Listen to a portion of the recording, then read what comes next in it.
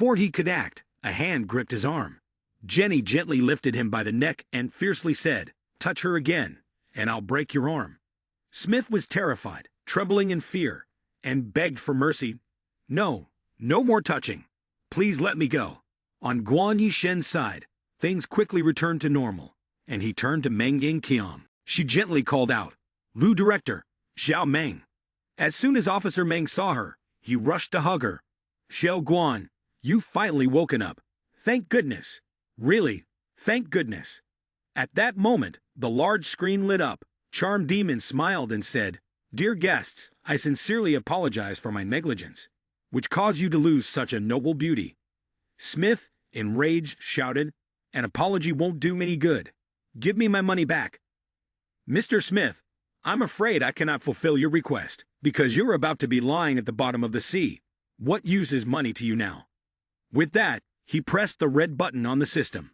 With a sound, everything seemed to be destroyed, cracking and breaking continuously. Within seconds, water began to flood inside. Everyone screamed in fear. "Water! The water's coming in!" Xiao Lu quickly grabbed Miss Guan's wrist, reassuring her. "Don't be afraid, I'm here. Are we going to die here? Stop saying such foolish things. I'll take you out swimming." Suddenly, she furrowed her brow, tears welling at the corners of her eyes. Guan Yishen gently placed his hand on Lu Xiao Tuan's cheek, then said nothing, leaning in close to kiss him.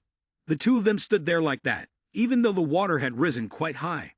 Suddenly, Miss Guan pushed the male lead away. "Lu Director, I like you, and that's why I can't drag you into this." She drifted back with the current, smiling as she said, "I don't know how to swim. If you take me with you, you won't be able to get out either. Go quickly." No sooner had she spoken than a great wave surged up, and Guan Yishen's entire body was pulled beneath the water.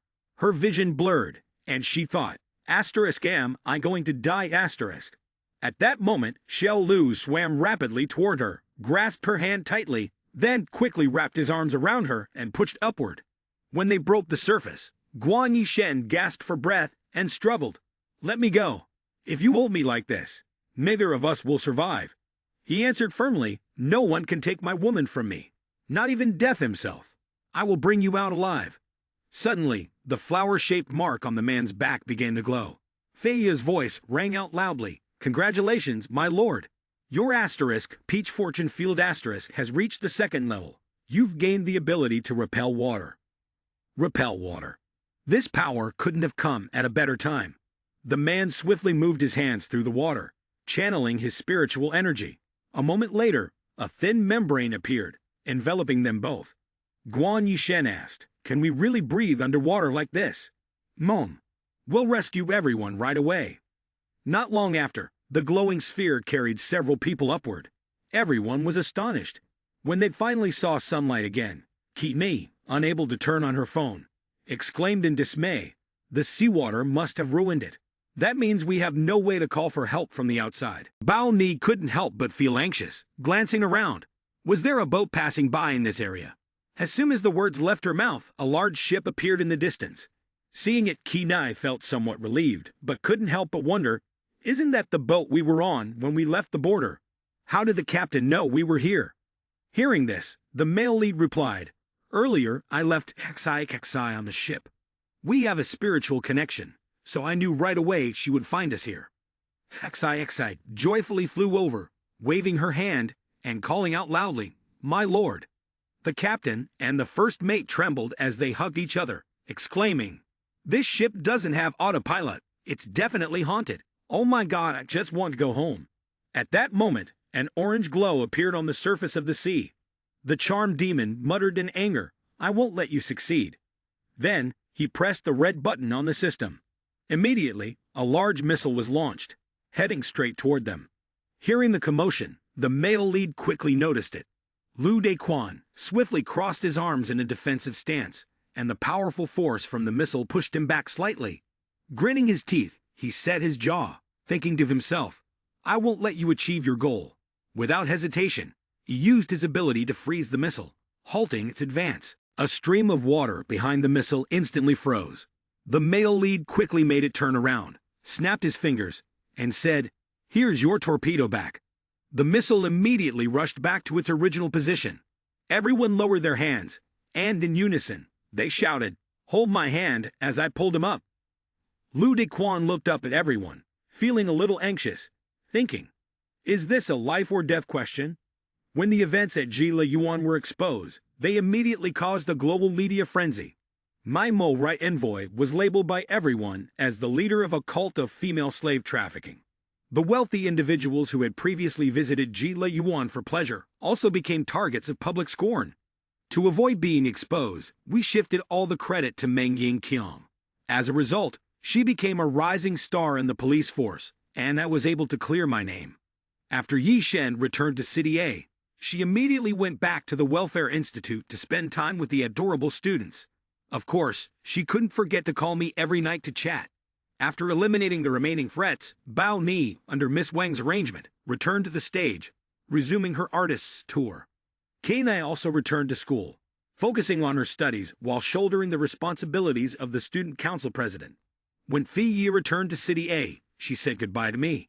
She mentioned that she needed to investigate the whereabouts of the charmed Demon King. Lu Dequan reclined comfortably on the sun lounger, smiling to himself as he spoke. After Bao Ni, Qi Ni, and Fi Ye left, the house suddenly became quiet, but that just meant I finally had a chance to relax a bit. No sooner had he finished speaking than a hand reached over to snatch off his sunglasses. Lu Lingling, fuming with anger, crossed her arms, puffed her cheeks, and glared at him. "Brother, how do you still have time to sit here sunbathing?"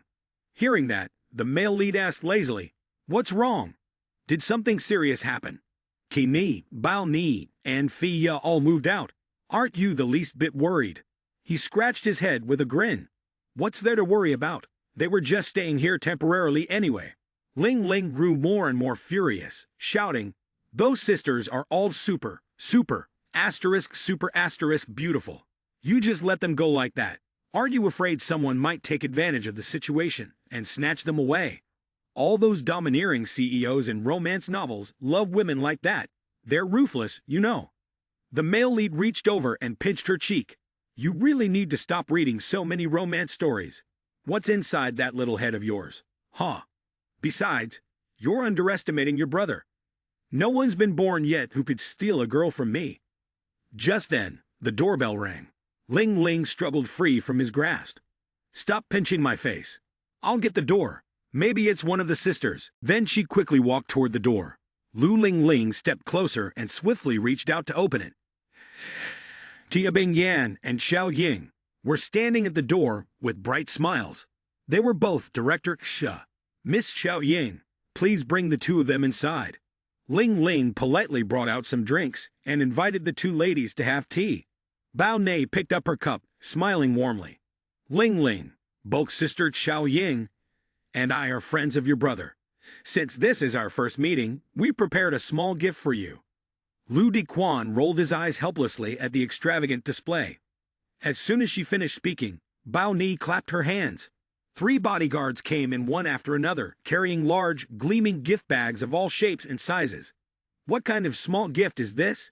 Don't tell me you two emptied the entire store. She's just a high school student. What would she even do with all this? Even if she doesn't use them now, she can keep them for later. It's called being well prepared. Ling Ling, that necklace looks absolutely beautiful on you." "Mem, very pretty." Lu Ling Ling's eyes sparkled with excitement as she exclaimed, "All right then, I'll accept them. But I won't bring any of these to school, okay? Thank you, everyone. Gentlemen, could you please carry the gifts up to my room?"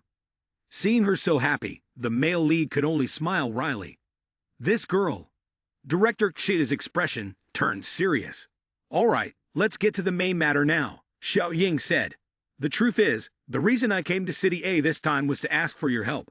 Don't tell me Uncle's illness has relapsed." Hearing that, Xiao Ying shook her head. "Dad's condition has improved greatly. It's all because I didn't store things properly. The 10 jars of cherry blossom jade dew essence, the supreme version, which the company hasn't even released yet, have been stolen." "Stolen? Has the police found any clues?" "I always kept those 10 jars of cherry blossom jade dew essence in the bank vault. But 3 days ago, when I went to check, I discovered they had disappeared without a trace. The police couldn't find any clues either. It was because there was a customer order that Xiao Ying had gone to check. Now that the items were stolen and couldn't be delivered, it would affect the reputation of Jade Heroval. Xiao Ying anxiously asked, "Lu brother, could you make another 10 jars of the supreme version of Cherry Blossom Jade Dew Essence?" Hearing this, the male lead smiled and replied, "Of course, it's no problem. I'll finish making them tomorrow and deliver them to you." Upon hearing this, Xiao Ying immediately hugged the male lead tightly, thanking him, causing Miss Xia, who was behind them, to turn purple with anger. At that moment, at some military base of Nation M, a large shadow stepped into a room. Inside were two people, a man and a woman, locked in crates, presumably experiments. The chief of Nation M, General Jack. At that moment, one of his subordinates brought something over, and, standing behind, softly called out, "General, we've analyzed that the Cherry Blossom Jade Dew Essence, the supreme version, contains a special life factor. This life factor can be used to correct the congenital flaws of our super soldiers." Hearing the report, General Jack immediately turned around and asked, "Are there any other substances in nature, aside from the care products, that contain this life factor?"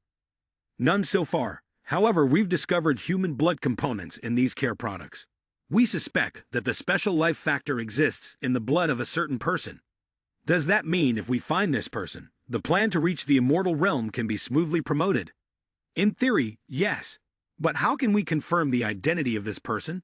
In a luxurious and vast space, sounds of admiration constantly echoed. "She's so beautiful. They're foreign stars."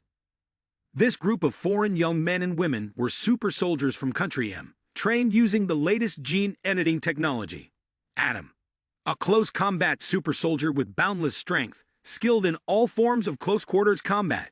Eva, a sniper super soldier capable of hitting targets within a 20 kilometers range. Xiao Ying looked at the male lead, who was awkwardly carrying large and small bags, and whispered, "Suddenly buying so many things, and asking you to carry them. Sorry about that. It's fine. Carrying these things is a small matter for me. As long as you're comfortable, it's okay." Right at that moment, Xia Bingyan walked up and linked arms with her. "Sakura, let's go check out this shop." The male lead was immediately helpless, realizing that all girls like to shop, and today, he had clearly become the one carrying the bags. Holding up a photo of the three of them, Adam spoke softly. "The target is together. This is the perfect opportunity to get them all in one place. 2 days ago, both Eva and I awakened at the same time. Is there any significant mission?" Upon hearing this, the man handed over a photo and said, "Go to City A in Country Z and bring the 3 people in the photo back here." Hearing this, Adam responded with a touch of disbelief. "Are you kidding? You want 2 super soldiers like us to carry out such a trivial mission?" Eva added, "For a mission like this, you could just send a few special forces. No need for me and Adam to get involved." General Jack, hearing this, immediately grew tense and explained, "We've discovered a unique life factor from a product used for care, one that can be used to restore defects and genetic anomalies in the bodies of super soldiers. This care product was developed by these 3 individuals. According to our deductions, this life factor exists in the blood of one of these 3 people. This matter was closely tied to the success or failure of the immortal plan." At this point, he furrowed his brow tightly, affirming that this operation had to succeed. There could be no failure. A dark and ominous aura suddenly emanated from behind Lu Dequan. The male lead sensed it and quickly turned around, fearing being discovered. Eva immediately grabbed Adam's chin. The 2 of them kissed right there, under Xiao Lu's watchful eyes. At that moment, Xia Bingyan also awkwardly stepped out from a nearby shop. His eyes showed a trace of disdain as he glanced back, then turned away. "These people have no self-control at all. Let's go." The male lead no longer paid attention, following the 2 people while softly muttering, "Just now, I sensed a dangerous aura from those people. Was it just my imagination?" Adam turned to Eva and said, "You're being too cautious. With just one hand, I could easily subdue all 3 of them." Hearing this, she immediately grew tense and said, "Don't underestimate the enemy. I feel like Nam's target is not simple. You know my instincts have always been spot on." Upon hearing Eva, he sneered, "I'm just bored with this mission. A little challenge would be interesting." He quickly stood in front of the 3 people in the underground parking lot. When Xiao Lu walked past him, Adam smirked, then turned back, pressing his hand firmly against the male lead's back. Lu Xiaotuan's face darkened, and he immediately turned back, throwing a bunch of things angrily toward Adam. The male lead shouted in fury, "Who are you? Why are you ambushing us?" Adam did not respond, instead stepping back to gain momentum for his attack. In an instant, he kicked toward the male lead, quickly blocking 2 of the strikes. Lu Xiaotuan was thrown back, but, with good reflexes, he managed not to fall. He struggled to his feet, holding his chest in worry, and said, "You guys, get in the car and leave here quickly." Adam sneered. Any normal person would have their arm snapped from a kick like that. Eva was right, he really wasn't ordinary. The male lead furrowed his brow and thought anxiously. Eva, could it be the beautiful girl who was with him earlier? Immediately, he threw another punch toward the male lead. Adam kept punching him, and Xiao Lu worked hard to block each powerful blow. Lu Xiaotuan smoothly dodged every attack, but then he realized that this foreigner gave off no aura of mystery at all. Yet his strength and speed were far beyond ordinary. His eyes shifted to the 2 girls, and a sense of worry arose. Why haven't they left yet? If that Eva person makes a move now, no, I have to speed up. Adam kept throwing punches, from left to right. He missed several times but continued trying to land a direct hit. Xiao Lu quickly raised both hands to block, redirecting his fist straight into a nearby water column. The male lead sat down gently, and the spot where he had been punched began to gush water violently. At that moment, he shouted, "The opportunity has come." Then, he immediately reached out and grabbed both of his legs. A large amount of ice quickly froze him up to his chest, and Adam angrily shouted, "What do you want to do with me? Why are you freezing me?" Hearing that, the male protagonist calmly replied, "Wait until I send you down to hell first. Then we can talk about this slowly." Just as he was about to turn away, a gun barrel was aimed directly at him. Immediately, a bullet shot out at high speed toward him.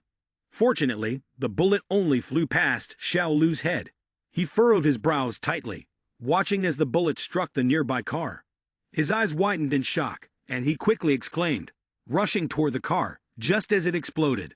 Eva stood at a distance, holding a large gun, and smiled faintly at Xiao Lu. "Is SIA Director and Xiao Jingying okay?" "I'm fine. Are you injured?" Adam, who had just been restrained, had also disappeared. Xiao Lu was extremely tense, trying to figure it out. They weren't charmed demons, yet they possessed superhuman abilities like this. Who exactly were they? Eva immediately dragged Adam to the car and hurriedly drove off. Glancing at the man with his burned face, she said, "Let me tell you, that man is no ordinary person." Adam grinned slyly, raising his hand to channel spiritual energy to heal his face, then said, "I admit I underestimated him, but from this probe, I can confidently say he is the person the general is looking for." Eva grew tense. This person's combat power is no joke, and he's also cautious. Have you thought about how you'll act next time? Hearing this, he immediately handed over a piece of paper. "Don't worry, I have a plan." The paper contained an image of Lu Lingling.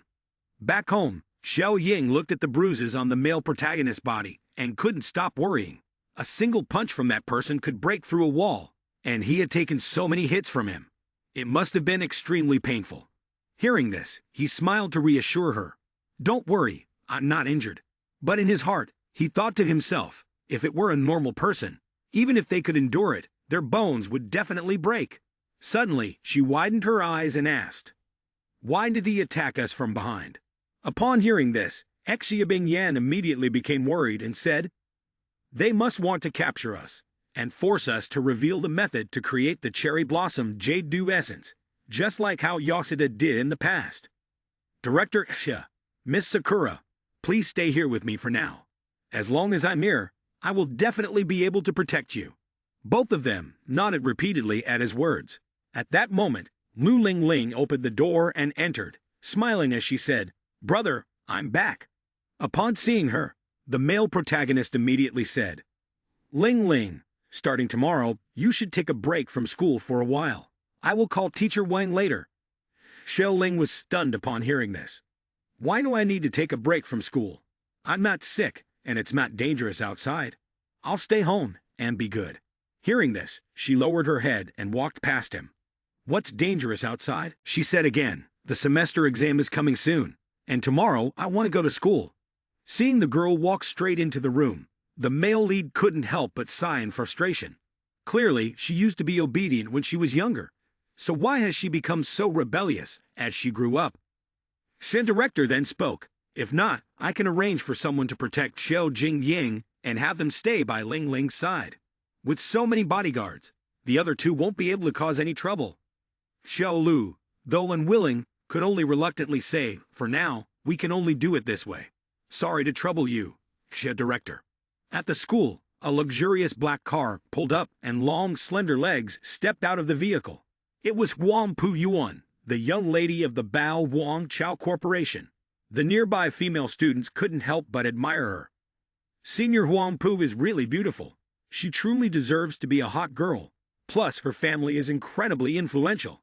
She's the kind of person who makes others feel both envious and frustrated. As soon as Huang Pu Yuan turned away, a convoy of black cars approached. Lu Ling Ling, escorted by 2 bodyguards, stepped out of the car. She shyly covered her face and ran into the school, with the bodyguards standing proudly behind her. Huang Pu Yuan gritted her teeth, frowned, and watched her, muttering softly, "Who is that girl? She's showing off even more than I do." Not long after, Lu Ling Ling entered the corridor. Pu Yuan glanced at Xiao Ling and said, "Be careful. After all, don't run into that junior. She has more than 10 bodyguards accompanying her to school." Hearing the sarcasm in Pu Yuan's voice, Ling Ling frowned and said, "I'm sorry. My brother said it's been dangerous outside lately, so that's what I heard." Pu Yuan asked again, "Since when did a Chang become ZD's territory?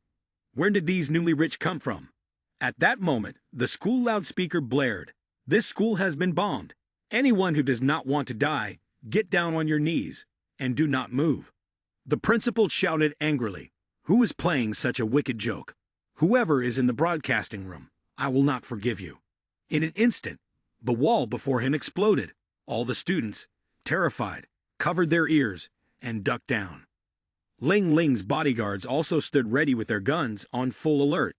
Immediately a burst of gunfire rang out, aimed straight at each bodyguard. Eva, armed with a large gun and hidden at a distance, picked off each one with precise shots. From inside the broadcasting room, Adam sneered, "That was only a warning. If anyone still disobeys orders and acts, I'll blow this entire school to pieces." Shortly after receiving the report, the police arrived to handle the situation. The commissioner approached Meng Yin Qinong and the team standing nearby. He asked tensely, "What's the current situation? How many terrorists are there?" "There are 2 terrorists in total, both foreigners.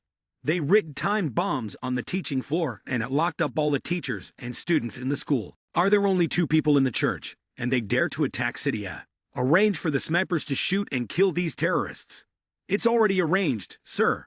At this moment, a faint sound echoed in the sky. The director looked up and smiled slightly, feeling a bit relieved.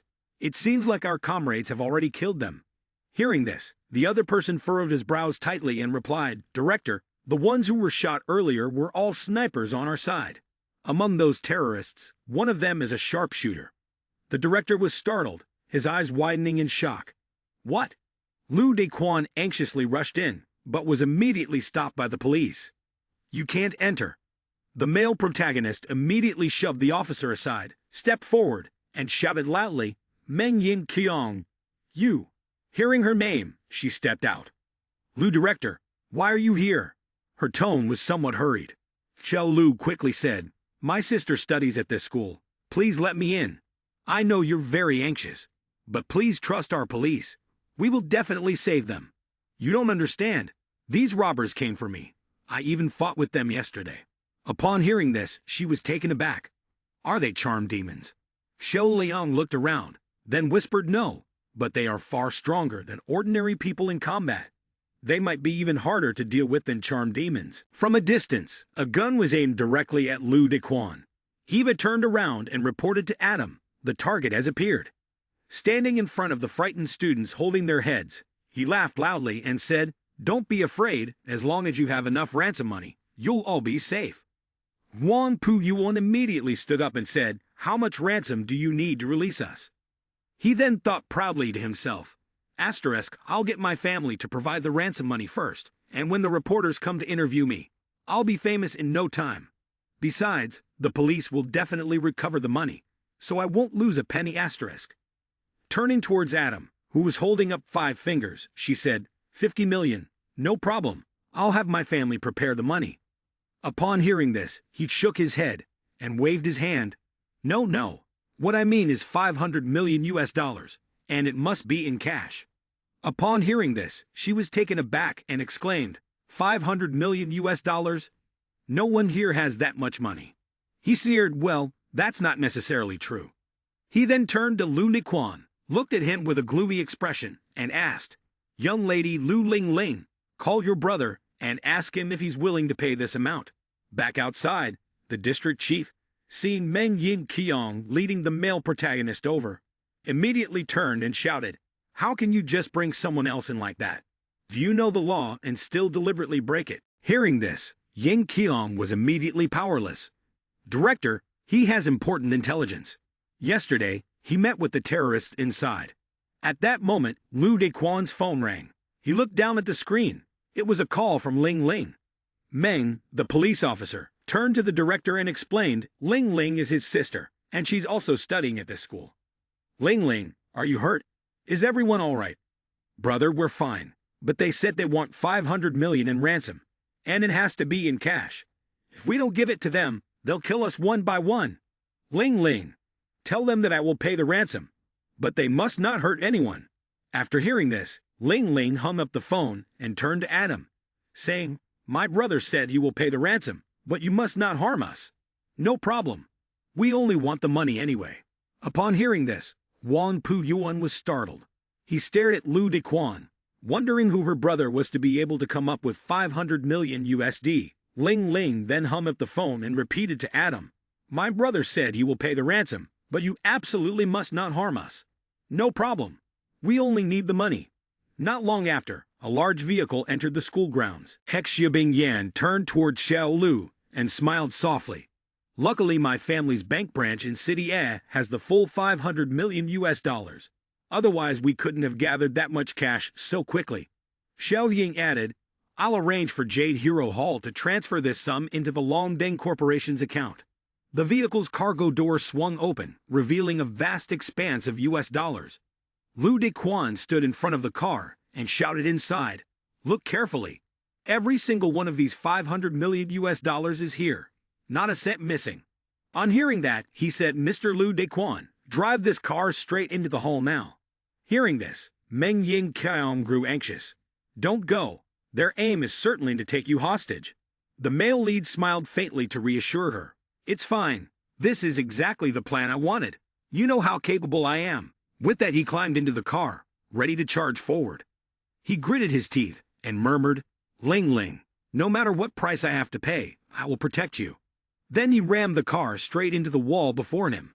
The vehicle lunged rapidly toward the students. Lu Dequan quickly jumped down from the cab. Lu Ling Ling, seeing him, worriedly tried to run toward him. Seeing the girl grabbed by Adam, he frowned and barked. I brought the money. Now you should keep your promise and release them. Adam sneered. I would also like to release them, but with so many police outside, if we let all the hostages go, do you think those cops will just let us go? If you want me to tell the police to retreat, I'm afraid I can't do that. Hearing this, Adam threw a handcuff toward him, slyly saying, of course, I won't make things difficult for you, but you must put these handcuffs on first, and temporarily become one of our hostages. The protagonist grinned triumphantly, ready to take them. Thinking to himself, they don't know that I've trained in survival techniques. This handcuff could come in handy for a surprise attack. The protagonist pretended to be clueless, handcuffing himself and asking, are you at ease now? Adam chuckled lightly and stepped forward. Okay, Lu Master, you're cooperating even better than I thought. This saves me a lot of effort. Lu Dequan immediately shouted, and in the next moment, the handcuff on his wrist was twisted and snapped off. Adam's eyes widened in shock, exclaiming, what? Xiao Lu swiftly kicked, striking him in the cheek. Adam staggered back in pain, blood spilling from his mouth. The protagonist quickly grabbed his wrist, pulling him in. Adam gritted his teeth, enduring the pain. At that moment, Lu Dequan slapped the remaining handcuff onto his wrist. Glancing around briefly, he thought to himself, why can't I see that girl? The one with the last name Ha? Isn't she in the hall asterisk? Right now, Eva had long since stepped forward, continuously firing at the blanket. The bullet came flying from a distance far enough for Xiao Lu to turn his head just in time. He quickly bent down and dodged to the side. Seeing a stone nearby, he hurriedly bent down to pick it up, then threw it directly towards Eva, who was positioned above. Hit me! The stone struck with great force, immediately causing the eye to destabilize the shelf she was standing on. Eva fell from it, but her expression remained incredibly calm. She immediately turned around and aimed her gun straight at Lu Lingling, firing. Lu Dequan, worried, furrowed his brows and shouted loudly, "Ling Ling, duck down!" Xiao Ling, frightened, immediately crouched down. As she peeked up, she saw the tall figure standing in front of her. Xiao Lu turned back, giving her a reassuring smile. "Ling Ling, don't be afraid. I'm here. I'll make sure you're safe." No sooner had he finished speaking than a powerful bullet shot towards him, piercing straight into the chest of the main male character. Lu Lingling, terrified, widened her eyes and stared at her brother. Seeing him fall, she quickly rushed over. Xiao Ling's eyes filled with tears as she caught her brother in her arms. Upon seeing Eva approaching, she screamed, "You've killed my brother.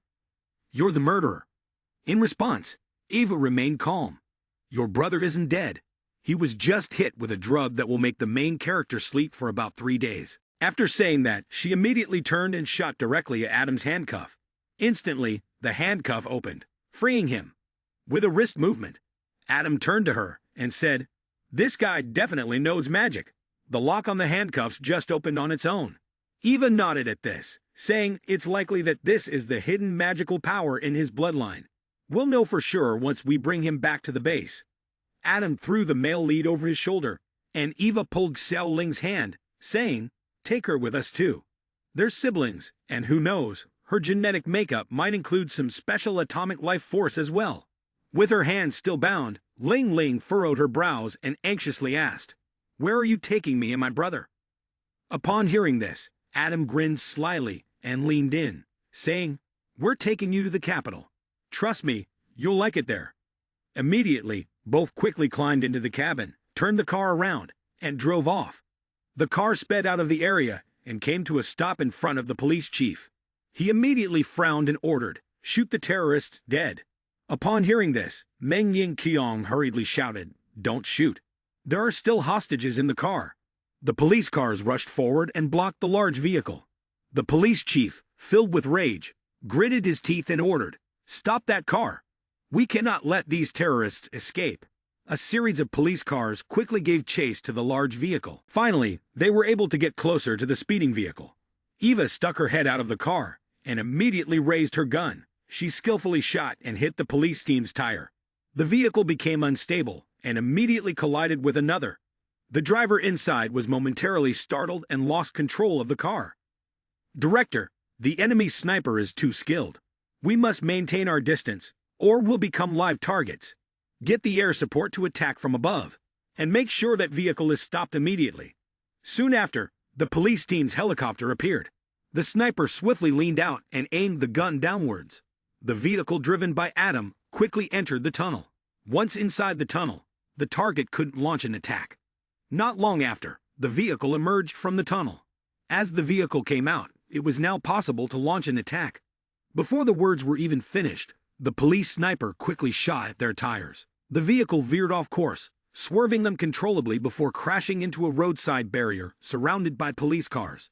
The director inside sneered with satisfaction. "Haha, let's see how you get away this time." The police team quickly advanced, guns raised to subdue them. As they approached, one officer reached for the truck's door, aiming his gun inside and shouting, "Don't move!" Greater than. The bureau chief's car was empty, yet the $500 million the Cateran demanded lay untouched inside. Hearing that, the bureau chief stroked his chin and pondered for a moment. Didn't they need money? The cash was all here, so why couldn't anyone be seen? By now, Adam and Eva had already slipped down into the underground sewer. Beneath it lay another space, a sunlit, wind-swept beach. They had not forgotten to bring along the two brothers, Xiao Lu. He set Xiao Ling down on the sand and grinned with satisfaction. Those policemen had probably already discovered the car was empty, But even if they reacted, it would be too late. Eva raised her gun, kept watch around them, and asked, "Thundermark, when can you get here?" "Soon. The plan I arranged. Its timing has never once gone wrong." Seeing the submarine gradually surface, Adam glanced at his watch and said, "Perfect timing." The police continued their search for Lu Dequan. The car braked hard. Meng Ying Qiong stared anxiously ahead, recalling Xiao Lu's warning. "There is a tracker on me. If I fall into their hands, you can follow the tracker to find me." Adam soon climbed aboard the submarine to retrieve the guns. Eva turned to him and said, "Don't waste any more time. Get on the boat and get out of here." Consider that she got her life back. Immediately after that, they took Xiao Lu and Xiao Ling onto a small boat. Meng Ying Qiong quickly opened the door and stepped out of the car. She raised her gun decisively, aimed it at them, and said through gritted teeth, "I won't let you take them anywhere." No sooner had she spoken than a bullet shot out at high speed. The engine on the boat was instantly shattered. Adam glanced back and cursed. "Damn it, the engine's hit again. We can't start the boat." Hearing that, Eva quickly came up with a makeshift plan. Since they weren't far from Thundermark anyway, she said, "Let's swim over with them." Without hesitation, they hoisted the two and leaped off the boat, swimming swiftly toward the submarine. At that moment, Xi appeared and called softly, "My lord, wake up, please wake up." Hearing the voice, Lu Dequan slowly opened his eyes. The two of them immediately turned and pushed Adam's head underwater, shouting, "How dare you bully our lord? Him! Hit him! Hit him!" Xi was unharmed, while Lu Ling, worried, reached her hand toward the male lead and pleaded, "Please, save me." Seeing her, Xiao Lu's eyes widened as he called out, Ling, I'll save you right now." Adam tensed up, locking the male lead in a hold as he barked, "You brat, you're not going anywhere." Xi bit his arm, though it didn't hurt him at all. Eva, clinging to Xiao Ling, turned back and said, "I'm going back to help Adam." Jack snapped, "There isn't any time left. Zichi's northern boat team has mobilized. We have to withdraw immediately. That's an order." The submarine slipped beneath the waves. Meng Ying Qiong peered down, worry etched on her face. "Lu Dequan, is he all right?" Before she could dwell on it, the male lead broke the surface. She rushed forward, relief flooding her. "I knew you'd be fine. But your younger sister has been taken." He ground his teeth. "I'll make them pay for kidnapping, Ling. Xi frowned. "We must teach those scoundrels a lesson." At that moment, Adam, encased in a large block of ice, rose to the surface. Soon after, Lu Dequan and Officer Meng carried him back to the laboratory. Turning to Meng Ying Qiong, he said quietly, "You didn't just save me this time. You also helped conceal this person's movements from the police. I don't know how to thank you." "No thanks needed," she replied. "Last time you even let me take credit for cracking the Ji-La Yuan case. It's just a pity I couldn't save your sister." He clenched his fists, jaw tight. "No matter where they hide Ling, I'll find them and bring her back.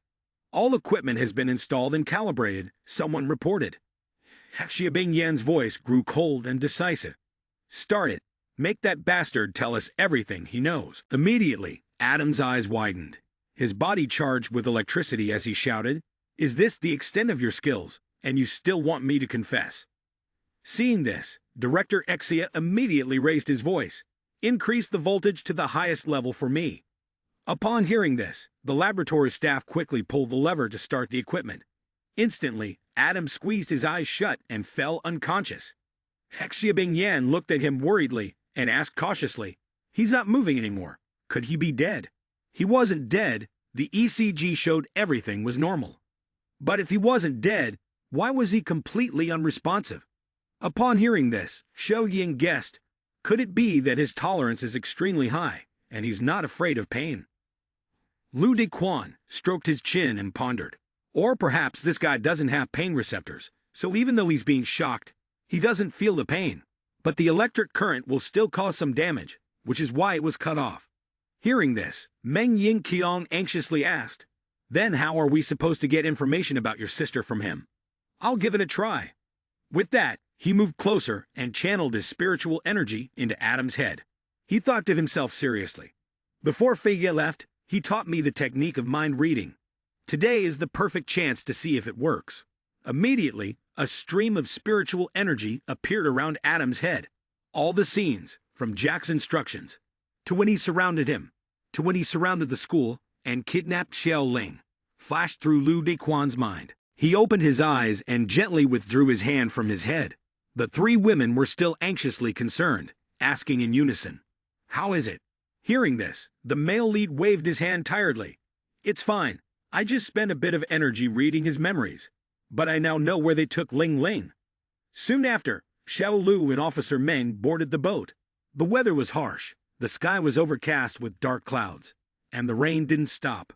The boatman helplessly said, "If you hadn't paid me enough to drink vodka for the rest of my life, there's no way I'd be out on the sea in weather like this. I can only take the boat this far, otherwise, old Milligam would break my boat into pieces. Officer Meng, you really don't need to come with me. I'll save Ling Ling myself." Hearing this, she became somewhat angry and snapped, "Do you think I'll cause trouble for you?" Xiao Lu quickly waved his hand, explaining, "If it weren't for you helping me, I'd already be caught by old Milligam along with Ling Ling. You helped me so much, and if something happens to you this time, what do you expect me to do? These Milligam guys have been wreaking havoc in our city, and if I don't go, I can't stand this frustration. Anyway, I've already made up my mind and will never regret it. You don't need to feel any pressure on your conscience." Convinced, he sighed and said, "All right, let's proceed with the plan." As soon as the words left his mouth, both of them quickly plunged into the sea. The boatman, holding a bottle of vodka, his face flushed, cheered, "Take care of those old MG guys, may God bless you all." At that moment, Ling Ling was being held captive at Jack's place. He stepped forward, his footsteps echoing as he approached her prison. Looking up at the glass cage, he asked, "Does this girl have any special life factors?" "General, there are no special life factors in this girl's body, but she does have something else unique about her." Upon hearing this, he gritted his teeth in anger. This meant that the operation had completely failed. No matter how special she was, it couldn't make up for the loss of Adam. "General, this girl's value is much greater than Adam's. Her genes are the most perfect I've ever encountered, without any trace of disease. So what? Isn't she just a girl with no illness? How can she compare to a super soldier?" "General, the absence of disease in her genes means that the clones made from her will not suffer from Dolly syndrome. She is the perfect biological mother for the Eden Project. She may just be an ordinary girl, but using her as the biological mother will only create a group of normal girls." "What good is that?" "The girl is not as simple as that. Her genetic movement mechanism is no less impressive than Eva's. With training, she can become a super warrior as strong as Eva." Jack sneered contemptuously. "Then put her on the reserve list for the Eden Project. While she's still here, we need to brainwash her. What I need are super soldiers who obey absolutely."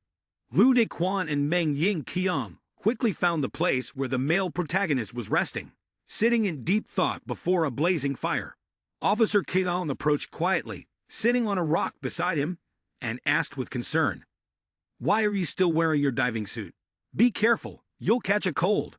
Hearing this, he smiled bitterly and replied, "I'm not cold yet. I'll change later." She gently pulled at his sleeve and said, "How can you not be cold? The diving suit is soaked with water. How can you be dry?"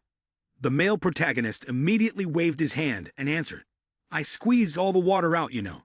She nodded and then said, "I get it now. You must have cultivated your internal energy to the point where you can expel heat, right? My grandfather once said that masters at this level can use their internal energy to evaporate water, effectively drying their clothes." Xiao Lu, hearing this, widened his eyes and asked, "What's this internal energy you're talking about?" "Even internal energy? You don't know. Haven't you ever read any martial arts novels?" "Of course I've read them, but isn't that all just fiction?" "Far from fiction, old man. I'm a true martial arts master. Someone who's reached a level where picking flowers and scattering leaves can already harm others. So there really are martial arts masters in this world. Officer Meng, what level of martial arts have you reached?" At this point, Officer Cheong's expression darkened. "I haven't reached any level. Though my grandfather said I have great talent, the martial arts techniques of the Meng family are only passed down to the sons, not the daughters." Hearing this, the male lead couldn't help but feel somewhat helpless. What era are we in? And there's still this tradition of favoring sons over daughters. I just can't understand it. Meng Ying Qiang sighed and replied, Most of the martial families in the country have such traditions. Boys learn martial arts, girls study literature. But I didn't care. When I took the college entrance exam, I applied to the police academy, and now I'm a police officer. It seems I shouldn't call you Officer Meng. I should call you a female hero instead. Female hero? Are you exaggerating? Didn't you just ask me if I've ever read martial arts novels? Of course I have. And there's one line I remember very well.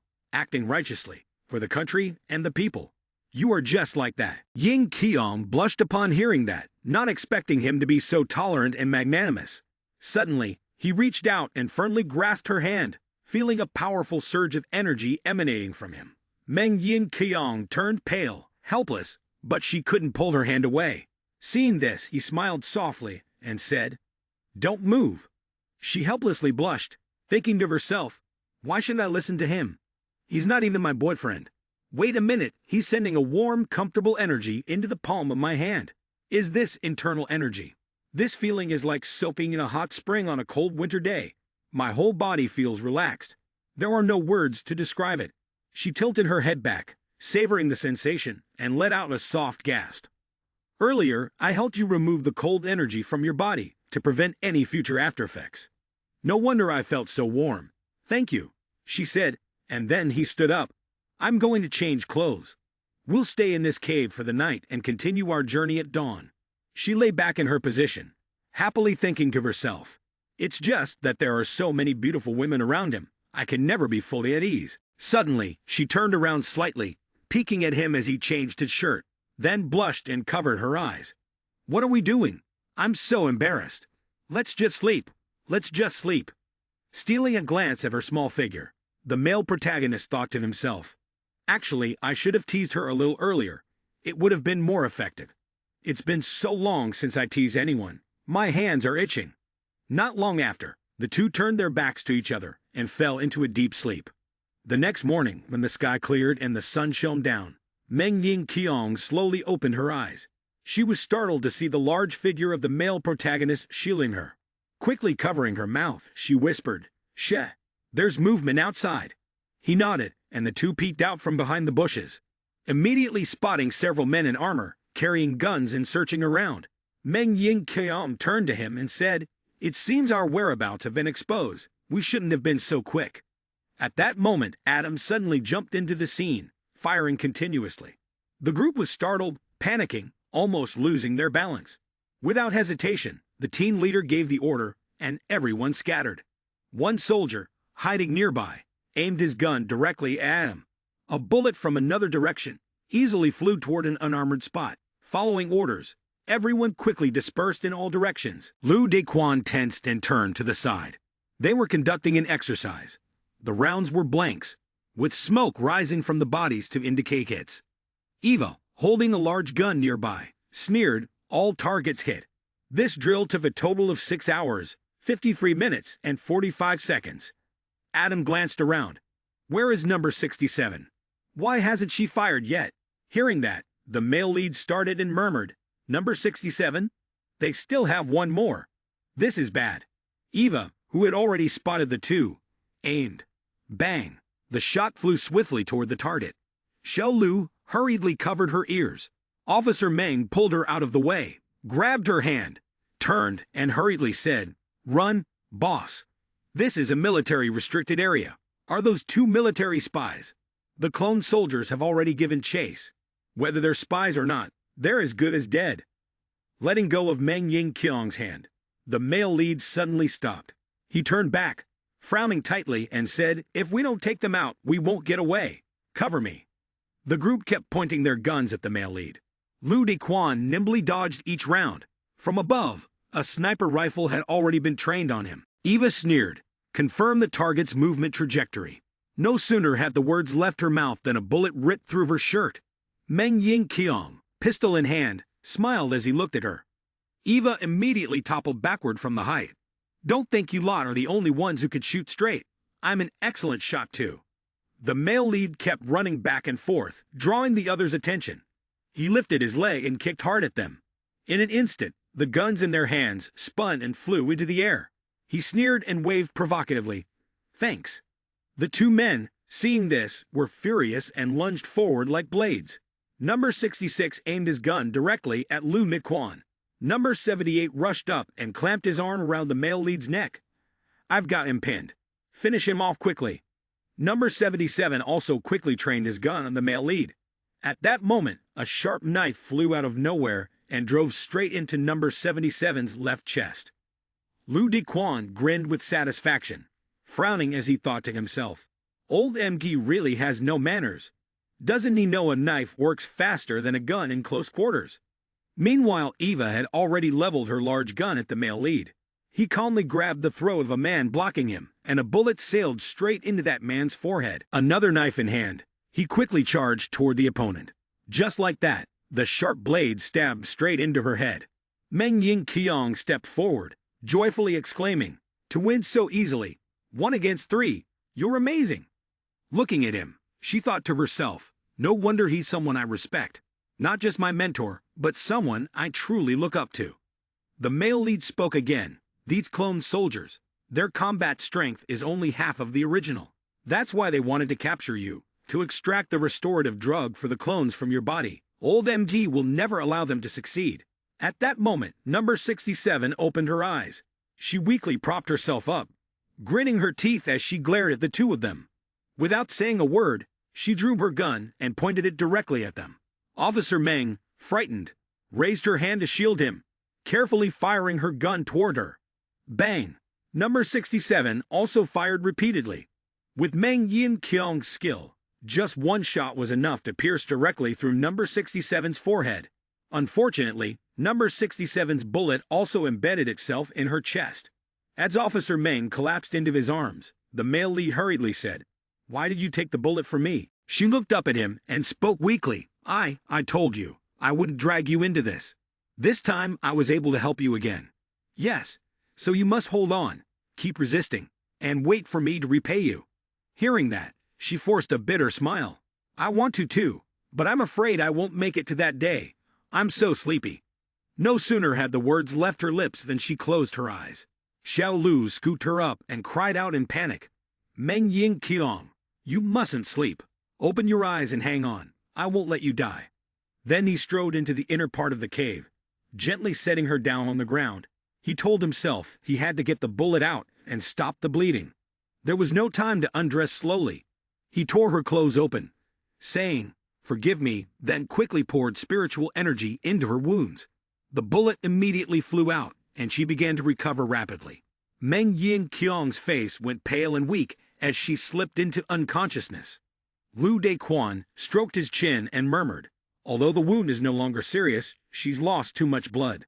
I could transfuse her, but that wouldn't be right if she has a boyfriend." Then he raised his knife. "Never mind. Saving her is more important.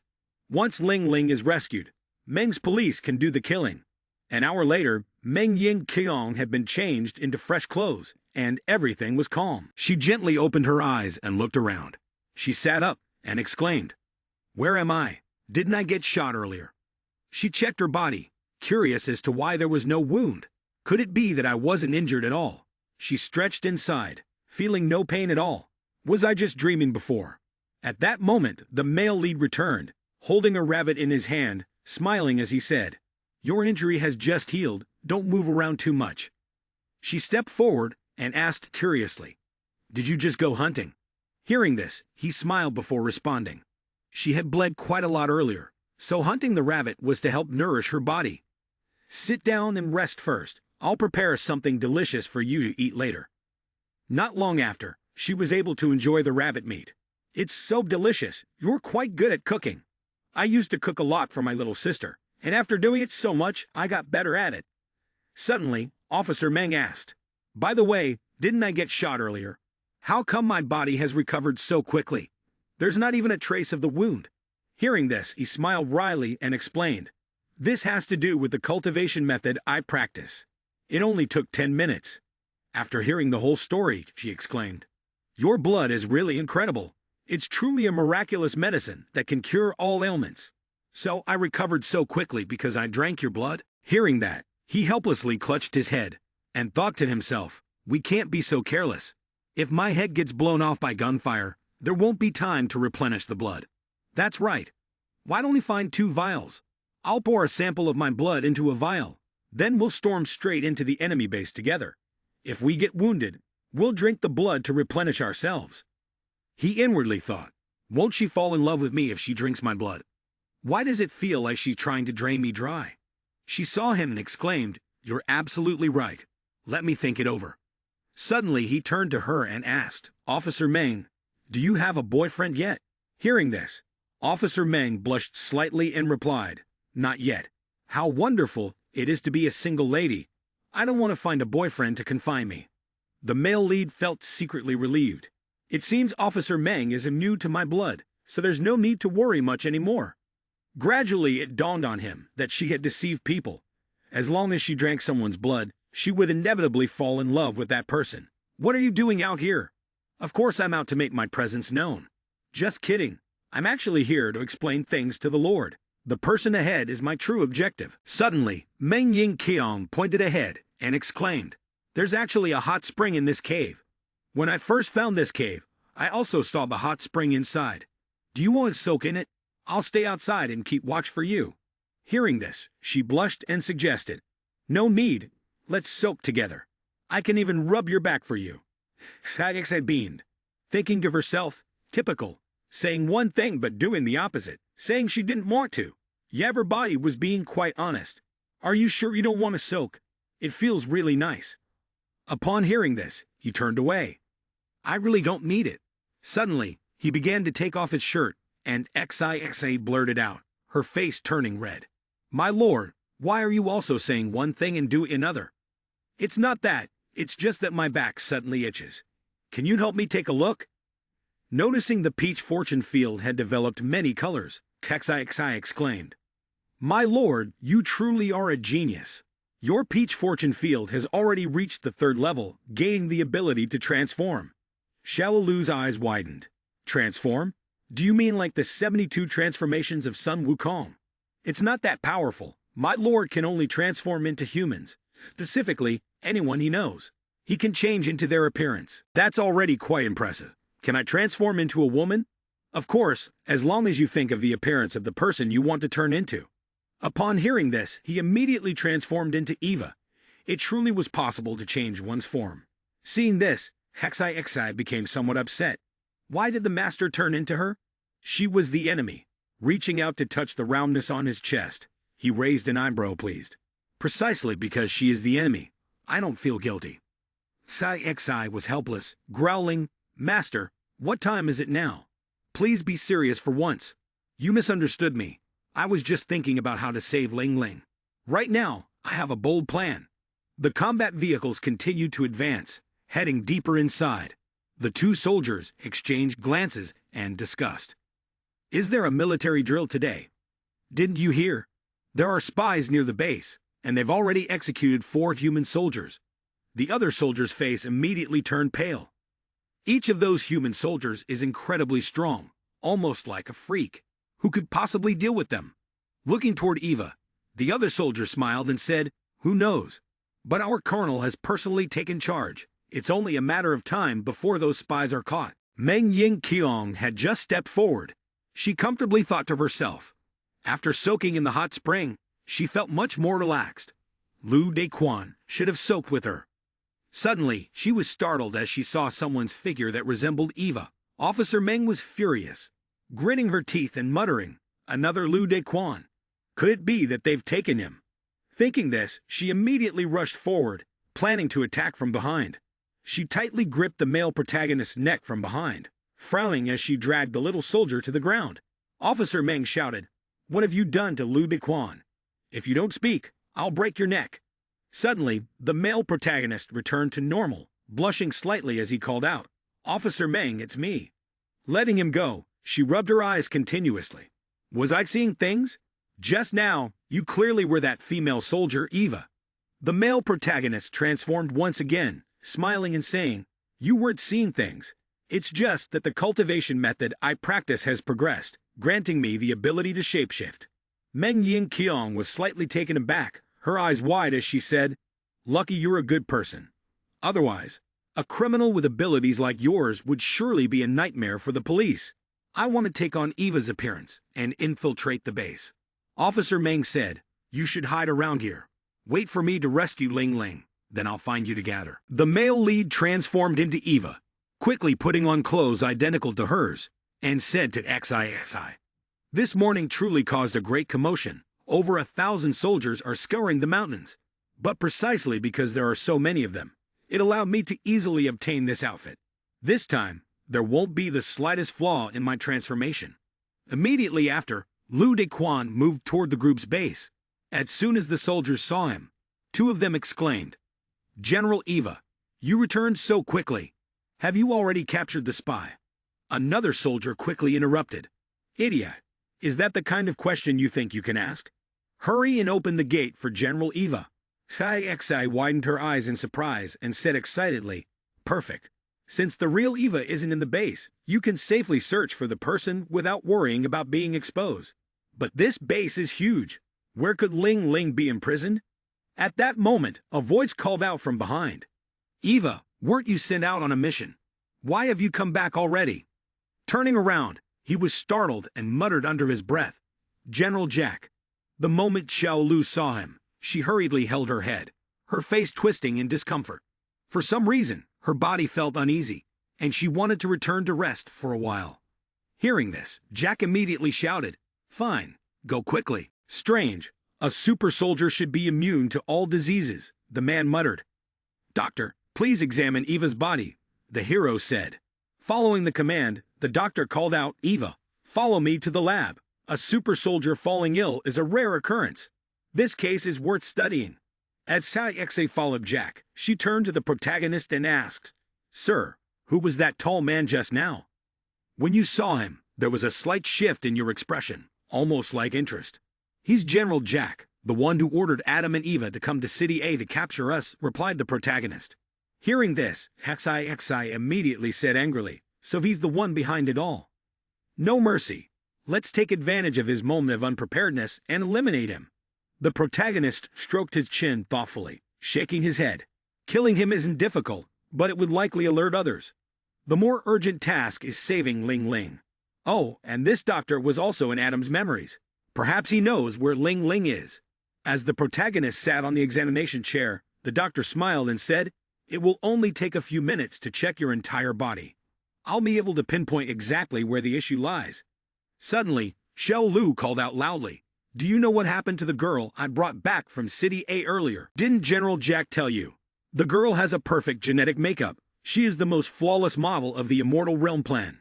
XI immediately tensed up upon hearing this and asked, Sir, what exactly is the Immortal Realm plan? The male lead gritted his teeth and replied, It's the code name for MJ's Super Soldier Project. They actually dared to target Ling Ling. After I erase the girl's memory, I will assign her to special training. She will definitely become an outstanding soldier just like you. So, you know where the girl is being kept, don't you? Of course I do. Hold on. The results of her physical exam aren't in, and everything is normal. What exactly is wrong with her? The male lead immediately became furious, his eyes burning with anger, as he glared at the doctor, his whole body tense, especially the fury rising within him. He said, Let me show you how to vent my anger. I'll transform into Eva again. The male lead approached the doctor, making him fear for his safety. Stop talking nonsense, or next time, it'll be your head that gets broken. Hearing this, the doctor bitterly smiled. Understood, but can you tell me how you could transform? Does it have something to do with the special life factor in your body? After speaking, he reached out, gripped the doctor's bicep and said, This is not something you need to worry about. How far is this place from where my sister is being held? The doctor, hearing this, pointed toward the opposite door. Here, come closer, and press the elevator floor number. The doctor fixed his gaze on the control panel. Not long after, the male lead was brought to that room. Inside were countless people locked in glass cages. X aghast, eyes wide. So this is where they train clone soldiers. Lu Dequan looked for a moment, and saw Ling Ling's location. Above it a blazing red indicator read 95%. The male lead pressed himself against the glass cage, and shouted, Ling Ling, I'm here. I'll get you home now. Then he lunged forward and grabbed the doctor's throat. Release my sister now, or I'll break your neck. The doctor frowned, helpless. Your sister is currently undergoing brainwashing. If you forcibly reverse the brainwashing, she will either become an imbecile or die. Being brainwashed by you is no different from being turned into a fool. They replied, our brainwashing only erases memories. Her family ties will not affect her IQ. You can re-establish a sibling relationship with her again. The male lead, upon hearing this, furrowed his brows and asked, how much time is left after the brainwashing is done? 30 minutes. He moved toward his sister's position, his gaze full of anger as he glared inside. At that moment, Jack was speaking again with his assistant. Jenny, contact Commander Claus for me. Ask him how the search for the spy is progressing. Yes, General. After finishing the call, Jenny reported, General, Commander Claus said that Colonel Eva has found traces of the spy and is currently leading a pursuit team. He exclaimed, Eva what? Then he raised his voice into the phone. Claus, you just said Eva is pursuing the enemy. Are you sure you're not mistaking someone else for her? Didn't she return to the base because she was sick? How could that be? Colonel Eva has always been with us on the field. A top soldier like her can't possibly be sick. General, are you joking? Upon hearing this, he was furious, veins bulging on his forehead as he shouted, tell everyone to return to the base immediately.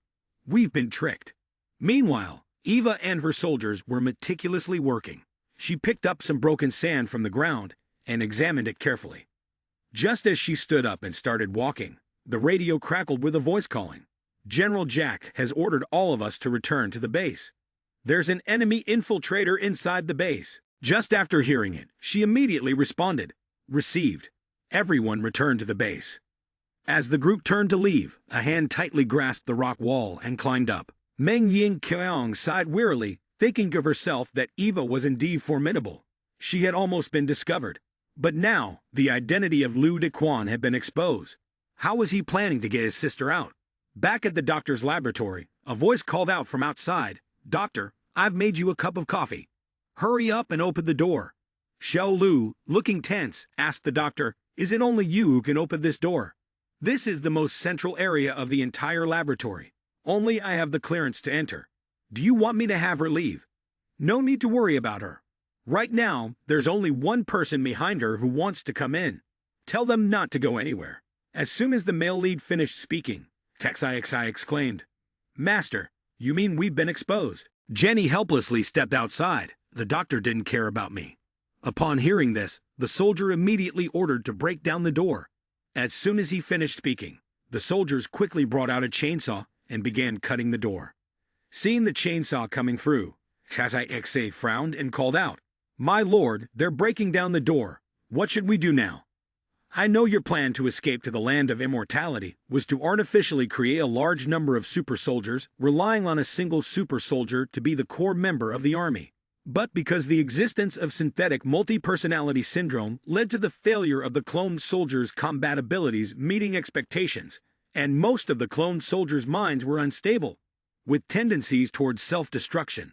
That's why when you discovered that my blood might have a healing effect on this syndrome, you went to great lengths to capture me.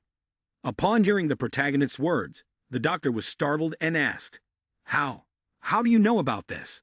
With a forceful punch against the glass that caused blood to spill, he gritted his teeth and said, Now I will fulfill your wishes and use my blood to cure those cloned soldiers. Blood from Liu Dequan's hand flowed out and soaked down. One by one, the cages began filling with Liu Dequan's blood, and the space filled with a red hue. The doctor urgently controlled the system and said, The bio-soldiers here are all incomplete, but currently, all the physical skill modules of this batch of products are fully operational. No, they have even reached an outstanding standard. His blood can indeed treat the symptoms of multiple organ failure. As soon as the words were spoken, the laboratory door was successfully breached. The soldier immediately aimed his gun inside. The doctor, upon seeing the group, anxiously raised his voice. Don't shoot. He is more precious than anything. We cannot let his blood go to waste. The soldier pointed his gun directly at Xiao Lu and said, We know you're the counterfeit super soldier. Put your hands behind your back and submit. The male lead sneered upon hearing this and calmly replied, Submit. Well, that depends on whether they agree to it first. The soldiers were startled and shouted, You still have accomplices. Tell us where they are. Captain, look at the bio-soldiers. The people inside the experimental cages were being numbered, starting with number 85. The group continued to smash the sealed cages. The captain quickly called out to the doctor. "What are these bio-soldiers? Make them stop at once." The doctor immediately activated the brainwave oscillation system, showing that the bio-soldiers were currently in a state of intense fury. Fortunately, all of their generations have been implanted with command circuits. Now I will break the command, making them stop. Looking back, seeing they were still smashing things, the doctor's face turned pale as he exclaimed, "I clearly issued the command. Why aren't these clone soldiers stopping?" Number 87 quickly jumped out and pinned down the soldier. "Fire the gun quickly. These clone soldiers have gone mad. They're huddling together. If you shoot, you'll hit one of your own." Seeing the soldiers rushing out, the doctor fearfully collapsed to the ground. "We're allies. Don't kill them." Then Ling Ling weakly rushed out, completing the task and opening the chamber door. The male protagonist embraced his sister, shouting loudly, "Ling Ling, Ling Ling, can you hear me?" Xiao Ling vaguely opened her eyes, asking innocently, "Sister, who are you?" The male protagonist was startled, thinking to himself, "That's right, right now I look like Eva." Immediately, he transformed back into Lu Dequan and asked, "Ling Ling, do you know who I am now? Why has sister turned into a boy practicing magic?" He smiled kindly and said, "It's okay if you don't remember. I will give you the most beautiful memories from now on." The soldiers, numbered in order, stood in front of Lu Dequan, grateful to the benefactor who gave us a new life.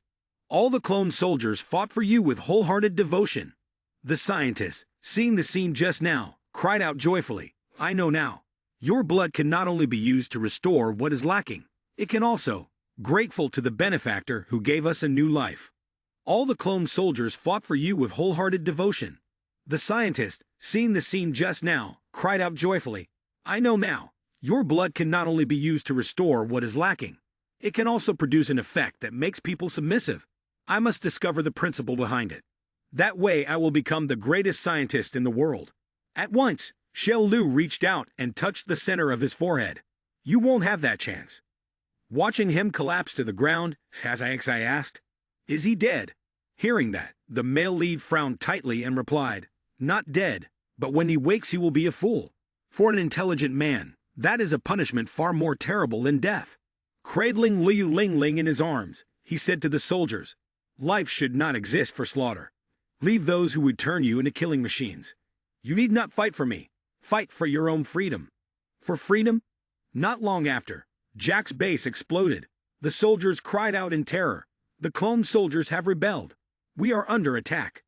Jack stood outside shouting, "Hold the line. Do not run, or I will send every one of you before a court-martial." The group of warriors, in their reckless arrogance, were each struck with a bullet to the head. Eva, majestic on her battle vehicle, caused the soldiers in front of her to rejoice the moment they saw her. "The elite warrior has arrived. We are saved." Turning toward Jack, Eva asked, "General, what is happening? Why have the clone soldiers rebelled?" Upon hearing this, he glared and barked, "It's Lu Dequan. He's the one who brought the clone soldiers to attack us. Kill that man, leave no stone unturned. We must take him down at those tanks that have been deployed and continue attacking inside." The warriors were continuously gunned down on the spot.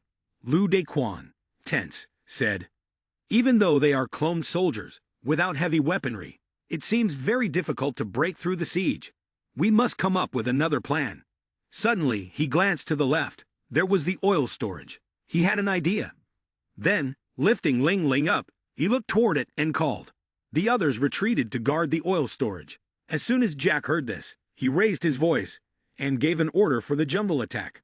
"That sly little bastard, he knows I'm afraid of causing an explosion at the oil storage, so he won't use heavy weaponry to attack them. But they've already lost their initiative. It's just a matter of time before they're wiped out."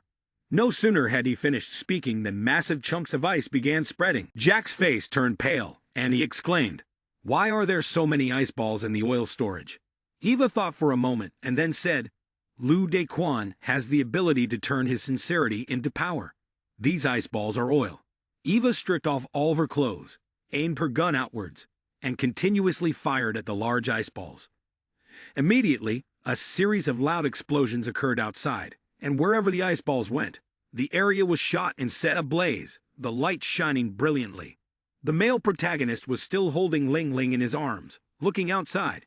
He thought to himself that with only 1/10 of the reserves used, such a massive explosion had already occurred. If the entire oil storage exploded, wouldn't it flatten the whole base? Then, looking inside, he exclaimed, "This is not good. The oil here is starting to leak out." At that moment, a combat vehicle rushed toward them. Meng Ying Qiang shouted from the vehicle, "You guys, quickly get on the vehicle." Once they were all in, Lu Dequan hurriedly said, "The oil storage is leaking. We must leave this place quickly. Hold on tight." As soon as she finished speaking, Meng Ying Qiang quickly drove the vehicle away. A week later, Lu Dequan was sitting on a chair recounting the events. He finally exclaimed, "Luckily, the reinforcement from the rescue team arrived in time. Otherwise, based on the power of that final explosion, the consequences would have been unimaginable." Exia Ki Ni, after hearing that, furrowed her brows and sighed. "That's too dangerous." The two of them turned to look at her, smiled, and then immediately turned back to face the rear. Hai Ling Ling got embarrassed and ran off, covering her face. Seeing this, the male protagonist helplessly said, "Ling Ling has had all memories related to everyone erased. Right now, she's really scared of people. Those guys are truly disgusting. To brainwash such a sweet girl like Ling Ling." After hearing Kini's words, Bao Nai immediately asked, "Is there any way to restore Ling Ling's memories?" "No." Lu Dequan, upon hearing this, nervously looked at the two of them. "We've tried every possible method. Right now, I just want to stay by Ling Ling's side more and create better memories for her." Hetsha Ki Nai then suggested, "Then we'll organize a party. Coincidentally, my house is on the outskirts, beneath the mountain, and has a vacation villa. It's the perfect place to host a party." Soon after, everyone decided to go to Kini's villa. The three of them gathered to grill some delicious meat. Ling Ling, on the other hand, was having a lot of fun playing with Miss Guan and Officer Meng. Curious, Bao Nai turned to Xiao Lu and asked, "Didn't Ling Ling used to be afraid of strangers? How come she's getting so close to them so quickly?" On the way back to the country, Meng kept taking care of Ling Ling, while Yi Shen was very interactive, making the little girl not feel too scared. Turning to Qi Ni, she asked, "Why did you call them here?" "They still don't know about our relationship with the teacher. Isn't that going to be very inconvenient for us?" Upon hearing this, Qi Ni smiled gently. "That's why we'll meet with them honestly when the time comes." Suddenly, Bao Nai anxiously called out to Qi Ni, "Guan Yi Shen is a teacher. She might not accept such a liberal relationship between a man and a woman." Hearing this, Qi Ni stroked her chin. "You're right. What if she misunderstands Lu Dequan? What if it ends up backfiring and making things awkward?" At this, Bao Nai tensed up, furrowing her brows as she asked, "What should we do then?" Suddenly, Sheki Ni joyfully exclaimed, "Don't worry, I've thought of a perfect solution." She turned her eyes toward Lu Dequan's silhouette, and with a smile, she shouted, "Why is he so handsome? As his woman, I must make sure he doesn't worry about me." Before long, everyone had gathered at the hot spring. Guan Yishen, wide-eyed, exclaimed, "Qi Ni, I didn't expect your villa would have a hot spring." K9 leaned back. Hearing that, she waved her hand dismissively. "It's a small matter. Initially, I was attracted to the hot springs here, so I decided to build this villa. Just relax." Suddenly, Guan Yishen glanced around and asked, "Why haven't Ling Ling and Jing Guanmeng arrived yet?" K9 let out a helpless sound and smiled, pretending to say they couldn't make it today. In her heart, she thought, they'll never tell her the truth. This situation was specially arranged for her memory. K9 smiled and whispered into Bao Ni's ear, "Tonight, let's take Teacher Guan to the hot springs, and then take the opportunity to speak politely and see what she thinks." Bao Ni, after hearing the plan, cheered, "Got it. If she's willing to be sisters with us, that's great. If not, we'll persuade her." After the memory ended, Qi turned to Bao Ni, softly speaking, and they began to act. Upon hearing this, Bao Ni gave a knock sign. She approached Guan Yishen and pointed, asking, "Miss Guan, would you be able to accept a situation where several women love the same man, and they're living together as well? To be honest, I couldn't understand this kind of messy relationship at first." Bao Nai then looked somewhat dejected. "Well, I guess that's okay." Qi Nai at that moment also stepped forward and said, "It's because that man is so outstanding, and also due to special circumstances.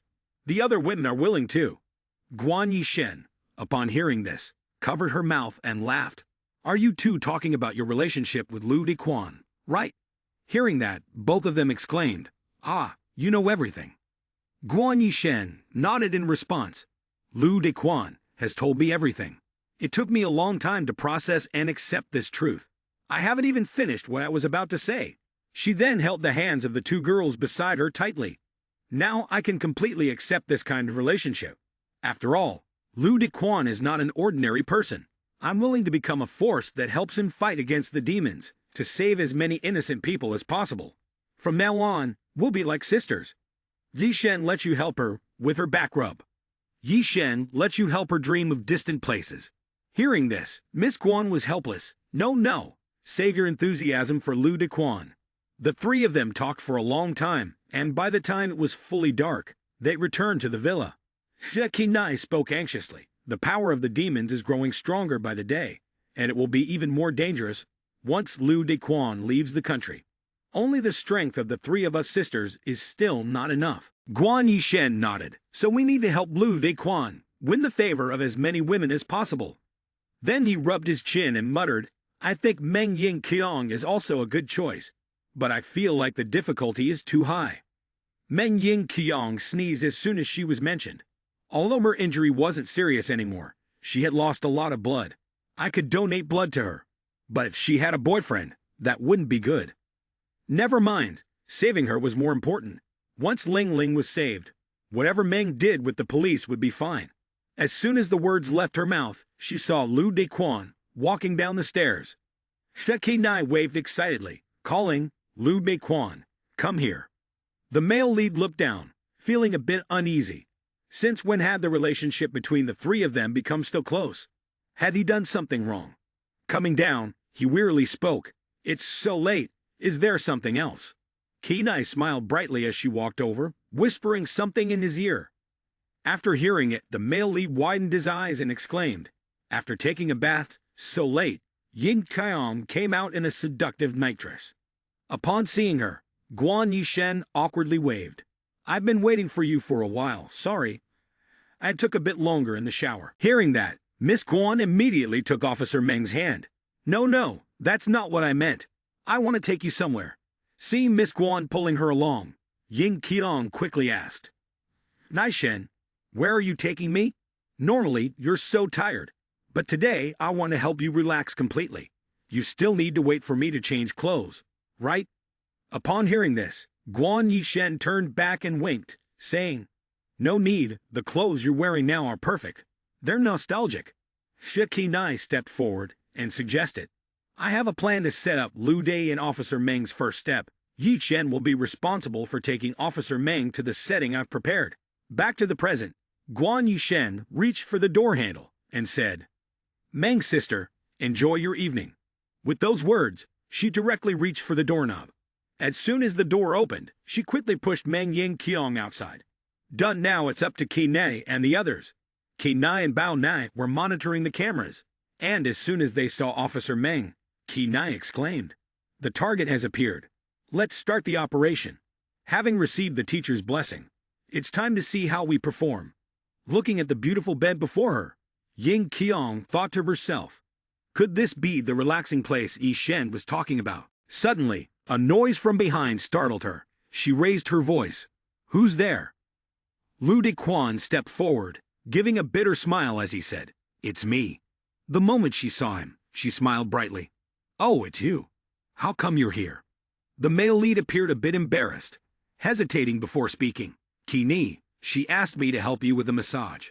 Beforehand, Kinai told me, Lu Dequan, you need to win over Meng's sister, and we'll help you create an opportunity."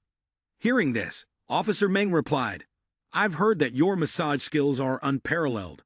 Today, I'll see for myself whether the reputation matches the reality." Feeling happy inside, she thought to herself, when she had investigated Lu Dequan before, the information had mentioned that any woman who received a massage from him would end up working out intensely with him. She knew it was only a matter of time before she would try it. The male lead froze, saying, "I'll do my best." Inwardly, He thought, she doesn't seem to appreciate my massage skills much. Master, actually in her heart, she's already given up on herself. Meng Ying Qiang lay on the bed in a seductive posture and asked, "Is it okay if I lie like this?" The male lead approached from behind and calmly replied, "Just lie comfortably. Leave the rest to me." Lu Dequan stepped closer from behind, speaking calmly, "Just lie however you're comfortable. Leave the rest to me." Qi Nai and Bao Nai immediately shouted in unison, "It's happening now. Activate the equipment." After speaking, Qi Nai quickly pressed a button on the remote, and the cassette player began playing soothing music. The secret rose above from the ceiling as well. Meng Ying Qiang approached, hugged the male lead, and with a soft, coquettish voice, she called, "Lu Dequan, can you massage my whole body?" Outside in the yard, Xiabing Yan walked closer, hearing loud music coming from inside. She looked up, muttering to herself, "This girl Qi Ni, throwing a party and didn't even invite me. I actually want to see what they're up to." Meng Ying Qiang tightly embraced Xiao Lu's neck, blushing as she whispered, "I also want you to massage other parts of me." The male lead was already enjoying it, but quickly placed his finger to his lips and shushed her. Seeing his expression, Qiang immediately tensed up. "What's wrong?" He pointed to the camera above, smiling wryly. "Someone is spying on us." Ying Qiang quickly pulled the blanket over her head, exclaiming, "I'm so embarrassed. They saw everything just now." Then she got up, put her hands on her hips, and pouted. "Yeah, let them watch the show, and let's see how I'll handle them. What do you want to do?" Suddenly, Sai Xe popped out and said, "The war of women is truly terrifying. There's quite a show to watch now." Ying Qiang had caught Qi Nai and Bao Ni. Bao Ni, feeling embarrassed, said, "I did it on purpose."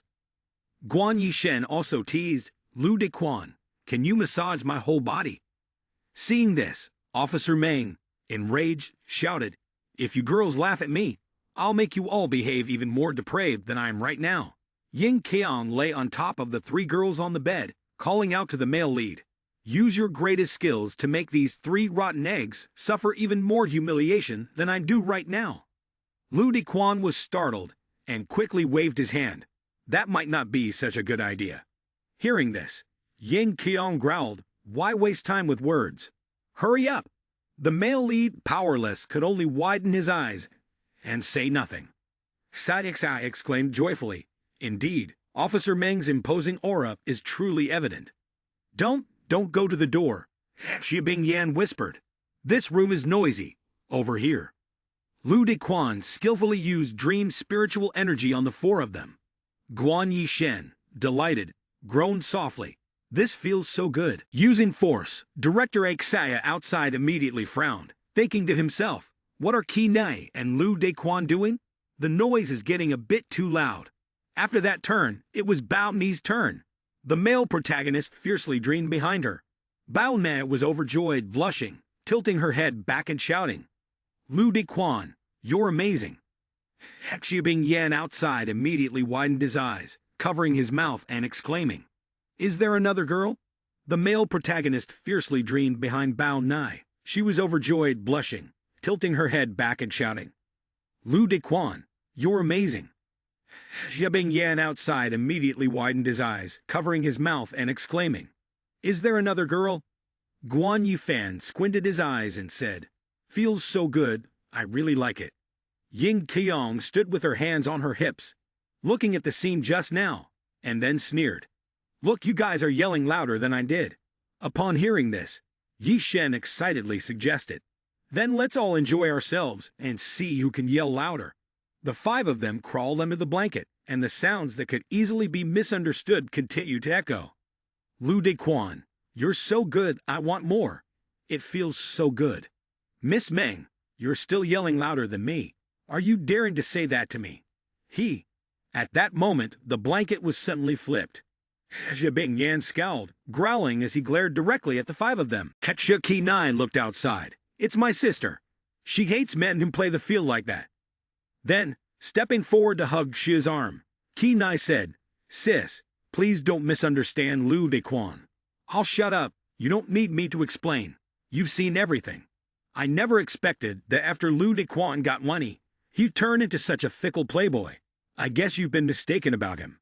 Hearing these words, Ki's eyes widened. Sister Keksha, she said, her anger reaching its peak, before turning away with a huff. I don't have a shameless sister like you. Shekidnai was about to chase after her, but Xiao Lu pulled her back helplessly. Night had fully fallen, and the full moon illuminated the sky. Xue Yan went to the bar and tilted her head back, swallowing each bitter drop. She slammed the glass down on the table, tears falling from her eyes. She cried endlessly, feeling deeply wronged. Why do all men really become so promiscuous once they have money? Lu Dequan, you're the first man I've ever liked. Do you know that? As soon as she finished speaking, a piece of paper was handed to her. Su Shunyi smiled at her and said, It breaks my heart to see a woman cry.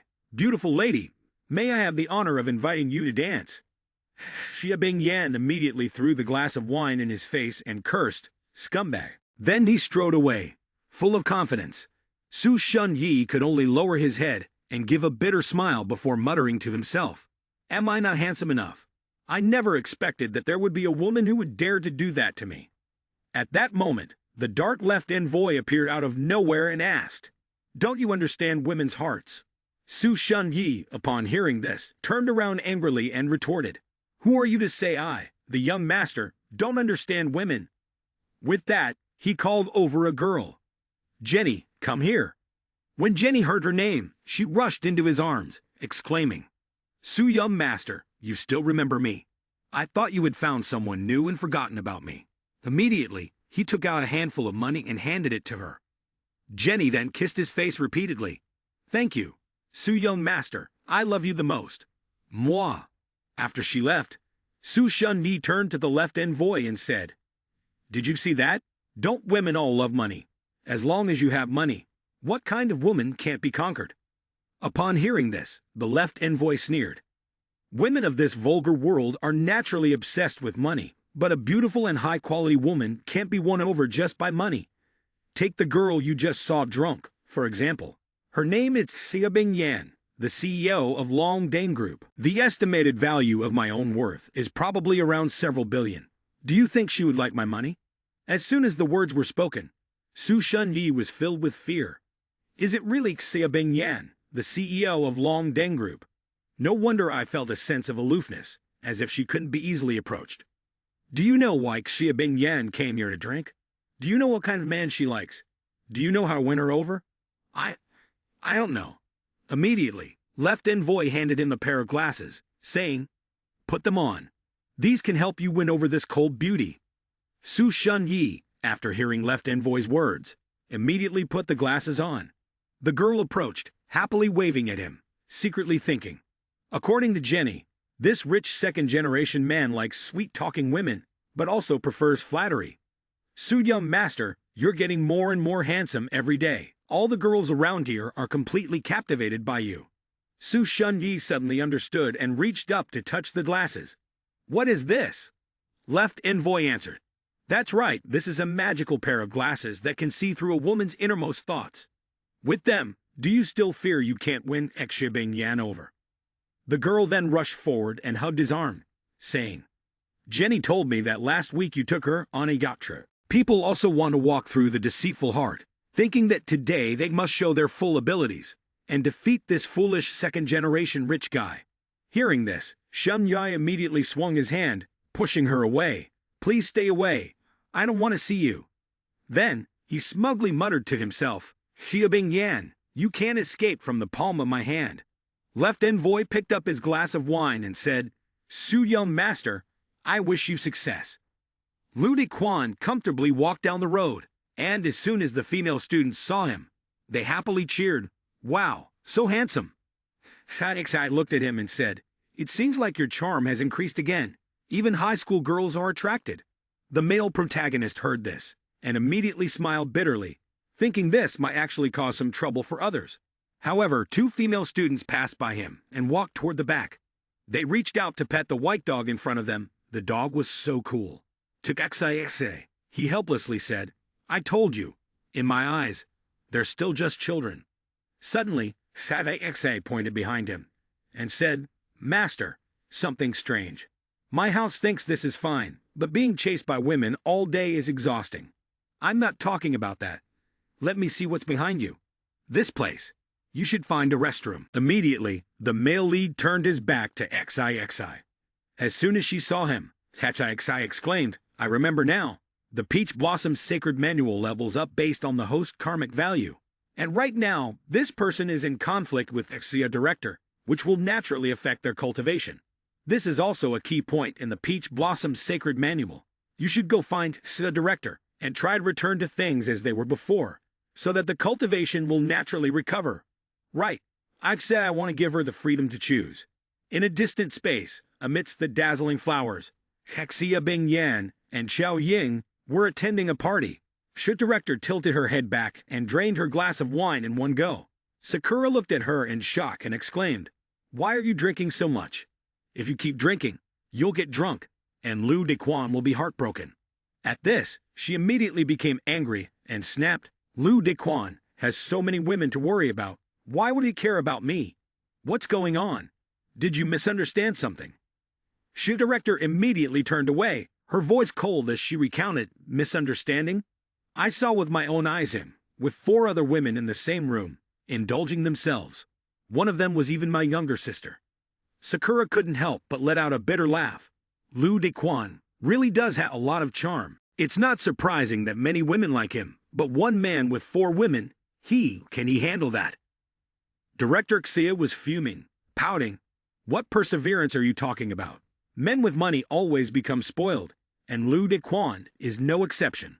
At that moment, Su Shunyi walked up to Director Xia. Hello, Xia young lady.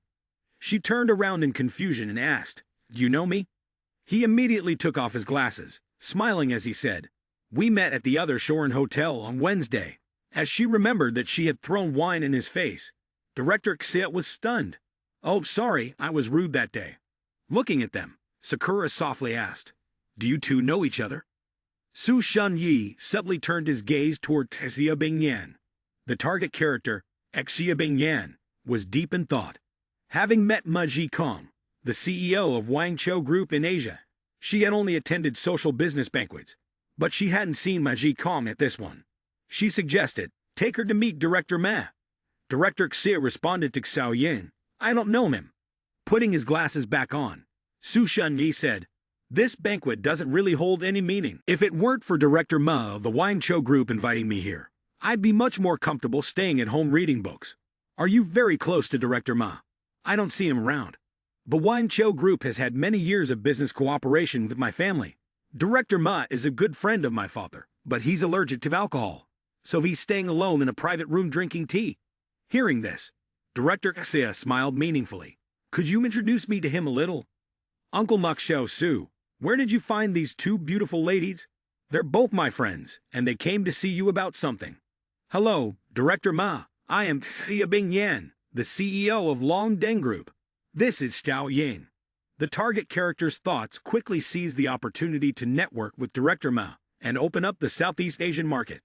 It was suggested to temporarily step aside, giving the target character the chance to complete their business plan.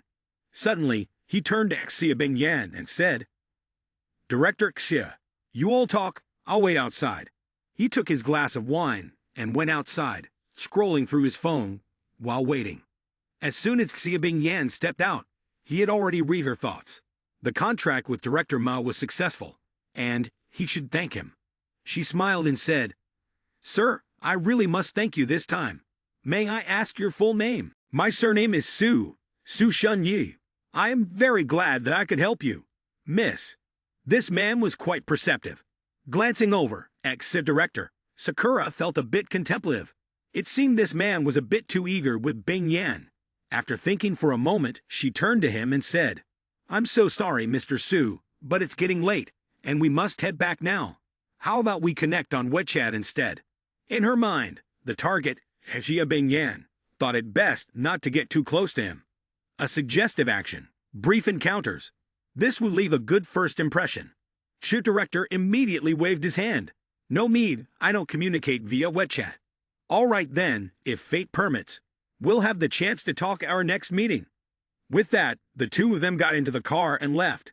Suddenly, Sakura turned to Xia Bing Yan and asked, You're not acting like yourself today. Couldn't it be that you're interested in Su Shenyi? What nonsense are you talking about? I'm happy because we successfully negotiated the contract. Upon hearing this, Sakura pouted. With other men, he wouldn't behave like this. Don't forget, he still has Lu Dequan. Lu Dequan has nothing to do with me. Fine. By now, he's probably off flirting with some other woman. Meanwhile, Lu Dequan, at home, was still focused on his cultivation. The streams of spiritual energy continuously radiated out with great intensity. Suddenly, he was startled, sneezing softly, and the petals behind the male lead began to change. He grimaced in pain and clutched his chest. Seeing Xiao Lu cough up blood, I couldn't help but feel worried. Sir, what's wrong with you? Another petal has turned black. I don't know what's happening, but my condition has been worsening over the past 2 days. Couldn't it be because of Director Chi's attitude towards me? Upon hearing this, the male lead was taken aback and exclaimed, How could that be? Since that day, I haven't teased her at all, and she hasn't come to find me. Do you remember what I said about the destiny gay of the peach fortune field? Right now, the only possibility is that someone is digging at the corner of your house. Lu Dequan immediately clenched his teeth. No, I must find out who is targeting Director Xia. I can't let her be deceived by some other evil man. Just as he was about to put his phone to his ear, the customer service line interrupted. Sorry, you are restricted from making calls. It seems you've added someone to your blacklist. Looks like the resentment from the lower levels towards you is quite deep. I'll ask Xiao Ying what exactly happened. Hello, Xiao Ying. Are you with Director Xia? I can't reach her. I just separated from her. She said you're messing around with women, and Jack seems to still be really angry with you. By the way, has any other man approached Director Xia recently? Just now, at the party, there was a guy named Su Shenyi, and it seems like he's trying to pursue her. You need to keep an eye on him. As soon as the words finished, Hai furrowed her brows and said, My lord, over here. Someone just had a falling out with Director Xia, and now another man is taking advantage of the situation. Do you think there might be a charmed demon behind this? No, the goal is to weaken your power. With a slight glance out the window, the male protagonist muttered, Su Shenyi, I want to see if he's a man or a demon. Lu Dequan had already arrived at the CEO's office. The secretary came out and said, Director Lu, I'm sorry, but Director Xia said she's busy and cannot meet with you. I see. He sighed and rubbed his temples, thinking to himself, Bing Yan is still angry with me. What should I do? At that moment, his phone rang. Sakura immediately asked, What's going on? Has Xiao Xia agreed to meet with you? Upon hearing this, Xiao Lu sighed. Her secretary stopped me and wouldn't let me in. Is that so? Bing Yan invited me to go see the art exhibition tonight. I thought this time we could go together. He smiled lightly. That's right. We can pretend to be Xiao Ying, next Xia director, and use Xiao Ying's identity to slowly persuade Xia director. Xiao Ying, I have something to ask of you. When Sakura walked in, Bing Yan immediately asked, Why did you arrive so soon? Right, did you run into Lu Dequan outside? Hearing this, Lu Dequan quickly made up an excuse. No. Why do you ask? Xia director, hearing this, sighed in frustration. You have no patience at all. After waiting for a moment, he replied, It's nothing. Let's go see the exhibition. Seeing Xia director constantly fidgeting, the male lead helplessly thought to himself, If Bing Yan knew I was a fake, he'd definitely think I was using the opportunity to take advantage, and the misunderstanding would only grow deeper. Suddenly, Bing Yan stopped in his tracks. Ah, Mr. Su, I didn't expect to run into you here. Yes. What a coincidence. He smiled slyly, secretly amused. Through the mind-reading glass, I saw that she was planning to go to the exhibition, and was looking at him as if evaluating him. The male lead thought to himself, This man isn't a charmed demon. Could he really just be an ordinary pampered young man? The inner thoughts of the target character. People with money who like art are few and far between. Mr. Stu was probably just imitating the fancy talk, acting in a way that suggested artistic talent to impress her. After thinking for a moment, Xia Bing Yan immediately asked, I wonder, Mr. Su, which artist do you like? The name Billis quickly appeared on the glass, the patriarch of the psychological school. Su Shenyi read it and responded, I like the works of the great psychological artist, Billis. What works of his do you like? Xia Bing Yan asked further. Billa's abstract techniques reflect the inner world of his characters. His works are the foundation of the psychological school. My favorite is his piece, Ko Hong Zui Teaches. Mr. Su truly understood art. Although Billa's is a genius, his personal life is quite chaotic. There are countless women with ambiguous relationships with him, Hexia Bing Yan thought. Just like Lu Dequan, although he's a genius, he's a playboy. Is it the case that all genius men are like this? After reading her thoughts, Su Shunyi clenched his teeth. Who is that Lu Dequan? And you call him a genius? The most absurd thing is that Billis is entangled with a number of courtesans. I heard that this work was created because, after a night of indulgence and failing to pay the bill, it was used to settle the debt. After hearing this, Director Exia exclaimed, I didn't expect Billis to be the kind of person like that. He turned around and saw the male lead smiling, then asked, Xiao Ying, young lady, was my explanation that amusing? Xiao Ying, the male lead, calmly responded with a smile. I thought Mr. Su truly understood art. But it turns out he's fond of plagiarizing random stories from the internet. Upon hearing this, he fell silent. I don't understand what Xiao Ying, young lady, means. The male lead immediately said, Billis was indeed a man of integrity. After his fiancée passed away, he never remarried for the rest of his life. As soon as the words were out, applause rang from behind. I am the owner of this exhibition. This young lady understood Billis very well, because in his lifetime, he was never famous, and many stories of unsuccessful artists have been wrongly attributed to him on the internet. Director Exia immediately frowned, thinking to himself, Mr. Su, as expected, is just pretending to be knowledgeable. Su Shunyu's face turned pale. What was this nonsense about reading minds? He had been made to look foolish again. I was only responsible for finding information online. How was I supposed to know there were so many unreliable articles out there? What should I do now? Invite the target character to dinner, to pull at the heartstrings and save face in order to redeem himself. He immediately said, It's getting late. How about I treat the two young ladies to dinner? Better not. Director didn't even finish his words when the male lead interrupted. All right, I'm hungry too. Not long after, Su Shun Yui had taken the two of them to a restaurant for dinner. This Japanese restaurant was very authentic and was a famous establishment once featured on the gourmet ranking list. Director smiled to himself, thinking back to when they ate Japanese food that day and how Lu Dequan had defeated Yoshida to save both him and Xiao Ying. Why couldn't he forget about him? It turned out that Lu Dequan had used the classic hero rescues beauty tactic to win Bing Yan's heart. Although it was an old trick, it seemed that women really did fall for it every time. Suddenly, Su Shun Yui stood up. Sorry, I'm going to the restroom. Seeing him leave, the male lead also said, I'll go to the restroom too.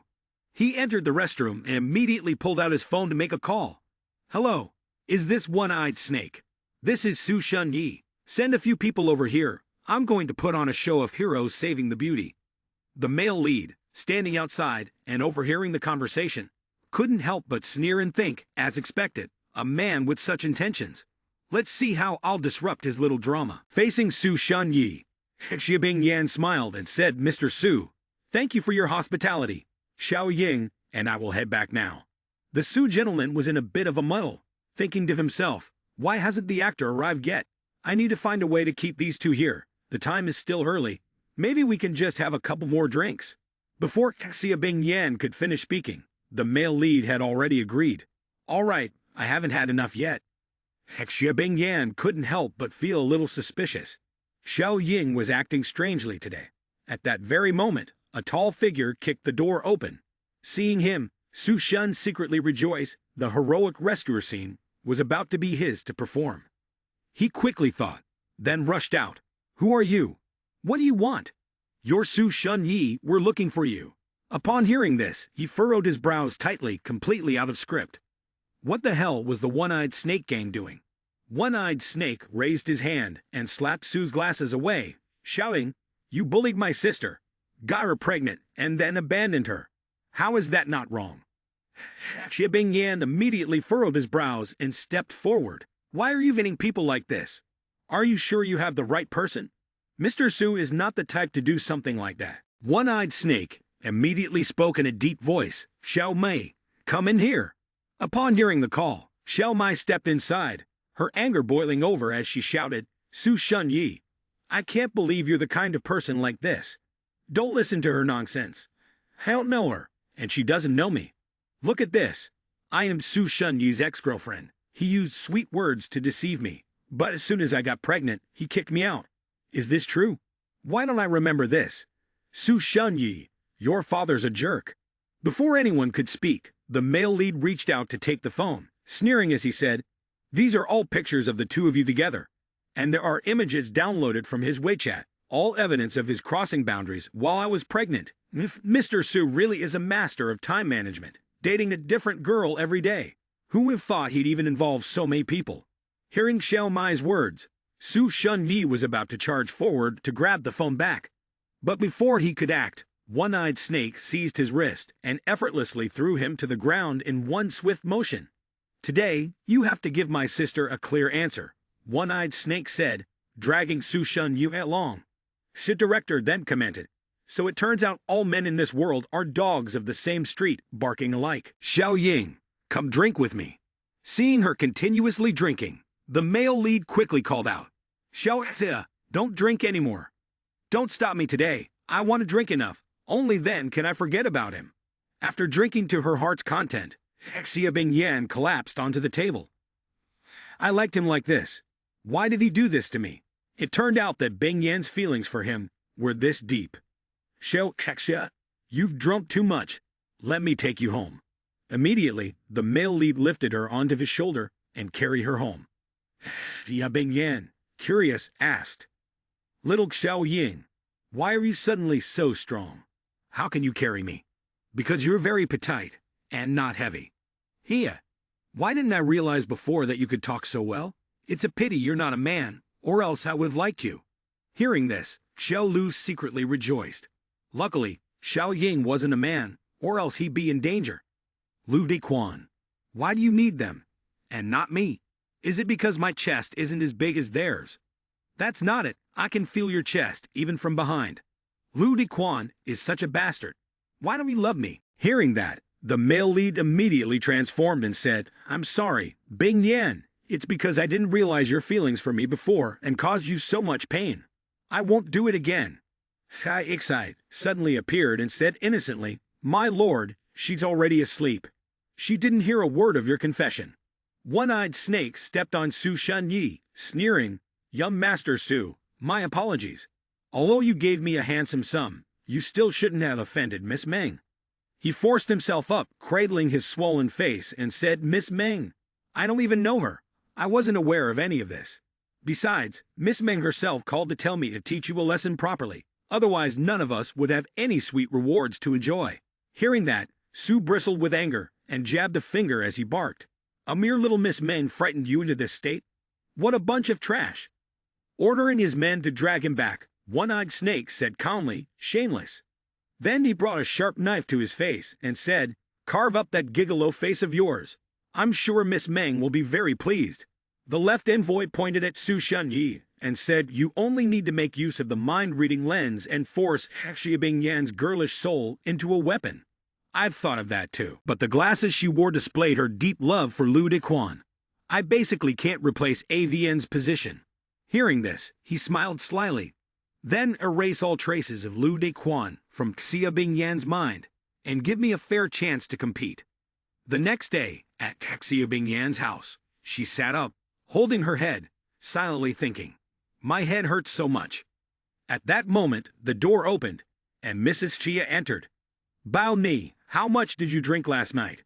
Here, drink this bowl of soup to help with your hangover. Thank you, Mom. Suddenly, she chuckled softly, cupping her cheek and asking, Bao Ni, when did you get a boyfriend? Why didn't you tell me? Xia Bingyan was startled and almost dropped the bowl of soup. Boyfriend? What do you mean? You're not going to say anything? Didn't a young man bring you home last night? That boy looked like someone with potential. My daughter's taste, is truly impeccable. Upon hearing this, she widened her eyes. What's going on? Xiao Ying clearly brought me home yesterday. Xiao Ying, what happened yesterday? My mom said a young man brought me home. After her mother left, Xia Bingyan furrowed her brows, deep in thought. Not long after, she called Xiao Ying. Xiao Ying, What happened yesterday? My mom said a guy brought me home. Ah, that's right, last night I took him home. He was so heavy, luckily I thought of Lu Dequan. He helped me get him home. As soon as she heard his name, Hexia Bing Yan gasped and exclaimed, "What? Lu Dequan took me home." Recalling the previous night, Hexia Bing Yan lay on Lu Dequan, drowsily saying, "Dequan, only in my dreams do you treat me so well." The male lead, hearing this, looked at her deeply. "From now on, I'll always treat you well." Leaning her face forward, Bing Yan said, "In my dreams, your words are so sweet, I want to taste them." As soon as the words left her mouth, the two of them tangled in a passionate kiss. After a moment, Xia Bing Yan, holding her flushed face, screamed, "So it wasn't a dream." "Ah, so embarrassing." Hearing this, Xiao Ying calmly replied, "Of course it wasn't a dream. Dequan was really worried when he saw you drunk." After hearing this, Bing Yan's eyes widened. "He was really worried about me?" Xiao Ying, a little helpless, said, "Yes. He even scolded me for not taking care of you properly and letting you drink too much." Xia Bing Yan stood with her back against the wall, deep in thought, biting her nails sulkily. She let out a cold snort. Who needs to worry about someone so heartless? Not long after, Xia Bing Yan arrived at the company. The secretary walked in and immediately said, "Director Xia, you have a delivery. Have you recently bought something online?" She opened the box, revealing a sparkling pair of earrings and a small heartfelt card addressed to Bing Yan from her beloved Lu Dequan. Upon seeing this, the secretary's eyes sparkled with admiration as she exclaimed, "So beautiful. Director Lu is so thoughtful. Director Xia, I really envy you." Xia Bing Yan shot a glare at the secretary. "These earrings are ugly. What's so beautiful about them? Hurry up and get back to work." Once the secretary left, Hexia Bing Yan smiled as she looked at the earrings and muttered, "What do you mean, beloved? How fake?" She then picked up the earrings and put them on. Standing in front of the mirror, she smiled lightly and said, "In honor of you sincerely apologizing, I will forgive you." Suddenly, a strong burst of spiritual energy emanated from the earrings. Hexia Bing Yan immediately clutched her head. "What's going on? My head feels dizzy." Before she could finish her sentence, Bing Yan collapsed onto the desk. Outside, Lu Dequan continued to plead, "I know Director Xia doesn't want to see me, but there is something incredibly important that I need to discuss with her." "Lu Director, with such a clever way of apologizing, how could Xia Director not meet with you? Please wait a moment." He scratched his head, thinking to himself, "What clever method of apologizing?" The girl spoke and then turned, walking into the room. "Xia Director, why are you asleep? Lu Director is here to see you." Xia Bing Yan groggily sat up and rubbed her eyes. "Lu Director? Which Mr. Lu?" "Lu Director, Lu Dequan." Upon hearing this, Hexia Bing Yan suddenly understood and exclaimed, "Oh, it's my sister's boyfriend. Let him in." The secretary stared at Xia Director for a moment, helplessly thinking to herself, "Why does Xia Director seem so off today? Did she sleep so deeply that she's confused?" Permission granted. Lu Dequan quickly rushed into the room. Reaching her, he hurriedly said, "Bing Yan, I want to explain what happened that day." "What happened that day?" "Lu Master, I'm not sure what you're referring to." Seeing her attitude, he rubbed his chin, thinking, "It seems Bing Yan is still angry. I need to explain things clearly to her." With that, Xiao Lu turned toward Bing Yan and said, "That day at the villa, actually I was just daydreaming about those girls. So that's what you're talking about. Actually, I've thought it through, and I shouldn't have been too involved in my sister's life." Lu Dequan explained to Xia Bing Yan, "That day at the villa, in fact I was just daydreaming about those girls."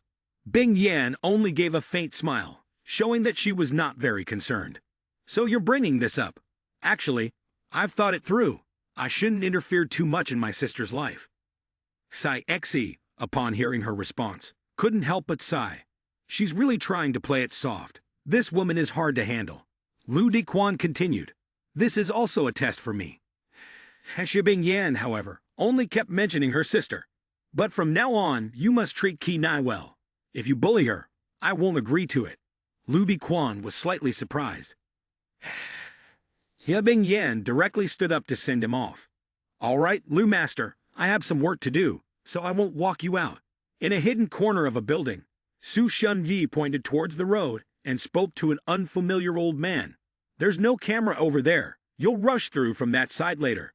The old man raised his hand in a gesture of agreement. "Su Young Master, don't worry. It's my specialty." Watching the old man's figure gradually move towards the distant road, Su Shun Yi, with a crafty mind, thought, although Xia Bing Yan's feelings for Sai Guan have been erased, we still have to put on a good show if we want a chance. Xia Bing Yan was driving on the road when she suddenly hit the brakes hard, causing the tires to screech loudly against the pavement. The old man that Su Shun Yui had arranged appeared right in front of her car, and he immediately fell to the ground, covered in blood. Xia Bing Yan hurriedly got out of the car, slightly annoyed, and said, "Clearly, I didn't even hit you. You fell down on your own." The old man followed the plan perfectly, lying on the ground and crying out, I'm dying, I'm dying." Xia Bing Yan grew anxious. The appointment with Director Mei from Wang Chao Corporation was fast approaching, and she needed to get rid of this scammer quickly. Wanting to resolve things as soon as possible, she asked bluntly, "Let's just say I'm unlucky today. How much money do you want? I'll compensate you." But the old man refused to relent. "I'm about to die, and you still talk like that? People with money like you are truly cold-blooded." Hiding nearby, Su Shun Yi finally felt confident enough to step forward toward Xia Bing Yan. "Time to make my move," he thought. Suddenly, a voice called out sharply from behind him. "Young Master Su, why are you here?" Jenny walked up, naturally wrapping her arms around his neck. "Why haven't you come to see me in so long? Have you found someone new already?" Su Shun Yi immediately pushed her away. "I've got something to do. I'll see you later." He turned and walked off confidently. But in the very next second, his mouth fell open in shock at the scene before him. At the scene of the collision, Lu Dequan appeared. He stood next to Xia Bing Yan, who was explaining something to him. "Lu Master, clearly I didn't hit him. He's just making a scene." The old man gritted his teeth stubbornly. "Then why am I injured?" "Oh, I'm going to die." Lu Dequan knelt down on one knee to assess the situation. "Sir, the skid mark on the ground is only 5 meters. This indicates the car was going under 30 kilometers / How could it possibly hit you and throw you 5 meters away?" He remained adamant.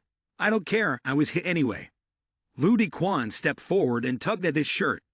"This is red dye. Do you need me to ask my police friend to test it?"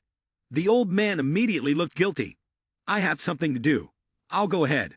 After he ran off, Xia Bing Yan looked at Lu Dequan and thought, "So my sister's boyfriend is an enthusiastic and brave person."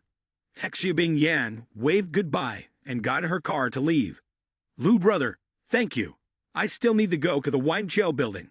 I'll treat you to a meal sometime." After Bing Yan's car had gone far, Lu Dequan said to Xi.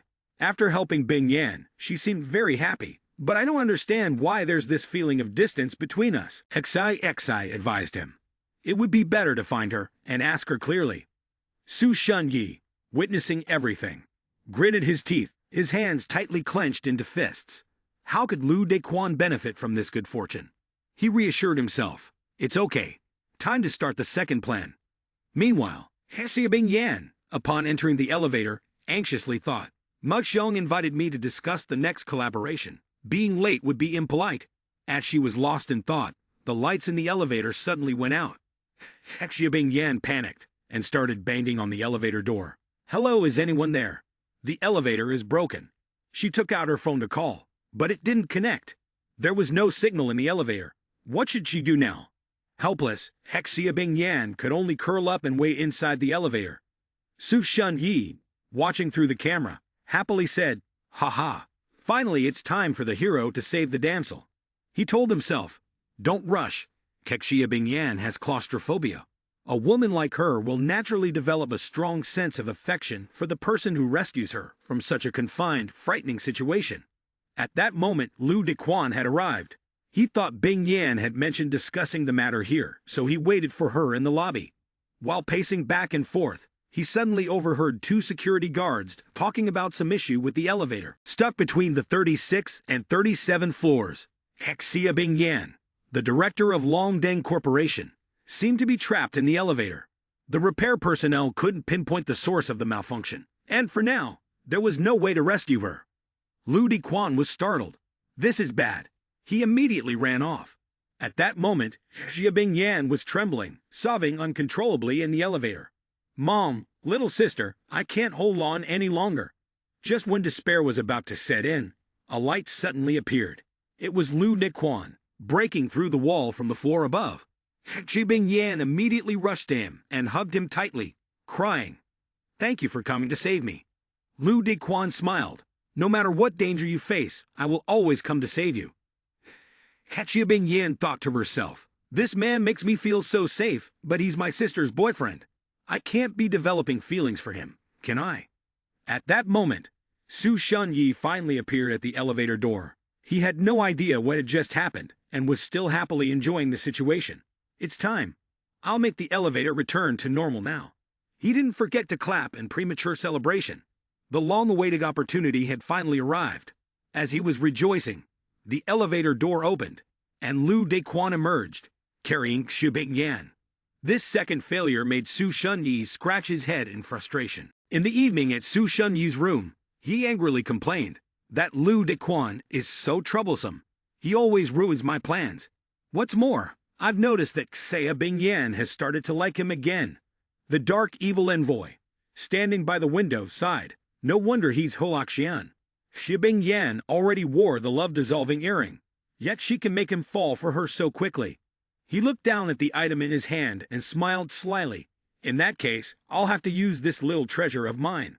The dark evil envoy held up a photo of Lu Dequan, along with the precious item, and introduced it. "This is a shape-shifting dark creature that can turn into any living being." He then dropped the item to the floor. However, the downside is it can't speak. In an instant, a Lu Dequan appeared in front of them. The dark evil envoy ordered Su Shunyi, "Arrange a meeting with Xia Bingyan and have this fake Lu Dequan put on a performance that will completely crush her heart, so that Xia Bingyan will fall for you." He directly warned Su Shunyi, "This time it has to succeed, or I'll lose my patience." Su Shunyi nodded. "Got it. I know what to do. This time, it will definitely succeed." At the Spirit Hotel, Su Shunyi sat across from Xia Bingyan. He said, "Xia young lady, I apologize for the sudden invitation, but may I have the honor of treating you to a meal? It's because I'm about to go abroad, and I wanted to say goodbye to you."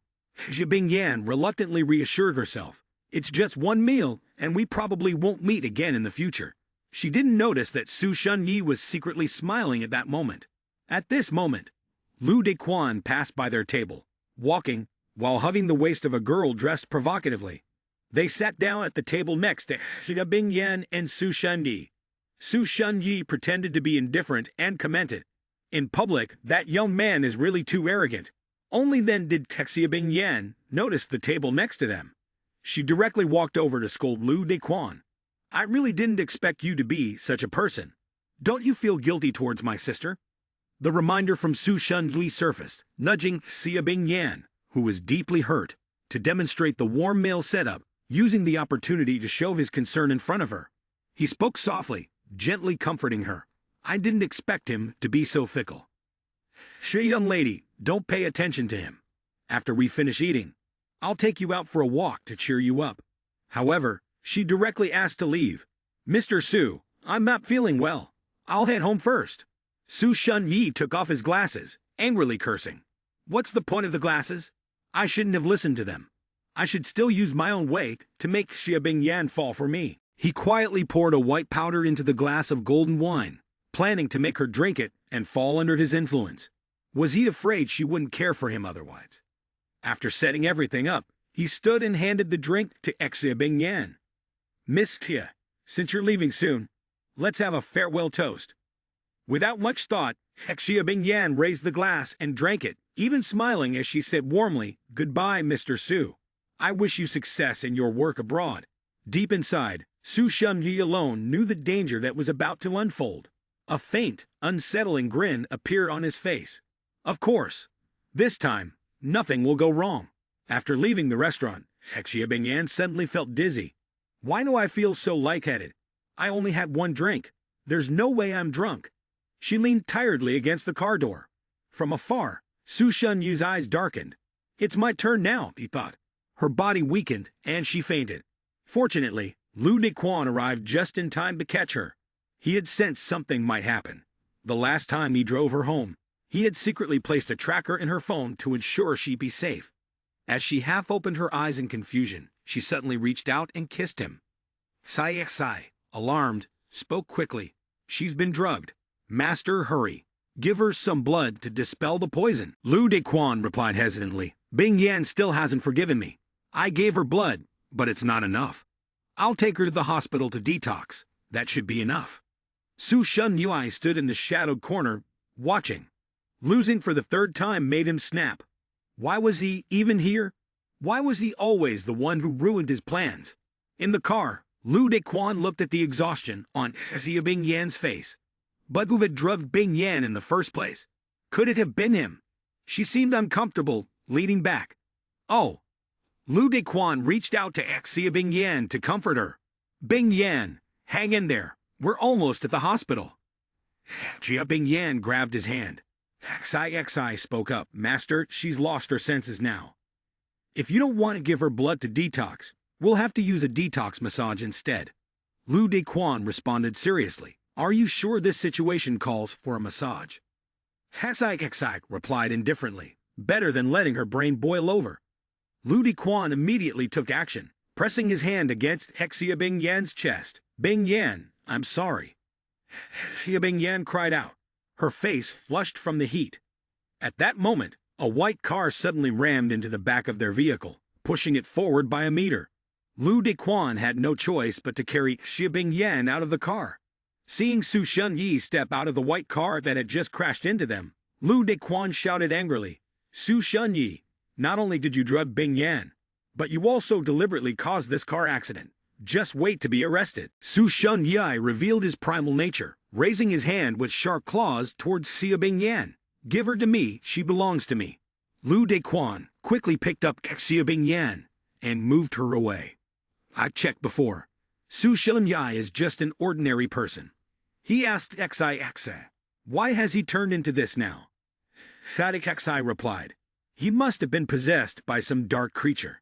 Nine Ma probably wants to use him to steal Xia Bing Yan's soul, thus affecting the cultivation of our master. Xi reminded him, Master, had your cultivation decreased? You must not confront him directly. The priority now is to wake Xia Bing Yan and restore the relationship between the two of you. Lu Dequan looked at Su Shun Yi, who was rampaging on the other side, and responded to Xi. Understood. At that moment, Lu Dequan noticed a brightly lit store and suddenly had an idea.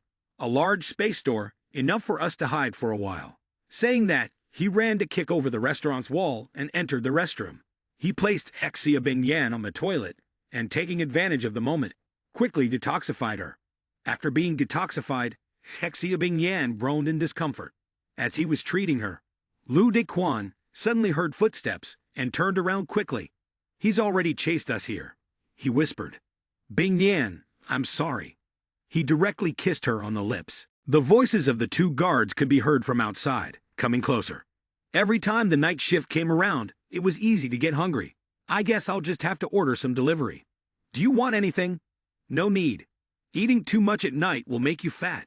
At this moment, Lu Dequan finally stopped, a little startled. It turned out to be the store guards, but Xia Bing Yan then moved in and continued kissing Lu Dequan. Her tongue entered, and she directly lifted his shirt, kissing him passionately. Lu Dequan blushed. Bing Yan, you're too enthusiastic. But if he pushed her away forcefully now, it would make a sound that might attract the guards. At that moment, Xia Bing Yan had pinned him to the floor, her hand slipping into his shirt. Lu Dequan thought to himself that this wasn't good. Her hand was already inside, and if it continued, he wouldn't be able to hold back. Lu Dequan quickly activated his Huaqian energy, swiftly detoxifying Xia Bing Yan. When he saw that her condition had stabilized, he finally breathed a sigh of relief. All good now, let's continue with the patrol. He gently carried Xia Bing Yan out, stepping lightly. The two guards had finally left. Lu Dequan carefully placed Xia Bing Yan down to sit. He looked at her and thought, but Bing Yan seemed to have some resistance to his energy. The energy he used to detoxify her had drained his Huaqian power completely. Was the poison really not that strong? At this moment, Xia Bingyan began to regain consciousness. She slowly opened her eyes. Lu Dequan was overjoyed. Bingyan, you're awake. How do you feel? Is your body better? Upon waking up and finding herself in the restroom, Xia Bingyan couldn't help but angrily scold him. You pervert. How dare you bring me into the restroom? What have you done to me? Lu Dequan held Xia Bingyan's hand and tried to explain. Bingyan, you know what kind of person I am. If I truly wanted to do something with you, I would have done it in Japan, not waited until now. Xia Bingyan screamed at Lu Dequan. What are you talking about? When did I go to Japan with you? You shameless pervert. Let me go. Lu Dequan finally realized that Bingyan had lost her memory of him. No wonder, starting from that day, she had been acting so strangely when talking to him. Xie, upon hearing this, was equally shocked. It must be the charmed demon causing the trouble. The dark energy of the demon always affects humans through some object. Master, quickly check if Xia Bingyan is carrying any dark items with her. Due to Xia Bingyan's loud outburst, 2 security guards were drawn to the noise. They said to each other, I just heard a woman's voice coming from the restroom. Let's go check. Lu Dequan quickly covered Xia Bingyan's mouth with his hand, thinking to himself, this is bad. There's no way to explain this now. The only thing I can do is take Bingyan and rush out of here. As the 2 security guards entered, they immediately saw Su Shunyi. They asked, Sir, our shopping mall is closed. How did you get in here? Su Shunyi said nothing, but his face grew vicious, and his claws began to appear, terrifying and sharp. The 2 security guards, in a panic, shouted, Monster! He targeted the guards, unleashing his animalistic nature, throwing sharp objects directly at them. Fortunately, at that moment, Lu Dequan managed to appear, holding Xia Bingyan in his arms. He said, Su Shunyi, I'm your opponent. Don't pick the wrong person. With one hand, he deflected the sharp objects, sending them flying back in the opposite direction. They pierced Su Shunyi's face, causing his entire body to tremble, his teeth grinding painfully. After punishing Su Shunyi, Lu Dequan realized that this man's body had an extraordinary healing ability, and since there were still normal people in the restroom, they had to leave quickly to avoid involving any innocent bystanders. Lu Dequan ran as fast as he could while carrying Xia Bingyan. Su Shunyi chased after them with all his might. But of course, he couldn't keep up. All he could do was scream, Young lady, wait for me. You belong to me. The 2 security guards, who had witnessed everything, stood frozen, mouths agape in shock. Is this a dream? Xia Bingyan, lying in Lu Dequan's arms, stared at him and asked, Why did he turn into a monster? I was just on my way home earlier. What exactly happened? Lu Dequan explained. You were drugged earlier, and on the way home, you fell unconscious. I was planning to take you to the hospital, but then Su Shunyi crashed his car into us. He's now possessed by an evil creature, and he's extremely dangerous. Suddenly, a loud noise came from the barrier above, as the sharp tentacles of Su Shunyi latched onto it. Su Shunyi appeared immediately after. As soon as he landed, Lu Dequan turned to Xia Bingyan and said, Bingyan, you need to leave the mall quickly. I'll hold him off for you. With that, he rushed forward, his body entangled by the sharp tentacles growing from Su Shunyi's back. A deadly threat. Xia Bingyan quietly watched Lu Dequan fight. She wondered why he was risking his life to save her. Clearly, she had no connection to him. She rubbed her head, trying to remember when he mentioned they had been to Japan together. But why couldn't she remember anything about it? She couldn't figure it out, couldn't remember. Her head ached. Suddenly, Lu Dequan turned his head and asked, Bingyan, what's wrong? Just in that moment of distraction, one of the sharp tentacles pierced directly into Lu Dequan's chest, causing him to grimace in pain. Yet he remained determined, turning to ask her, Why haven't you left yet? Xia Bingyan said, Why can't I remember you? I clearly feel like you're someone very important to me, but why can't I recall anything? He turned to comfort her. If you can't think of anything, then don't. Just run out of the mall, quickly. With that, he turned to avoid Su Shunyi's blow, sprang upward, and drove his foot straight into his chest. Su Shunyi merely smiled slyly. After delivering the kick, Lu Dequan drew his leg back and dropped to one knee on the floor. He thought to himself, "This can't go on. I must buy time for Bing Yan to get away." Moments later, Su Shunyi's tentacles surged forward at once, aiming straight for him, and he panicked. Damn, I can't dodge them. Just as Lu Dequan ran out of options, Xia Bing Yan appeared in front of him. She shouted, "Didn't you want me? Don't hurt him." Lu Dequan was frantic. "Bing Yan, what are you doing? Get out of here." At that instant, Su Shunyi's tentacles changed direction, coiling tightly around Xia Bing Yan's neck and making her cry out in pain. Seeing this, Lu Dequan snapped angrily, "If you got the guts, aim for me. Let her go." Su Shunyi moved closer, embraced Xia Bing Yan, bared his teeth, and said, "Miss Xia finally belongs to me. From now on, we will never be apart." Lu Dequan ground his teeth at the sight and cursed, "Damn it, if my strength hadn't been diminished, I'd beat Su Shunyi into a pulp." He tore at his hair, agonizingly thinking, could it really be that there's no way out? Su Shunyi still hadn't stopped. He raised his hand, and the long dangling tendrils on his head shot toward Lu Dequan. They whipped at his arms, attacking him from all directions, leaving him no time to react. Struck repeatedly, Lu Dequan gritted his teeth and cursed, "Damn it." His cultivation had weakened so much that even his speed had dropped. Otherwise, this guy would never have been able to land a hit on him. Unable to withstand the relentless assault, Lu Dequan dropped to his knees, blood spurting from his mouth. Su Shunyi stuck out his long, revolting tongue and licked at Xia Bing Yan. "Beautiful," he hissed. "I'll make sure you feel pure bliss." Disgusted, she screamed, "Get away from me." That was the last straw for Lu Dequan. He roared, Su Shunyi. Grinding his teeth, trembling, he forced himself to stand. "I won't let you get what you want." He turned toward a perfume shop, smashed the glass door with his hand, grabbed a bottle, twisted off the cap, and poured the entire thing over Su Shunyi's body. Su Shunyi sneered, "Looks like Huaxian has really run out of options, resorting to petty tricks like this to deal with me." Seeing Su Shunyi release all his tendrils from Xia Bing Yan, Lu Dequan smiled. The bait had been taken. He slowly wiped the blood from the corner of his mouth. He shouted, "My true target has never been you. It's those earrings."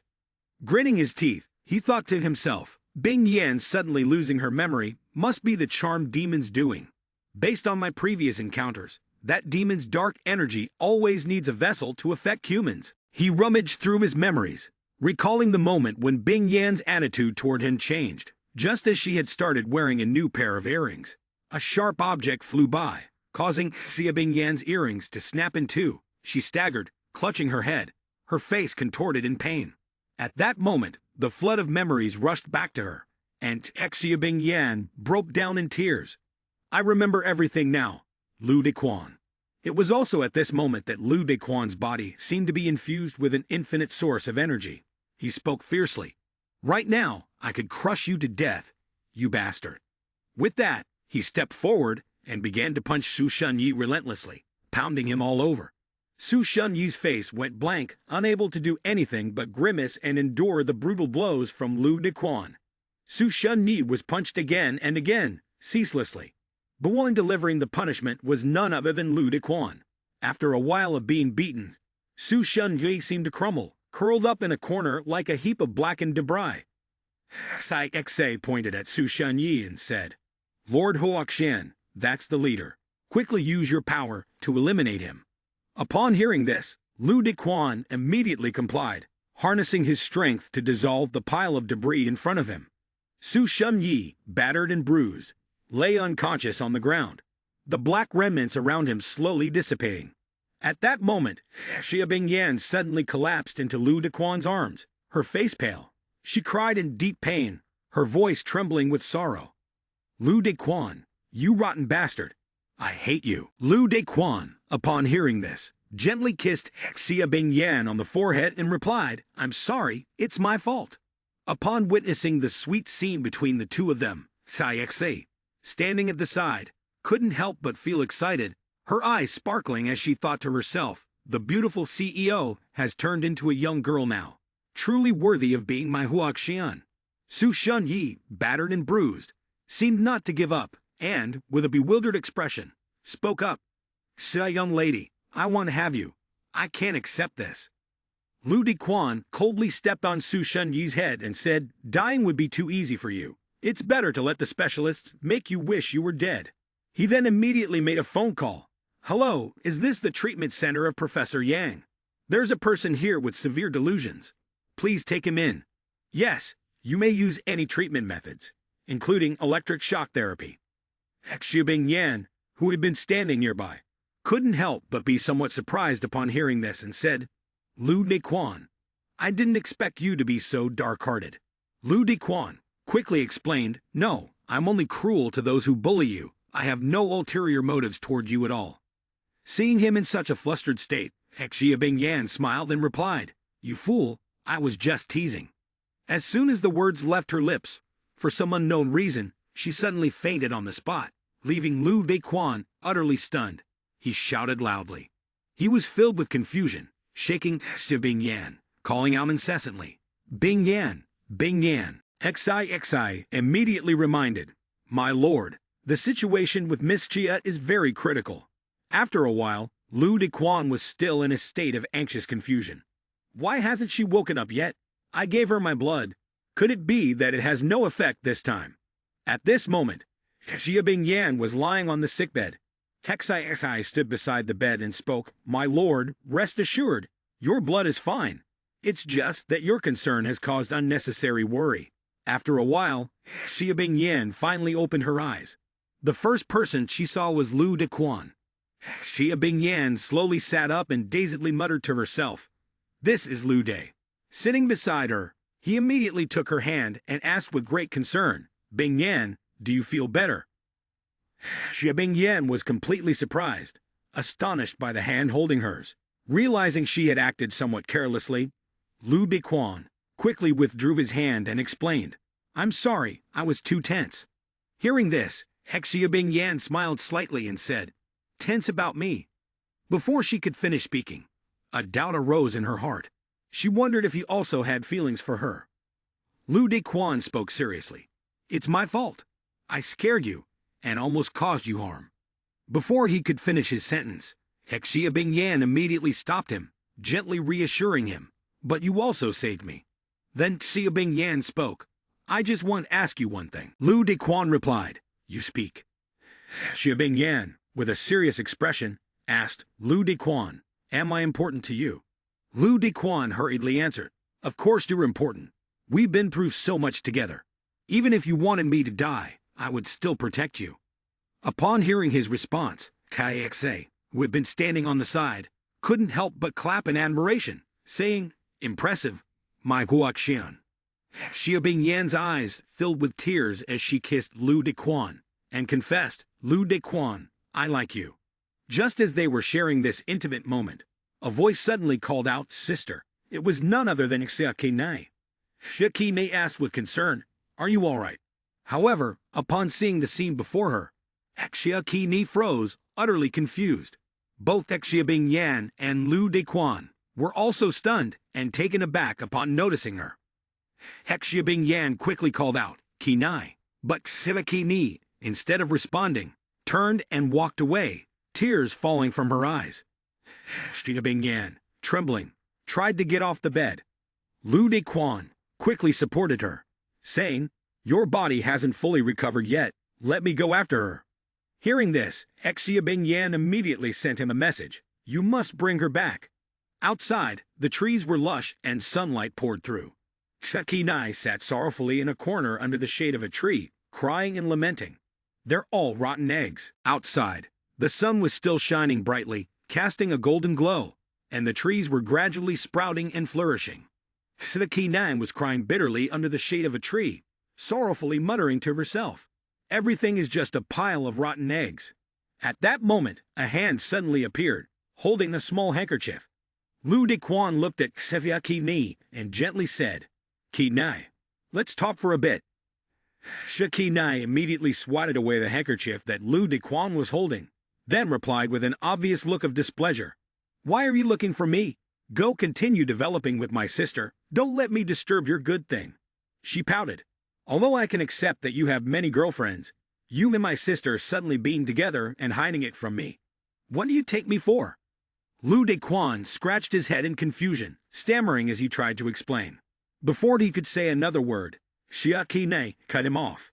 You're just someone who gets tired of the old and seeks out the new.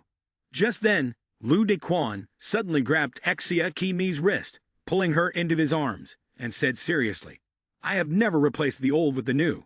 President, you have always been someone very important to me. Hearing this, Xia Qinei's heart immediately softened, thinking of herself. He called me president, and in that instant, it felt like we were back in the past. A series of old memories between the two of them flashed before her eyes, holding hands, the sudden moments of loneliness, or when Lu Dequan gently massaged her shoulders. Everything was so vivid. Lu Dequan reached out and touched Xia Qinei's face, saying, It's all my fault. I didn't think things through. I'm also not good at saying sweet words. If you're angry, feel free to hit me and let it out. Xia Qinei immediately stopped pouting, feeling a bit shy as she pressed her finger against Lu Dequan's body and softly said, If I hit you, I only hurt you. Isn't that the same as making me sad? You are Huaxian, not like other men. You have to save the world. I shouldn't be so petty. As soon as she finished speaking, Xia Qinei actively leaned forward and kissed Lu Dequan. Long silently thought to himself, I should take the initiative too. I can't let her win. After that, the two of them happily went back. Xia Qinei spoke while walking. Let's go back. I still have something to say to you. The sky remained clear and blue, with a gentle breeze blowing, making the leaves flutter in the air. A girl with pink hair, holding an envelope in her hand, said, Brother, the older sister left, but she left a letter for you to give me. As she spoke, the pink-haired girl handed the envelope to Xia Qinei. Xia Qinei immediately opened the letter, her face showing surprise and shock. The very next second, they quickly drove off on the road. Xia Qinei hurriedly and anxiously said, Drive faster. I'm afraid we won't make it in time. Lu Dequan immediately replied, and with that, he pressed the accelerator hard. After reading the letter, Xia Qinei quickly turned to Lu Dequan and said, My sister says she wants to leave this place.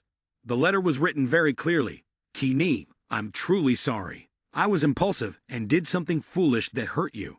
I've decided to go to Europe to expand the market and won't be coming back anytime soon. I wish you and Lu Dequan happiness. Lu Dequan frowned in confusion. She wants to leave. Xia Qinei immediately replied, We have to hurry and catch up to bring my sister back. She's so talented. She'll definitely help you improve your cultivation.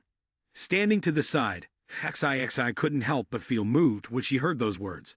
She silently thought to herself, Qinei is truly generous. Please comment the word touched below. At the airport, Xia Bingyan sat calmly in the waiting lounge. Just then, Xia Qinei and Lu Dequan suddenly appeared, startling her greatly. Why are you two here? Didn't I make everything clear in the letter? Instead of being upset, Xia Qinei joyfully called out to her sister, relieved to have finally found her. She then seriously took Xia Bingyan's hand and said, I have something I need to tell you. As soon as she said that, she silently vowed in her heart, I must make sure my sister stays. Xia Qinei turned to Lu Dequan. Lu Dequan, go wait outside. I need to talk to my sister alone. He immediately obeyed. Yes, ma'am. All right, I'll be right by the door. Call me if you need anything. As soon as Lu Dequan left, Xia Qinei took off Xia Bingyan's sunglasses, leaving Xia Bingyan utterly puzzled. Qinei, what are you doing? Xia Qinei explained. Sister, every time you want to cry, you always put on sunglasses, so that no one can see your weakness or sorrow. Now that you've parted ways with Lu Dequan, you must be heartbroken. Xia Bingyan turned her head away and immediately retorted, That's not true. My eyes just feel uncomfortable. Of course, Xia Qinei didn't believe her. I know you've fallen for Lu Dequan. There isn't a single girl who wouldn't like him. Xia Bingyan admitted, I'll admit I like him, but my pride won't allow me to be that foolish. Then she added, Tripods with 3 legs are hard to find, but men with 2 legs are everywhere. Sooner or later, I'll meet someone even better. Hearing that, Xia Qinei couldn't help but chuckle softly. Puffed, sister, you're not some homewrecker. Lu Dequan isn't like other men.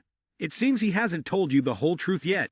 Qinei then carefully told Bingyan, everything about Huaxian and the charmed demon. After listening for a while, Xia Bingyan finally understood everything and smiled to herself. If that's how it is, then everything makes sense now.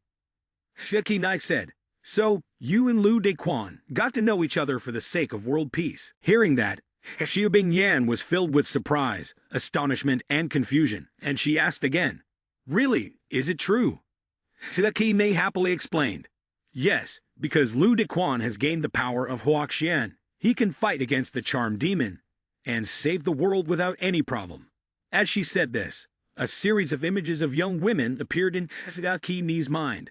They were all people who had interacted with Lu Dequan, Bao Ni, Yi Shen, and had engaged with the magnificent landscape of Meng. Each one of them was outstanding, and together, we would have even more combat strength. Xia Bingyan seemed to still not fully believe in Xia Qinai's words, thinking to herself, "Anyway, something still feels off." Xia Qinai immediately grasped Xia Bingyan's hand, persuading her. "Sister, let's go back. It's not that Lu Dequan needs you. It's humanity that needs healing." Xia Bingyan pulled her hand back and replied, "Well, let's see how it goes." As soon as she finished speaking, she silently reflected, having already reached this high point. Meanwhile, Sai Xi was extremely anxious and worried, asking, "This is really urgent. I'm dying here." "Lord, how can you still remain so calm?" Lu Dequan smiled wryly, raised his hand to his forehead, and replied, "I've discovered the essence of Huaxian." Sai Xi was completely confused by this statement, immediately asking, "What do you mean by essence?" Lu Dequan, as Hai Wang, explained, "It refers to those who flirt with many people once." At that moment, the door to the ruins suddenly opened. Xia Qinai walked in from nowhere, gently approached Lu Dequan, and asked, "Do you know there's another story behind Hai Wang?" He was puzzled. "What story?" Xia Qinai draped her arm around Lu Dequan and explained, "You are Hai Wang, and that's fine. I was born as your fish, and I'll die as your fish. Even if I become a rotten fish, I still want to make you a delicious fish stew." Upon hearing this, Lu Dequan was extremely surprised, astonished, and exclaimed, "Ah!" Xia Qinai immediately changed the subject. "My sister is okay now. She still has a few things to say to you, so make sure you perform well." Lu Dequan responded affirmatively. Elsewhere, Lu Dequan and Xia Bingyan were sitting next to each other on a sofa. Xia Bingyan shyly spoke. "Lu Dequan, ahem, due to some special reasons, I am willing to be with you. From now on, you have to keep showing me your best. Don't disappoint me." Lu Dequan answered seriously, "I will definitely do my best."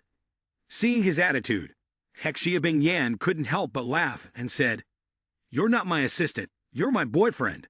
No need to be so serious." While they were chatting, Xia Bingyan's phone suddenly vibrated. She picked it up and answered cheerfully, "Mom, is there something wrong?" The voice on the other end of the line responded, "Yan Yan, the guy who brought you home last time, is he your boyfriend?" Xia Bingyan said, That's right for now." As soon as she heard about it, Mom immediately said, "Tomorrow, bring him over for a meal. You're not a kid anymore. Let me assess him for you." After finishing the call with Xia Bingyan, Xia Qinai also received a call. Her mother, sounding suspicious, asked, "Qinai, I heard that you're often not at school. Are you in a relationship?" Xia Qinai quickly explained, "Mom, don't gossip. It's true that I have a boyfriend, but I'm an adult now, and I can date." As soon as she heard this, Xia Qinai's mother immediately spoke up, "Tomorrow, bring your boyfriend home for dinner. Let me see what kind of person he is, and then I'll decide whether you can continue seeing him." Xia Bingyan and Xia Qinai seemed unaware that their mother had called both of them. So at their mother's request, both immediately agreed. They both answered in unison, "Okay, I'll bring my boyfriend home for dinner tomorrow." Outside the airport, the three of them, Lu Dequan, Xia Qinai, and Xia Bingyan, walked out together. Xia Bingyan tucked her hair behind her ear and shyly asked, "By the way, the last time you took me home, my mom already assumed you were my boyfriend and asked me to bring you over for dinner tomorrow. Is that all right?" Lu Dequan immediately replied, "No problem." However, Xia Qinai, who was standing beside them, quickly interrupted. Wait a second. Then she recounted the situation. Just now, Mom called me too, and she said I should bring my boyfriend home for dinner tomorrow. As soon as she finished speaking, both Xia Yan and Texia Ni's faces darkened. They stared at each other seriously. In both of their minds, they were very clear that there was only one Lu Dequan, and this was a matter of principle. It was absolutely impossible to let Lu Dequan go with anyone else to meet the elders for the first time. The key point was that the initiative had to be taken by them. Having thought of this, both of them tightly grasped Lu Dequan's hand and simultaneously spoke out, "He has to come back with us." This left Lu Dequan confused and flustered. He hurriedly tried to dissuade them. "Let's talk this through calmly, don't let this harm the harmony." However, neither of them paid any attention to his words. Instead, they turned away, irritated and upset, and threatened. "Shut up. When women argue, men should stay out of it." Seeing this frightening attitude between the two of them, Lu Dequan felt utterly helpless. He sat in a corner, with tears welling up in his eyes, thinking to himself, weren't they just very harmonious a moment ago?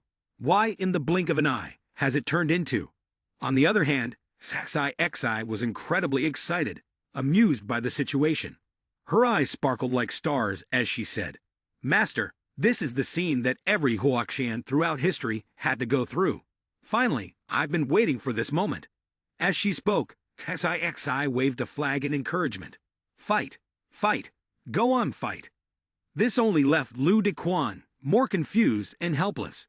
She really seemed to be one to enjoy chaos, and thus, the battle between the two sisters officially began. Xia Yan seized the initiative, speaking first with reasoning. "Mom has seen Lu Dequan's face, and has already recognized him as your boyfriend. Isn't it a bit strange that you're bringing him home?" Xia Yan continued to target the weak spot. "You're the older sister, but the matter of your lifelong commitment should be taken more seriously. Only a man as outstanding as Lu Dequan would make Mom approve." As soon as Sakine heard this, she suddenly struck back. "Mom is really worried about your love life right now. Only a man as outstanding as Lu Dequan would make her feel at ease." After a while, with several rounds of back and forth, the two seemed unable to come to a clear conclusion, so they decided to make a suggestion. "Why don't we let Lu Dequan choose for himself?" Agreed. The very next second, both of them immediately turned toward Lu Dequan and asked, "Lu Dequan, how will you choose?" This caught Lu Dequan off guard, leaving him astonished. Trapped in a difficult situation, all he could do was force a smile, sweat pouring down from fear as he stammered, "I choose to die." Sayase, standing behind, couldn't help but chuckle at the scene before her, secretly thinking, this must be the life or death question from the previous afternoon. From outside the house, a voice called out, "Mom, I've brought my boyfriend home." Xia Yan, full of joy, linked arms with Lu Dequan and stepped inside to introduce him. "This is my boyfriend, Lu Dequan." As soon as she finished speaking, Xia Yan was delighted, secretly pleased in her heart. The younger sister Lu Dequan she had taken in before. Recalling that time, neither of the two sisters were willing to give way to the other. Lu Dequan immediately suggested, "How about you two play rock, paper, scissors? Whoever wins, I'll go with that person." Upon hearing this, Xia Ni immediately started to think. Normally, when playing rock, paper, scissors, she preferred to throw scissors. This time, she was determined not to throw scissors. She would only throw paper. It would either be a draw or a win. In the next moment, the rock, paper, scissors game began. Contrary to what Xia Ni expected, Xia Yan threw scissors as usual. This left Xia Ni completely baffled. "Why?"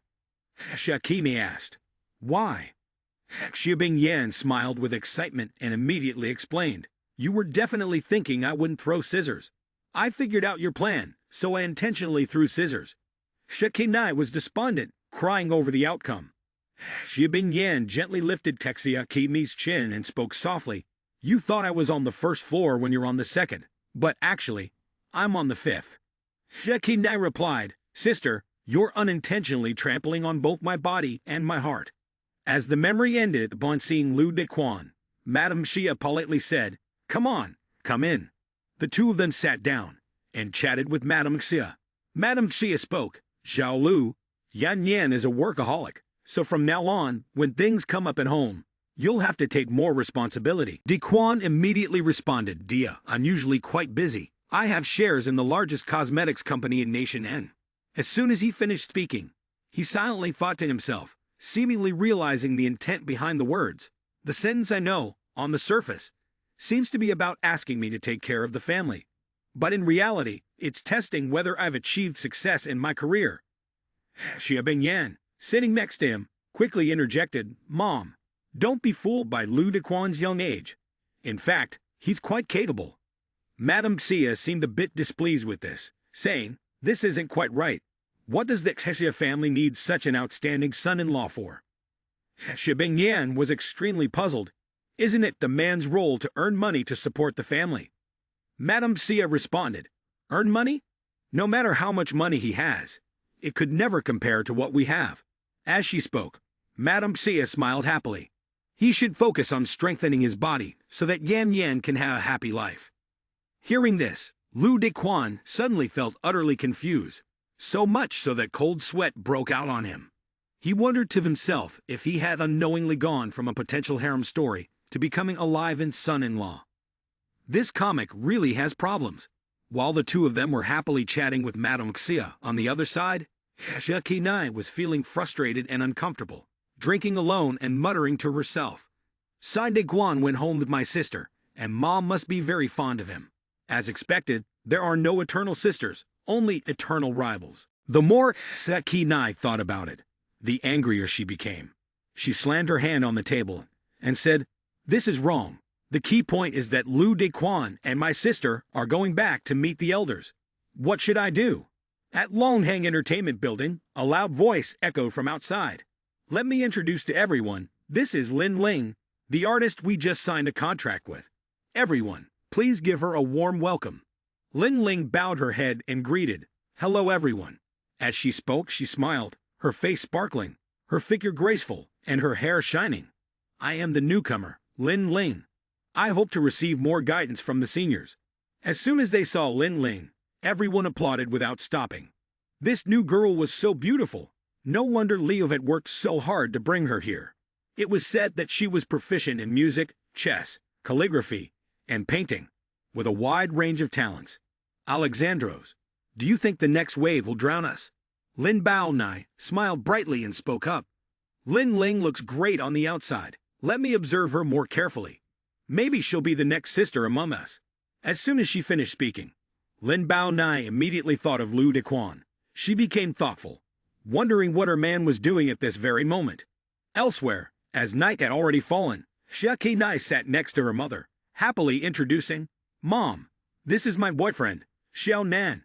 Xiao Nan politely greeted. Seeing this, Mrs. Xia couldn't help but evaluate him. This young man was fair and soft-looking. He didn't seem bad at all. Xia Qinai hesitated and replied, let it be like that. As soon as she finished speaking, she became disheartened, feeling down as she silently sighed. Oh, with a face like this, how can I possibly be as handsome as Lu Daquan? It's all because of you, sister. Looking back into the past, Xia Qinai, feeling dejected, complained to Lu Daquan. What should we do now? Where should I go to find a boyfriend to bring home for my mom to see? Lu Daquan hurriedly reassured her. Don't worry, how could I let you suffer like this? I'll figure something out. As he spoke, he covered Xia Qinai's eyes and said, now is the time to witness a miracle. The moment Xia Qinai opened her eyes, a completely new figure appeared. The handsome young man with golden hair stood right in front of her. Xia Qinai, filled with surprise, immediately asked in astonishment, are you Lu Daquan? Lu Daquan quickly explained, I have a shape-shifting technique. I can maintain this form for 2 hours. That should be enough time for us to go meet your family, right? Although Xia Qinai heard this, her heart was still heavy with sadness, and she cried out in frustration. Even though the trouble is solved, just thinking that your first time was with her makes me so unwilling. This left Lu Daquan helpless, standing still, unable to say a word. Back in the present, Mrs. Xia seriously questioned, what are your thoughts on the balance between family and career? Lu Daquan, with his identity as Xiao Nan, immediately smiled and replied, of course, family is more important. Making Qinai happy is my life's motto. Madame Xia continued, well said. So do you mind being a kept man? Lu Dequan responded seriously, without any hesitation. This clearly indicated that the woman he loved was exceptional, and not just anyone could be a kept man. After finishing his words, he secretly smiled happily inside. How could he lose to his mother-in-law a second time? After chatting for a while, Madame Xia took Lu Dequan's hand and smiled, saying, "You're a promising young man. I'll ask you more questions." Lu Dequan smiled brightly and said, "Aunt, feel free to ask. I'm just here to witness the deep conversation between the two of you."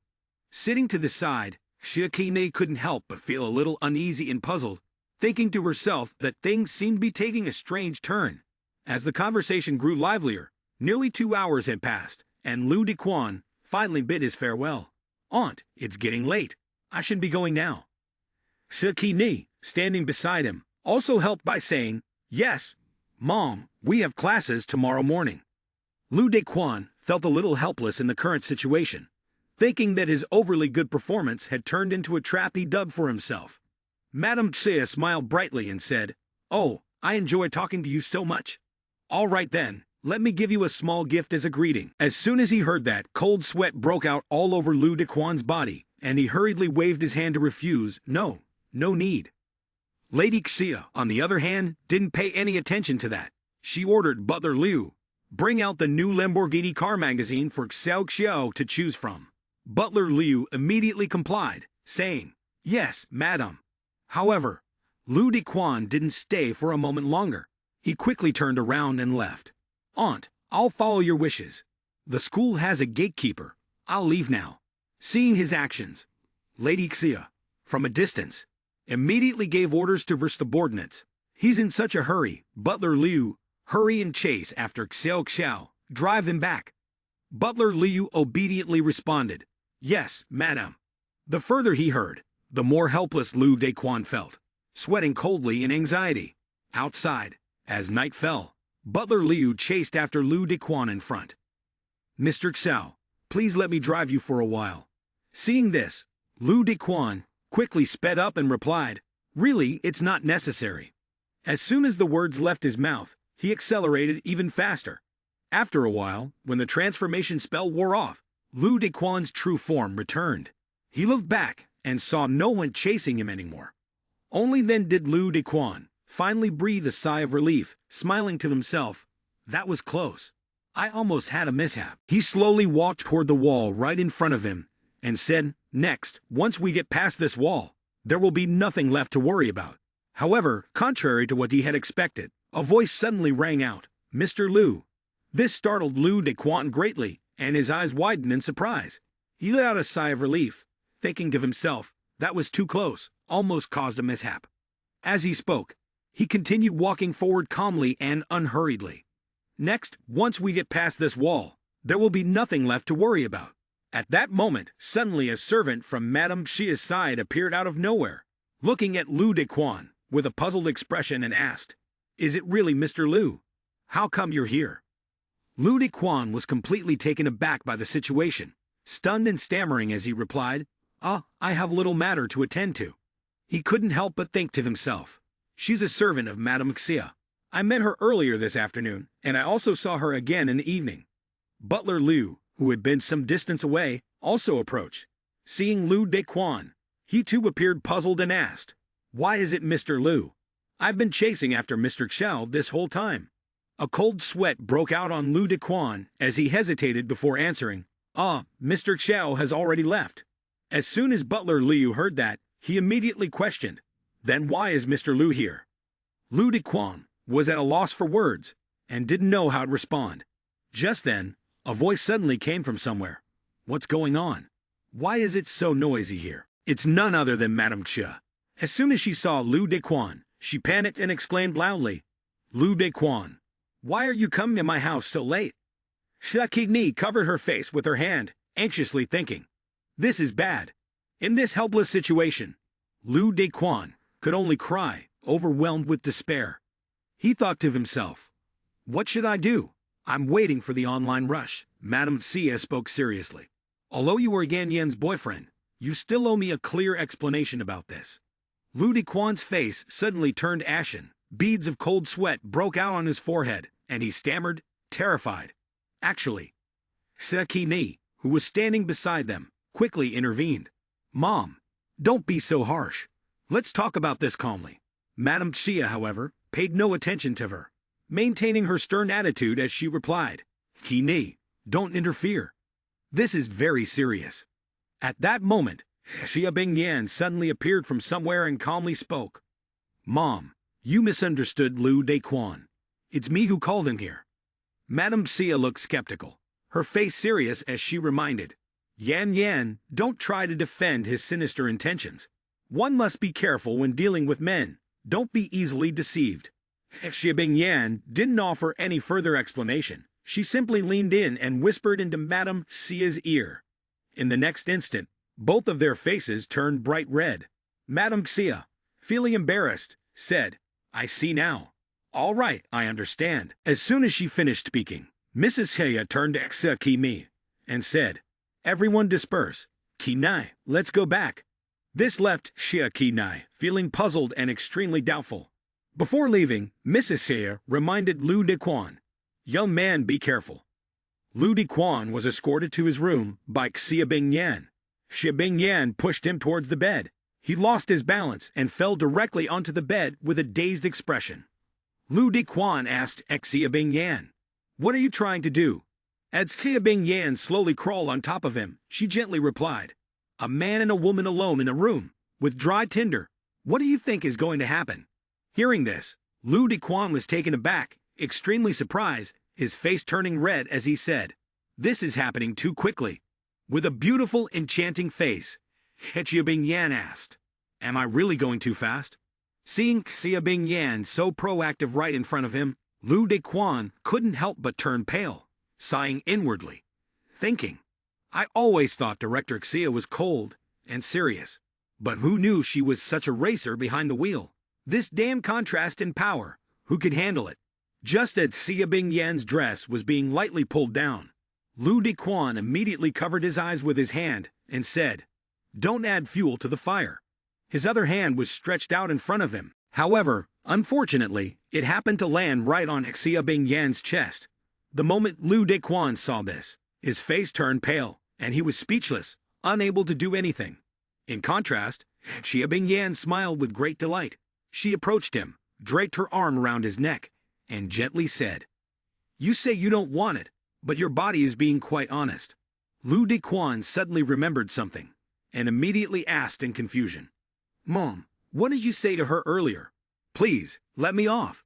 Xia Bingyan whispered into his ear. I told her that in the middle of the night, I called you to the garden to play a little game of passion with me. Upon hearing this, Lu Dequan couldn't hide his surprise and astonishment. A bizarre scene immediately flashed in his mind. Lu Dequan, startled, yelled loudly, Play a game of passion? Could it be an outdoor affair? Xia Bingyan got even closer to him, responding calmly, That's right, doing something embarrassing outside. This kind of thrill and tension is exactly the type of game my parents loved to play.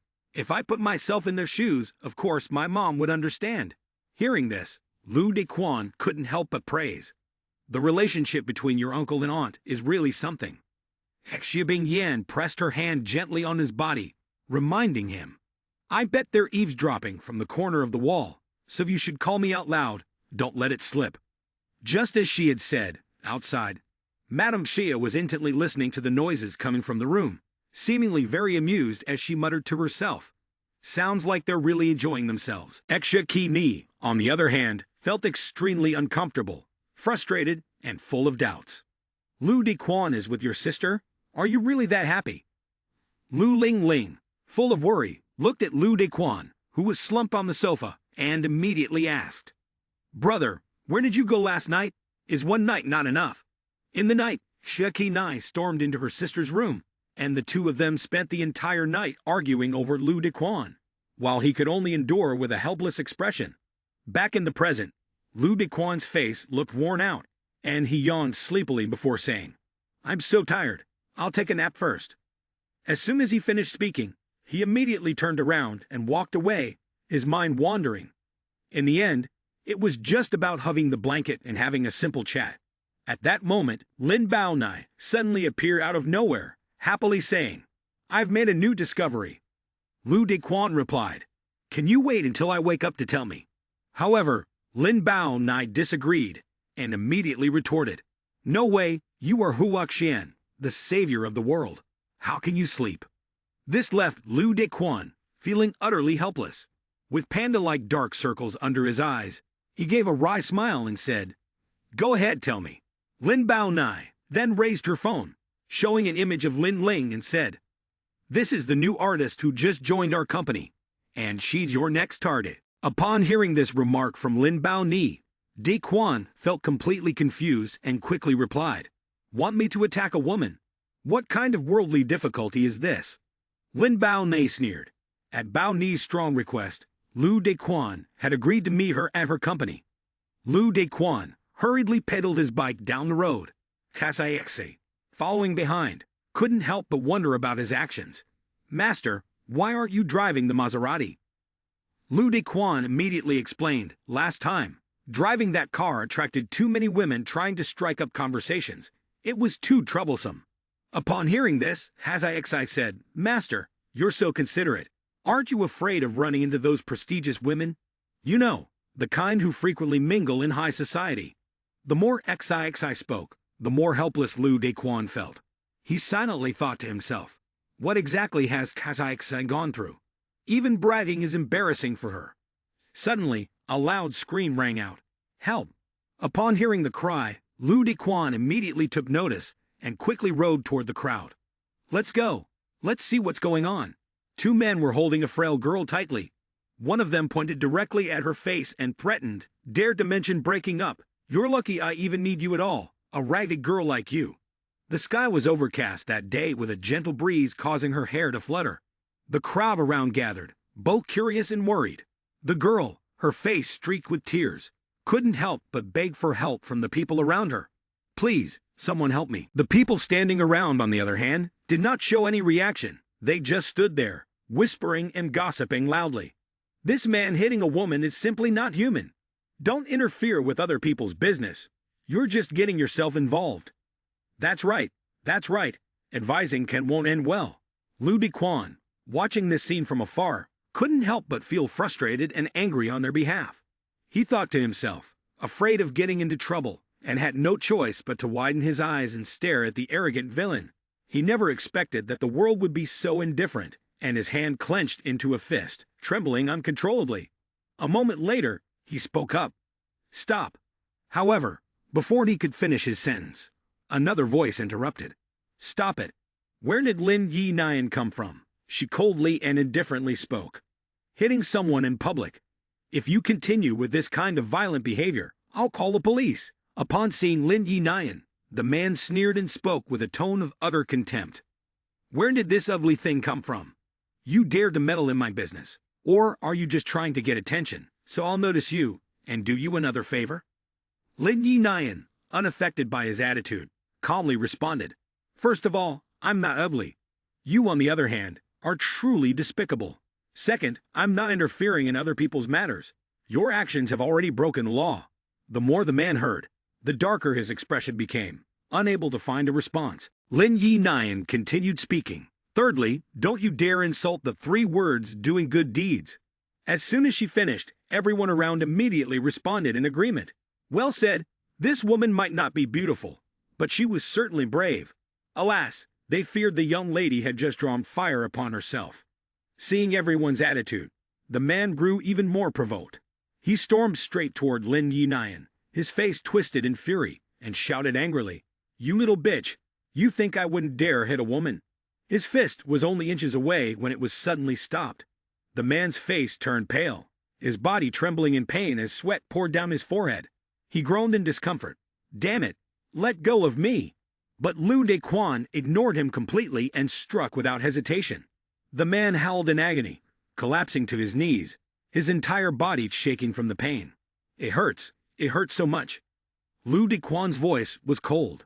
When you hit others, did you ever think they didn't feel pain? What goes around comes around. Yet the man, still ignorant of his place, glared up with his sweat-drenched face, and roared defiantly, That man must be your lover, huh? If you got the guts, tell me your names. I'll bring my brothers and deal with you. Neither Lin Yinan nor Lu Dequan showed the slightest hint of fear. They calmly stated their names. Lin Yinan, Lu Dequan. The man with a pale face, drenched in sweat, spoke up. This man is your lover, isn't he? If you have the guts, leave your name, and I'll bring my brothers to take care of you. Lin Yinan and Lu Dequan, however, were not afraid in the slightest by this statement. They directly introduced themselves as Lin Yinan and Lu Dequan. Lu Dequan spoke up. How do you want to deal with this scum? Lin Yinan immediately responded. Trash belongs in the trash can. As soon as her words finished, the man was swiftly thrown into the trash can without any chance of resistance. Lu Dequan cheerfully said, You're such a brave and passionate girl. I'm glad to have met you. Lin Yinan smiled and replied, I'm glad to have met you too. I have to go now. But if fate allows, we will meet again. Watching Lin Yinan leave, Lu Dequan couldn't help but think to himself that this girl wasn't bad at all. Sai Xe, who had been standing nearby, immediately chimed in, My lord, although she's kind-hearted, her appearance isn't impressive. She doesn't seem to have the superior beauty luck. Upon hearing this, Lu Dequan felt utterly helpless. His face darkened, and he said, Don't treat me like some kind of stud. I simply think her personality is admirable, and she has a strong presence. Xixi reminded him, My lord, you should quickly meet the beauty that Sister Bao Nai introduced to you. Don't be late for the first meeting. Elsewhere, men in women's clothes were scattered all over the floor, accompanied by sounds of moaning. Don't touch there, it itches so much. At that moment, Lin Ling was tangled in a passionate affair with the dark left envoy. Dark evil envoy, while sucking on Lin Ling's shoulder, spoke up, raising his voice a little to express his satisfaction. At this point, Dark Evil Envoy shifted his attention to Lin Ling's delicate white neck. Lin Ling's face turned a deep shade of red, and hesitantly he replied, Ah, yes, this is the office. Dark Evil Envoy calmly responded, This is much more stimulating. After a brief moment of passion, Lin Ling dressed himself again and said, I have an important matter to attend to today. Dark Evil Envoy asked, Is Lu Dequan coming? Lin Ling immediately answered, Bao Ni has arranged for him to come in my place. He will arrive shortly. He was curious about the appearance of the person who was at odds with him. There was, after all, a part of him that was somewhat intrigued. Dark Evil Envoy, patting Lin Ling's backside, chuckled and said, Proceed with the plan. Take care of what you need to do. Lin Ling, seemingly a little intimidated by his words, shuddered slightly and, forcing a smile, replied, Understood, I will follow the plan. At the meeting spot, Lu Dequan and Xixi entered. Xixi, observing her surroundings, remarked, Wow, the entertainment company really has a lot of beautiful women. Master, you've hit it big. Having an entire floor to yourself like this, you're sure to leap to a whole new level. Lu Dequan's face suddenly turned pale with confusion. He turned to ask, Xixi, didn't you say you've been around many of the great Huaqian masters? Why you always act like you've never seen the world before?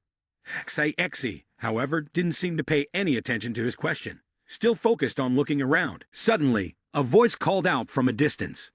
Lu Dequan. Lin Bao Nai cheerfully called, Over here. As she spoke, she waved her hand to greet Lu Dequan. Lu Dequan approached and said, Sorry, I got delayed on the way here. I'm a bit late. Lin Bao Nai replied, Ah, how could you be late on your first meeting with a girl? You can't do this. As she spoke, she quickly pushed Lu Dequan away.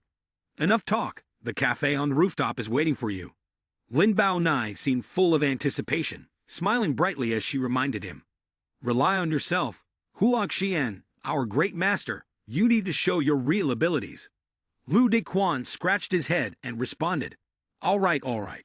Long couldn't help but silently praise Lin Bao Nai's beauty. She's so cute. Xixi, standing beside him, also spoke up. Master, she truly is a fine Huaqian prototype.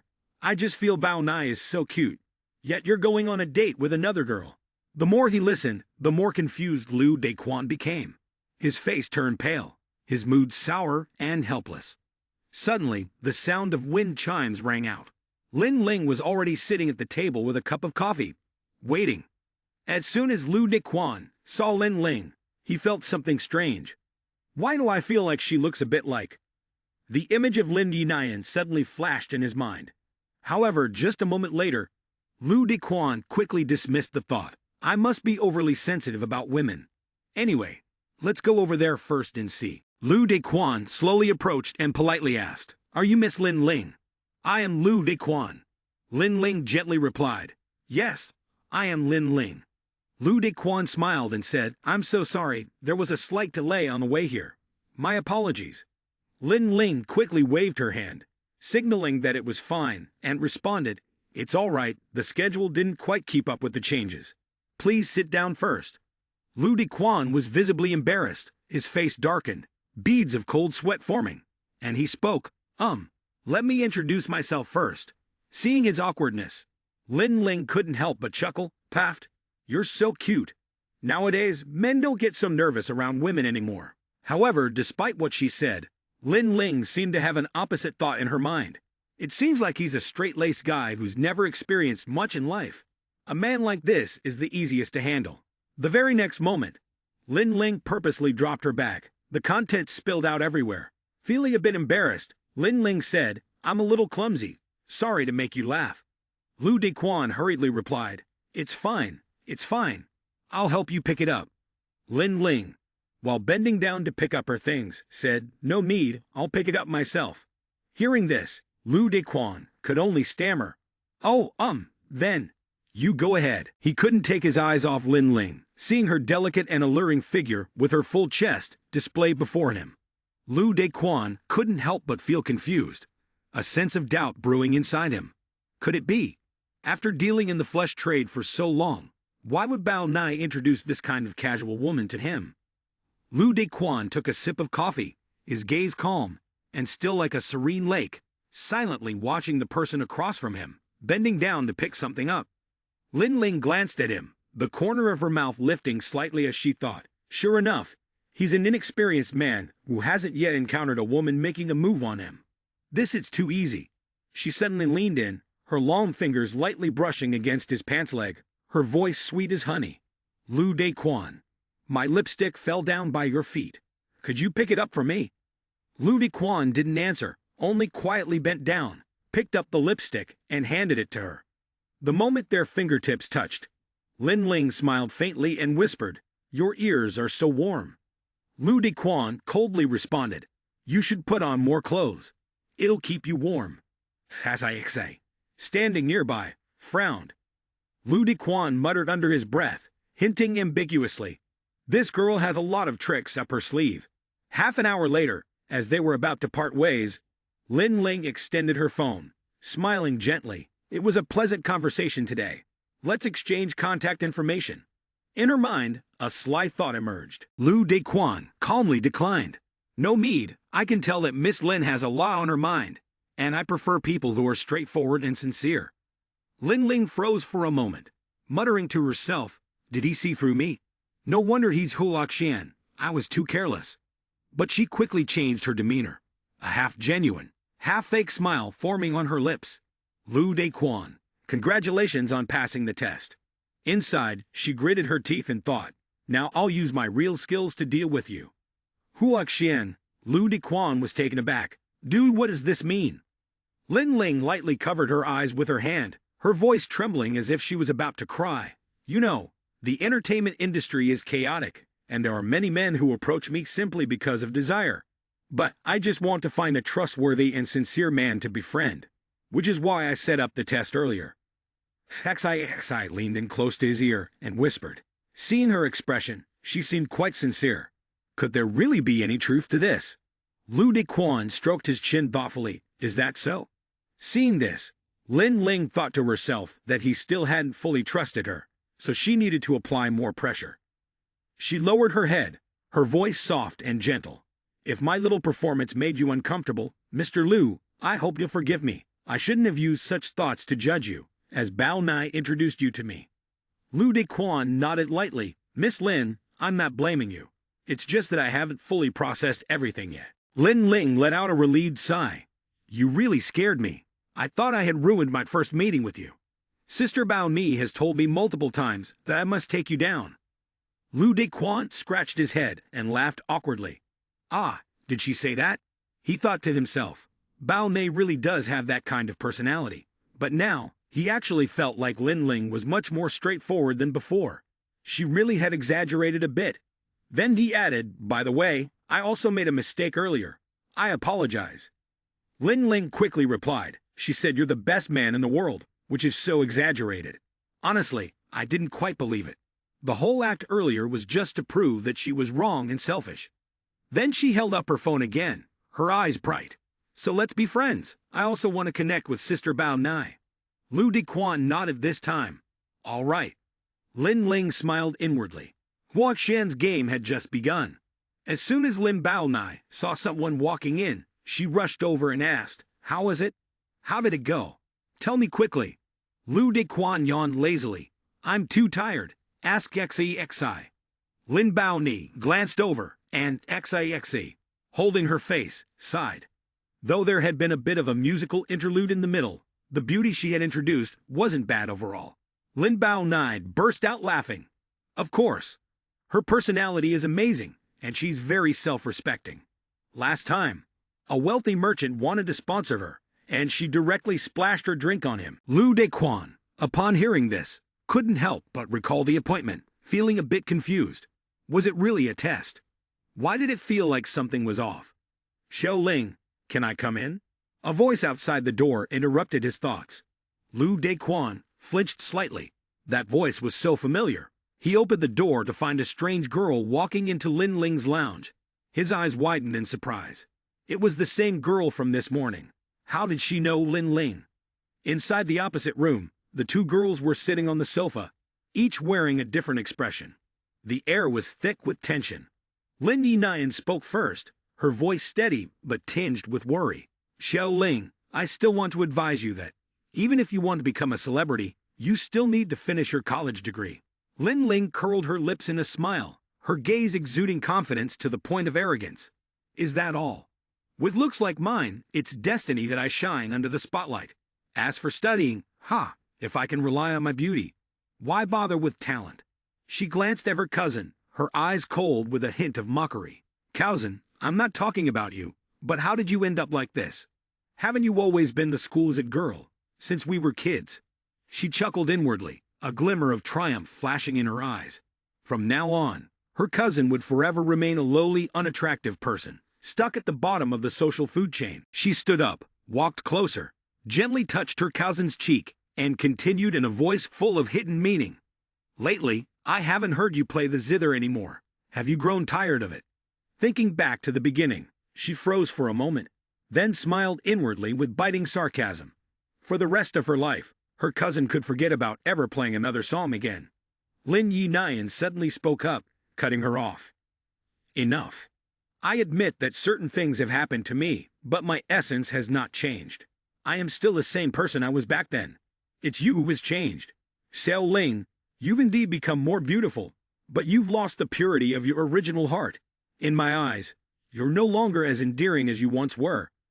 Lin Ling's anger flared, her voice sharp. Shut up. With the way you look now, what right do you have to judge me? Lin Yinan only sighed softly and rose to her feet. Xiao Ling, think it over for yourself. I'll be going now. As she opened the door, her cousin was startled to see someone standing in the hallway. Lu Dequan stood there with an awkward smile. What a coincidence, he said. Lin Yinan frowned and asked, What are you doing outside the door? Lu Dequan raised the item in his hand as an excuse. I came to bring this to Lin Ling. The conversation he had just overheard in the room suddenly replayed in his mind. Lin Bao Nai looked at him and gently reminded him. That's right, you haven't given Lin Ling a meeting gift yet, have you? He hesitated slightly. Immediately after that, Lin Bao Nai handed him the gift she had already prepared. I knew you wouldn't be aware of this, she said. The gift is already ready for you, and it's not too late for you to give it to her now. He quickly took it and walked into the next room, silently thinking, all right, I'll go right now. He thought it was a good idea. When delivering it, he might discover something unexpected. As he approached the door, he could already hear the loud sounds of an argument inside. Lin Yinan nodded and softly asked, Is it Lu Mequan? Inside the room, upon hearing the sound, Lin Ling hurriedly changed her expression, and a gentle smile immediately appeared on her face. "Did you really prepare a gift for me?" She rushed to the door, her eyes lighting up when she saw the packaging. From the looks of it, the gift seemed to be from a new product line of a high-end brand. Lin Yi Nian was surprised and looked at the two of them. They knew each other. Lin Ling smiled sweetly, wrapping her arms around his. "Let me introduce you. Lu Brother, the CEO of Yuwen Pavilion, the largest cosmetics company in Nation, and also my current boyfriend." Lin Yi Nian glanced at him, softly said a word, and then walked away. "Lu Dequan, I won't pry into your personal matters, but let me remind you of one thing. This cousin of mine is still a student." After speaking, she stepped out of the room. Lu Dequan hesitated, intending to follow her and explain, but his hand was held back. "Lin, young lady, it's not what you think." Lin Ling firmly gripped his arm, her voice stern. "You're not allowed to go." Lu Dequan frowned, confused. "Lin, young lady, what are you doing?" Lin Ling lowered her voice as if reproaching. "We had an argument, and you must have heard everything from outside the door." Lu Dequan scratched his head and smiled, a little embarrassed. "I honestly can't hide it. I did hear everything." Lin Ling sighed, pretending to be helpless. "Do you know why I hate her so much?" But inside, she was already plotting. That little schemer Lin Yi Nian had ruined her plans. It seemed like she had no choice but to make the first move. Lu Dequan shook his head and said casually, "I don't know. After all, this is our first time meeting. You don't need to tell me everything." Lin Ling stubbornly replied, "That's not possible. You're my date. I can't let you get the wrong impression of me just because of a misunderstanding." Lu Dequan just smiled faintly. "You really are straightforward." Lin Ling sat down on the sofa, her voice serious. "Of course, the more direct you are, the more effective it is." Lu Dequan nodded, seemingly agreeing. "That's true. Well, go ahead, tell me." Lin Ling's gaze gradually darkened, and her voice lowered. "We used to be good sisters." Lin Ling slowly recounted, her voice as if pulling back the curtain on a distant past. "When we were little, my cousin was a beautiful swan, and I was the ugly duckling. But that never affected the bond between us." In her mind, the image of the two little girls playing together in the yard was vivid. The golden sunlight poured over her cheeks, giving them a rosy glow. Lin Yi Nian chuckled softly. "We will take care of you for the rest of your life." Lin Ling nodded seriously, "Okay." She continued, her voice tinged with a hint of bitterness. "As she grew up, she became the pride of everyone, while I only deserved to be in some cold, forgotten corner." That day, Lin Yi Nian looked into the mirror, stunned. "Who is this?" Lin Ling stepped closer, her voice gentle yet distant. "Sister, this is you. A year ago, you suddenly contracted a strange illness, with hormone imbalances that changed your appearance. As for me, through sheer effort, I've transformed. The treatment we received has completely turned our lives upside down." Her tone remained even, but her eyes grew darker. "My cousin couldn't bear this blow, and now she looks at me with disdain, constantly provoking me. What's hardest to accept is that she always claims she's doing it for my own good, but never once considers my feelings." Lu Dequan silently realized what had been wrong all along. He stepped forward, placing a hand on Lin Ling's shoulder, speaking earnestly. "Lin, young lady, as long as you keep your original intentions, any profession can have its experts." Xie, standing beside them, sighed. "Again, it's jealousy." Lin Ling nodded resolutely. I think so too. That's why I won't back down." Lu Dequan made an excuse to leave. "I still have some things to take care of this afternoon. I'll go ahead. You rest well, and we'll talk online if anything comes up." Lin Ling smiled lightly and responded, "All right." As the door closed, the smile on her face suddenly turned cold and calculating. Seeing this, he had completely trusted her. Back then, in order to win people's favor, I studied psychology. Pretending to be a gentle and fake green tea type would be easily seen through. Being straightforward and half sincere, half deceptive, while scheming in a way that respects a man's IQ, is the more advanced tactic. Lu Dequan hurriedly left the building, his steps quick as if there were flames at his heels. He climbed into the car and drove off without hesitation. Xie, who seemed not to understand the situation, asked, "Lord, why are you in such a hurry?" Lu Dequan answered briefly, his tone serious. "Looking for someone. Curious, I asked again, "Who are you looking for? You seem to care a lot." He hurriedly said, "Lin Yi Nian, help me find her." Ixag flew up and blocked the front of the car, stretching out her arms to stop him. "Lord, are you really falling for her? Do you want both sisters? Lord, what exactly are you thinking?" Lu Dequan slammed on the brakes, his gaze cold as he looked straight at Kaxai. Lin Ling must be hiding something. Kaxai scratched his head and murmured softly, "But isn't Lin Ling quite good? Beautiful, straightforward, pure, and not fake." Lu Dequan said solemnly, "To evaluate a person, it's not about listening to what they say, but about observing what they do." He slowly continued, "Lin Ling says that Lin Yi Nian is jealous of her and often actively provokes her. But why is it that Lin Ling is never affected? Yet Lin Yi Nian gets hurt, and when everyone just stands by coldly, it is Lin Yi Nian who steps forward to help. A simple, kind heart is something I've seen with my own eyes. Lin Ling is definitely not as simple as she appears on the surface. There is certainly more to the story between the two sisters." Ixag gave a thumbs up in admiration. "Master, you're really amazing." Lu Dequan kept pedaling the bike, laughing as he said, "She thinks she's on the second level, while I'm on the first, but in reality, I've long been on the fifth." Ixag's eyes welled up with tears. "Master, from a naive, good-hearted person who knew nothing about women to now, Ixag is so happy." Lu Dequan blinked, confused. Ixag, what exactly are you trying to say?" At the same time, at the pool, the sound of splashing water and laughter filled the air as a group of girls were playing in the crystal-clear water. Lin Ling lay on a lounge chair, holding a pastry, eating and smiling contentedly. Indeed, sweets made people happy. A short-haired girl approached, looking at Lin Ling with admiration. "Lin Ling, you eat so many sweets, yet your figure is still so good." A long-haired girl quickly added, "Lin Ling probably works out like crazy after eating." Lin Ling burst into laughter. No, I've never exercised before. What's there to exercise? It's too exhausting. It's not for me." The short-haired girl was astonished. "Then how do you still maintain that figure, with such smooth and flawless skin?" The long-haired girl sighed. "It's just luck from heaven. You can't compare. You just can't." Lin Ling sneered softly upon hearing this. "That's exactly it, getting the benefits without doing anything. Becoming someone everyone admires. Someone they can only hope for, but can never have. So lucky." Suddenly, her phone buzzed. Lin Ling looked at the screen and answered the call. The voice on the other end was brief. "Come over here." Lin Ling immediately replied, "All right." Hanging up, she turned to the two girls beside her. "Ladies, I've got to go ahead."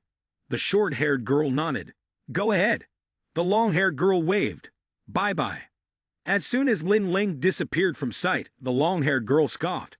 "What's their act all superior about? She's only been an actress for a few days, and now she's looking down on everyone like this." The short-haired girl furrowed her brows. "Let me look into it and see if there's anything bad we can dig up on her." Meanwhile, in the room, Lin Ling was already seated on the bed, her face relaxed, her eyes glimmering with allure, her voice as sweet as honey. "Master, you finally remembered me?" Lin Ling. Darkened voice smiled coldly, his gaze as dark as a deep abyss. Recently, he had been occupied with something important. Otherwise, how did he not find you? "My little stray cat." He tilted his body, reaching out to grab Lin Ling's ankle, causing her to scream. His voice was low and hoarse, brimming with pressure. "How is it going with Lu Dequan?" Lin Ling shrank her shoulders, lowering her voice to report. "That Huaxian has sharper eyes than most men, but that's all. 8 parts of him are already in my grasp." He gritted his teeth, and his hand immediately tightened around her neck, his eyes flashing with disappointment and anger. 8 parts? What I need is 10. Lin Ling was horrified, her face turning pale, her voice choked. "Cough, cough, I will succeed." He released his grip, his eyes indifferent, but as cold as ice. "Don't forget, I chose you from the beginning. The exchange of your life and Lin Yi Nian's was a calculated decision. Your ambition is to stop at nothing to achieve your goals." He lifted her chin, his voice sinking like a death sentence. "I'll give you another half-month. Make Lu Dequan fall in love with you. If not, then go back to being a worm under the sewer once more." Lin Ling trembled, bowing her head. Yes, master. In that moment, thinking of those two faces, she ground her teeth. Whether it's Lin Yi or Lu Nequan, you're nothing but stepping stones on the path to my success. At that moment, in a dark alley, a tense female voice echoed. What are you planning to do? The brutish man pushed Lin Yi to the ground, shouting angrily, You filthy woman, behave yourself. One of his subordinates ran over, lowered his head, and reported, Boss, we still haven't found that person named Lu Dequan. The boss gritted his teeth in frustration. Can't even handle such a small matter. Lin Yi backed away, her eyes wide in disbelief. It's you. He glanced at her before sneering coldly. Then go ahead and start with her. During the day, they take turns enjoying themselves and causing trouble. There's no doubt they're accomplices. Another man nodded in agreement. Fine. He shoved the phone into her hand, dialing her boyfriend's number, demanding she call him to come save her. Lin Yi shook her head, her gaze resolute. I don't know him. Even if I did, I wouldn't call him. Suddenly, a sharp pain shot through her wrist as her bracelet was yanked off. She screamed, My bracelet. A wave of sweet memories rushed in. Lin Yi muttered, That was the most precious gift Xiao Ling gave me. Lin Ling's voice echoed sweetly, Sister, this is a bracelet I made myself. One for you, one for me. We'll always be the best of sisters. Lin Yi smiled happily. Xiao Ling, you're so thoughtful. I'll wear it forever. The memory vanished as the present came crashing back with a furious shout. You dare talk back to me. Lin Yi staggered back, trembling. Stay away from me. The boss frowned as he looked at her. What's wrong with her? Clearly just a fat girl, yet she gives off some kind of noble air. He stepped forward, grabbed her hair, and yanked it hard. Damn fat girl, how dare you look down on me? But at that very moment, a pair of warm arms wrapped around her, shielding her from harm. Lin Yi froze. Why was he here? Lu Dequan's gentle voice sounded beside her ear. Here to save you. A fragment of memory flashed before her eyes, echoing shouts blaring through loudspeakers. The kidnappers were yelling. Lu Dequan, your little sister is in our hands. Show yourself now. Lu Dequan and XIXI were hiding nearby. XIXI gritted her teeth. Truly, utterly shameless. At that moment, the boss's voice cut through his thoughts. Lu Dequan, so you finally showed up. Didn't expect you to have such heavy tastes. Actually taking a fat girl as your lover. Lin Yi panicked, covered Lu Dequan's eyes. Go hurry, there are too many of them. You'll get hurt. Lu Dequan smiled faintly, his tone calm and reassuring. Just a few lowlifes. It'll be over in a minute. Right after that, screams rang out one after another. Spare me, hero. I was wrong. Lu Dequan looked down at the men sprawled out like dried fish and shook his head. 15 seconds faster than expected. These two groups of thugs are really pathetic. Xiaixai clapped her hands and laughed loudly. Our lord's abilities have improved again. This must mean you've had some romantic luck lately. Could it be that Lin Ling girl? Lu Dequan smirked, his eyes narrowing slightly. I think it's better to leave it. It's beautiful, but it has no soul. XIXI raised both thumbs up, as expected from Huaxian, with high standards and strict demands. A female voice suddenly interrupted the conversation between Lu Dequan and XIXI. Lu Dequan. Lu Dequan turned around in shock, his voice stammering as if he couldn't believe his ears. Why you? Who are you? Xiaxi's eyes lit up, as if she had just discovered a treasure of flawless beauty. The girl smiled awkwardly, her gaze slightly embarrassed, but still emanating a familiar gentleness. I'm Lin Yi. You just saved me. Xiaixi and Lu Din both widened their eyes in surprise. He whispered, Could she have changed her face? At this moment, Lin Yi touched her face, a look of panic passing through her eyes. My face, my body, it's like it's healed. In a luxurious bathroom, Lin Ling, relaxing in a warm bath, suddenly shivered, as if something inside her body was twisting. She quickly grabbed a mirror. This isn't me. Back in the alley, Lin Yi anxiously asked, What's going on? Lu Dequan coughed lightly, reminding her. Your clothes. Lin Yi quickly adjusted her clothes, her face turning red. How embarrassing. Lu Dequan scratched his head, his face filled with confusion. How did she change so suddenly? Lin Yi recalled that she had once been a beautiful girl who loved playing the zither and painting. Lost in thought for a moment, she finally spoke softly, as if telling her own story. I don't know. I guess I've always been this way. Lu Biquan widened his eyes. Then why were you like that before? Lin Yi lowered her gaze and replied quietly, because I suddenly developed a strange illness. After that, I began gaining weight and became less attractive. No matter how carefully I managed my diet, nothing seemed to help. What did the doctor say? Lu Biquan asked. With a trace of sadness in her voice, Lin Yi answered, the hospital couldn't find the cause. They said it might be a hormonal imbalance. Lu Biquan thought for a moment. That matches what the two sisters said. It seems Lin Ling wasn't lying. Sad Xi whispered gently. But Lin Ling doesn't seem like a bad person. Lu Biquan frowned, his tone turning serious. This isn't as simple as it looks. When something unusual happens, there's always a reason behind it. He then asked, by the way, what did your cousin Lin Ling look like before?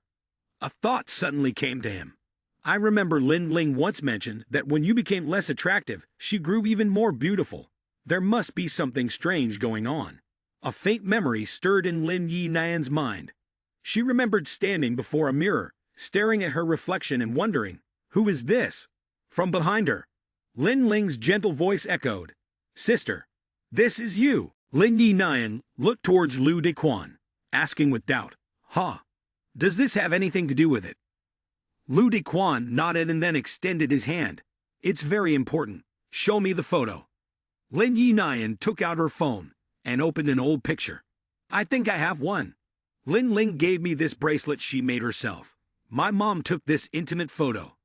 Lu Biquan stared intently at the photo, his gaze revealing clear astonishment. The way Lin Ling looked then and now was so different. It was as if it were someone else. Xi covered her face, screaming in despair, and even makeup from Nation N. Beauty enhancement from Nation K. And even the looks from Nation H couldn't compare to the effect this had. At that moment, Lu Biquan's eyes suddenly brightened, and he finally saw the issue with the bracelet. He stepped forward, his gaze steady but resolute, and gently took her hand, making Lin Yi startle and step back half a step. She stammered, unable to hide the confusion in her eyes. He did not answer right away, instead lowering his head to look at her wrist, where the pale gold bracelet shimmered under the lights.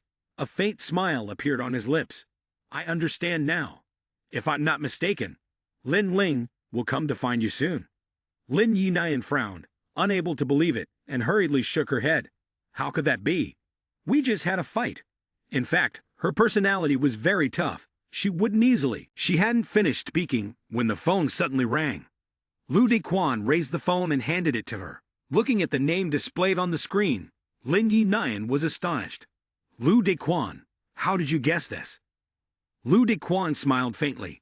Not only did I know she would call you, I also know exactly what she wants to say. At the same time, in another place, in a cold room, Lin Ling stared at the phone, still unanswered, her eyes filled with worry and impatience. Answer the phone. Why aren't you picking up?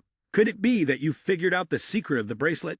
A memory, sharp as a knife, sliced through her consciousness. Back then, in the yard of her house, she had angrily kicked the small dog that was trembling. Go die. Lin Yi, why did she always get everything good? It would be so much better if she were dead. Suddenly, a voice came from behind her. A man walked toward her. He was the dark, evil envoy. I can help you. I can help you take everything she has, as long as you become my servant. Lin Ling took a step back, suspicious. Why should I trust you? The dark, evil envoy chuckled, his laugh light like a breeze brushing past, then took out two bracelets that shimmered with an eerie golden light and said, These bracelets, if you and she both wear them at the same time, everything about her, whether her appearance or her talents, will belong to you. No matter how hard she tries, it will only make you even more outstanding, while she will lose everything. Lin Ling stared at the bracelet, her eyes gleaming with burning ambition. Exchanging lives, I like that. Without hesitation, she knelt down, lowering her head before him. I am willing to become your servant. Dark evil envoy crossed his arms in front of his chest, looking at the one kneeling at his feet. Don't disappoint me. Then the memory ended, and Lin Ling gently shook her head, as if trying to shake off the uneasy feeling creeping in her chest. She murmured, "It can't be.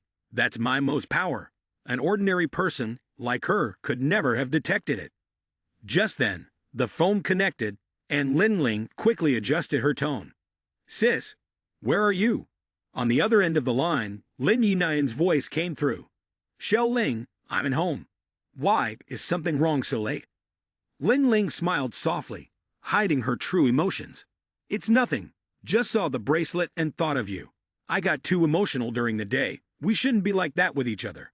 Lin Yinayan replied, "It's fine. I didn't take it to heart." Then, Lin Ling squinted, her tone shifting to a more probing one. "Is your bracelet still on?" Lin Yinayan was about to respond, but Lu Dequan quickly handed her the phone, and a message appeared on the screen. She understood and nodded lightly before lying. "The bracelet got a little dirty, so I took it off to clean it." Hearing this, Lin Ling nearly shouted, "Put it back on quickly. That's something I made with my own hands. Don't lose it." Lin Yinayan nodded. "All right, I'll put it on right away. Xiao Ling, go to bed early, I'll rest now." Lin Ling slowly placed the phone down, a smile curving at the corners of her lips like a poisonous flower. "Master said, as long as you wear it for a full year, the dark power will completely seep into your body, and you won't need the catalyst anymore. Only 3 more days, and it'll be a full year." She laughed loudly, the sound echoing in the dim room. "Haha, Lin Yinayan, you will become the fertilizer for my beautiful flower, forever." Elsewhere, after the call ended, Lin Yinayan gently set the phone down, her gaze heavy with sadness. He had guessed correctly. Xiao Ling had called, just as expected, asking about the bracelet. Lu Dequan looked at her, his gaze sharp but softened by a hint of tenderness. "Thank you, for trusting me, for cooperating with me in this act." Lin Yinayan lowered her head, her voice soft like the breeze brushing across the surface of a lake. "Because I trust someone who has saved me time and again, someone who has no ill intentions. But in the end, why do you want me to lie to Lin Ling?" Lu Dequan slowly replied, "You started to deteriorate the moment you put on that bracelet. Just now, when the thug had dropped her bracelet, her appearance had returned to normal. Was she still not able to figure it out?" Lin Yinayan blinked in surprise. "Are you saying that Xiao Ling wants to harm me?" Lu Dequan nodded. Even though they were sisters, human nature could not be trusted. Lin Yinayan clenched her fists, her eyes glimmering with hurt and anger. "Now I'm going to find Xiao Ling and make it clear." As she turned around, her arm was grabbed. Lu Dequan's calm voice came from behind. "Wait, Lin Yinayan, there's something I need your help with." Lu Dequan scratched his head, a little hesitant. This matter was quite complicated. Lin Yinayan tilted her head to look at him, her gaze unyielding. "Then make it quick." Lu Dequan patiently explained the details of the connection between Huaxian and charmed demon XEXI. Lin Yinayan sighed lightly. "Every time you have to explain it, Your Excellency is really too patient." Half an hour later, Lu Dequan finally let out a breath of relief. That was the whole story. Lin Yinayan was stunned, covering her mouth in disbelief. "It really sounds like something out of a comic book. I'm still finding it hard to accept." Lu Dequan pointed to the bracelet and said, "Isn't this the best evidence?" Hearing this, Lin Yinayan put the bracelet back on her wrist and said, "If I really do start to look bad, then I'll believe you." After a while, feeling her body gradually changing, Lin Yinayan anxiously said, "It really is gradually changing." Lu Dequan quickly shared his thoughts. "The dark artifact that harms people little by little must have come from my Mo. Miss Lin Ning's cousin must be involved with my Mo." Lin Yi sighed sadly, never expecting that the gentle and enthusiastic Xiao Lin from before would have turned into someone like this.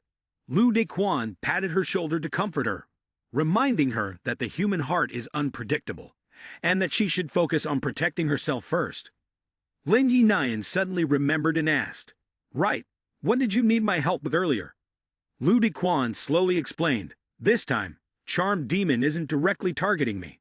Moreover, he didn't expect the two of us to meet, so I have no idea what his plan really is this time."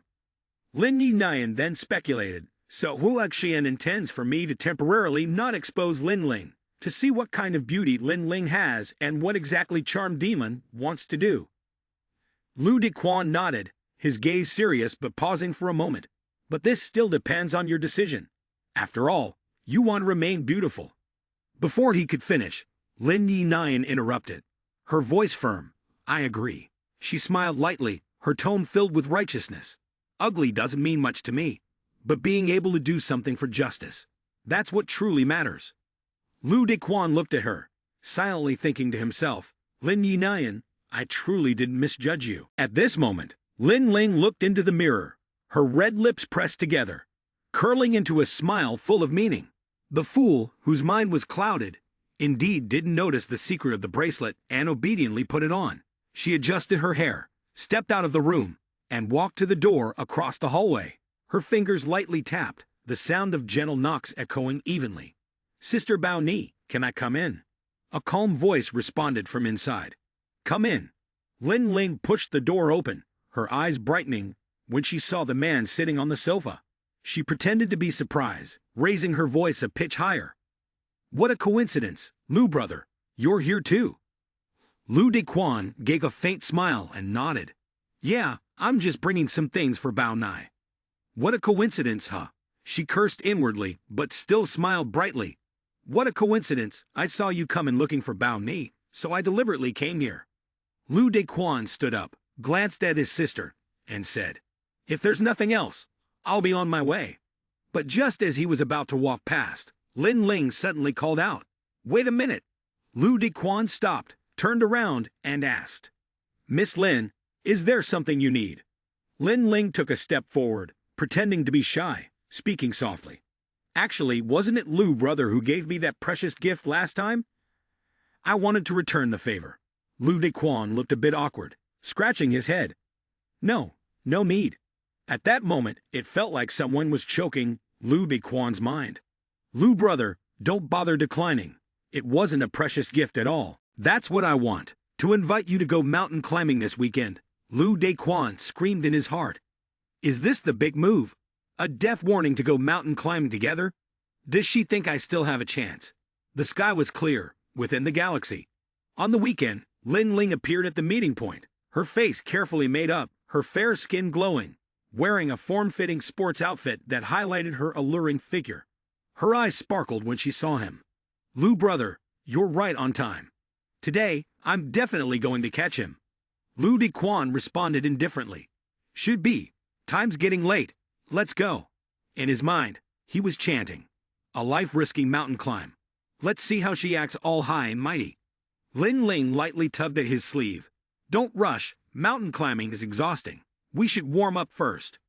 Lu Dequan nodded in agreement. Good point. Let's warm up then. As soon as he finished speaking, he started stretching his limbs. Taxixe, standing nearby, suddenly screamed in alarm. Master, look over there. He turned around and almost choked.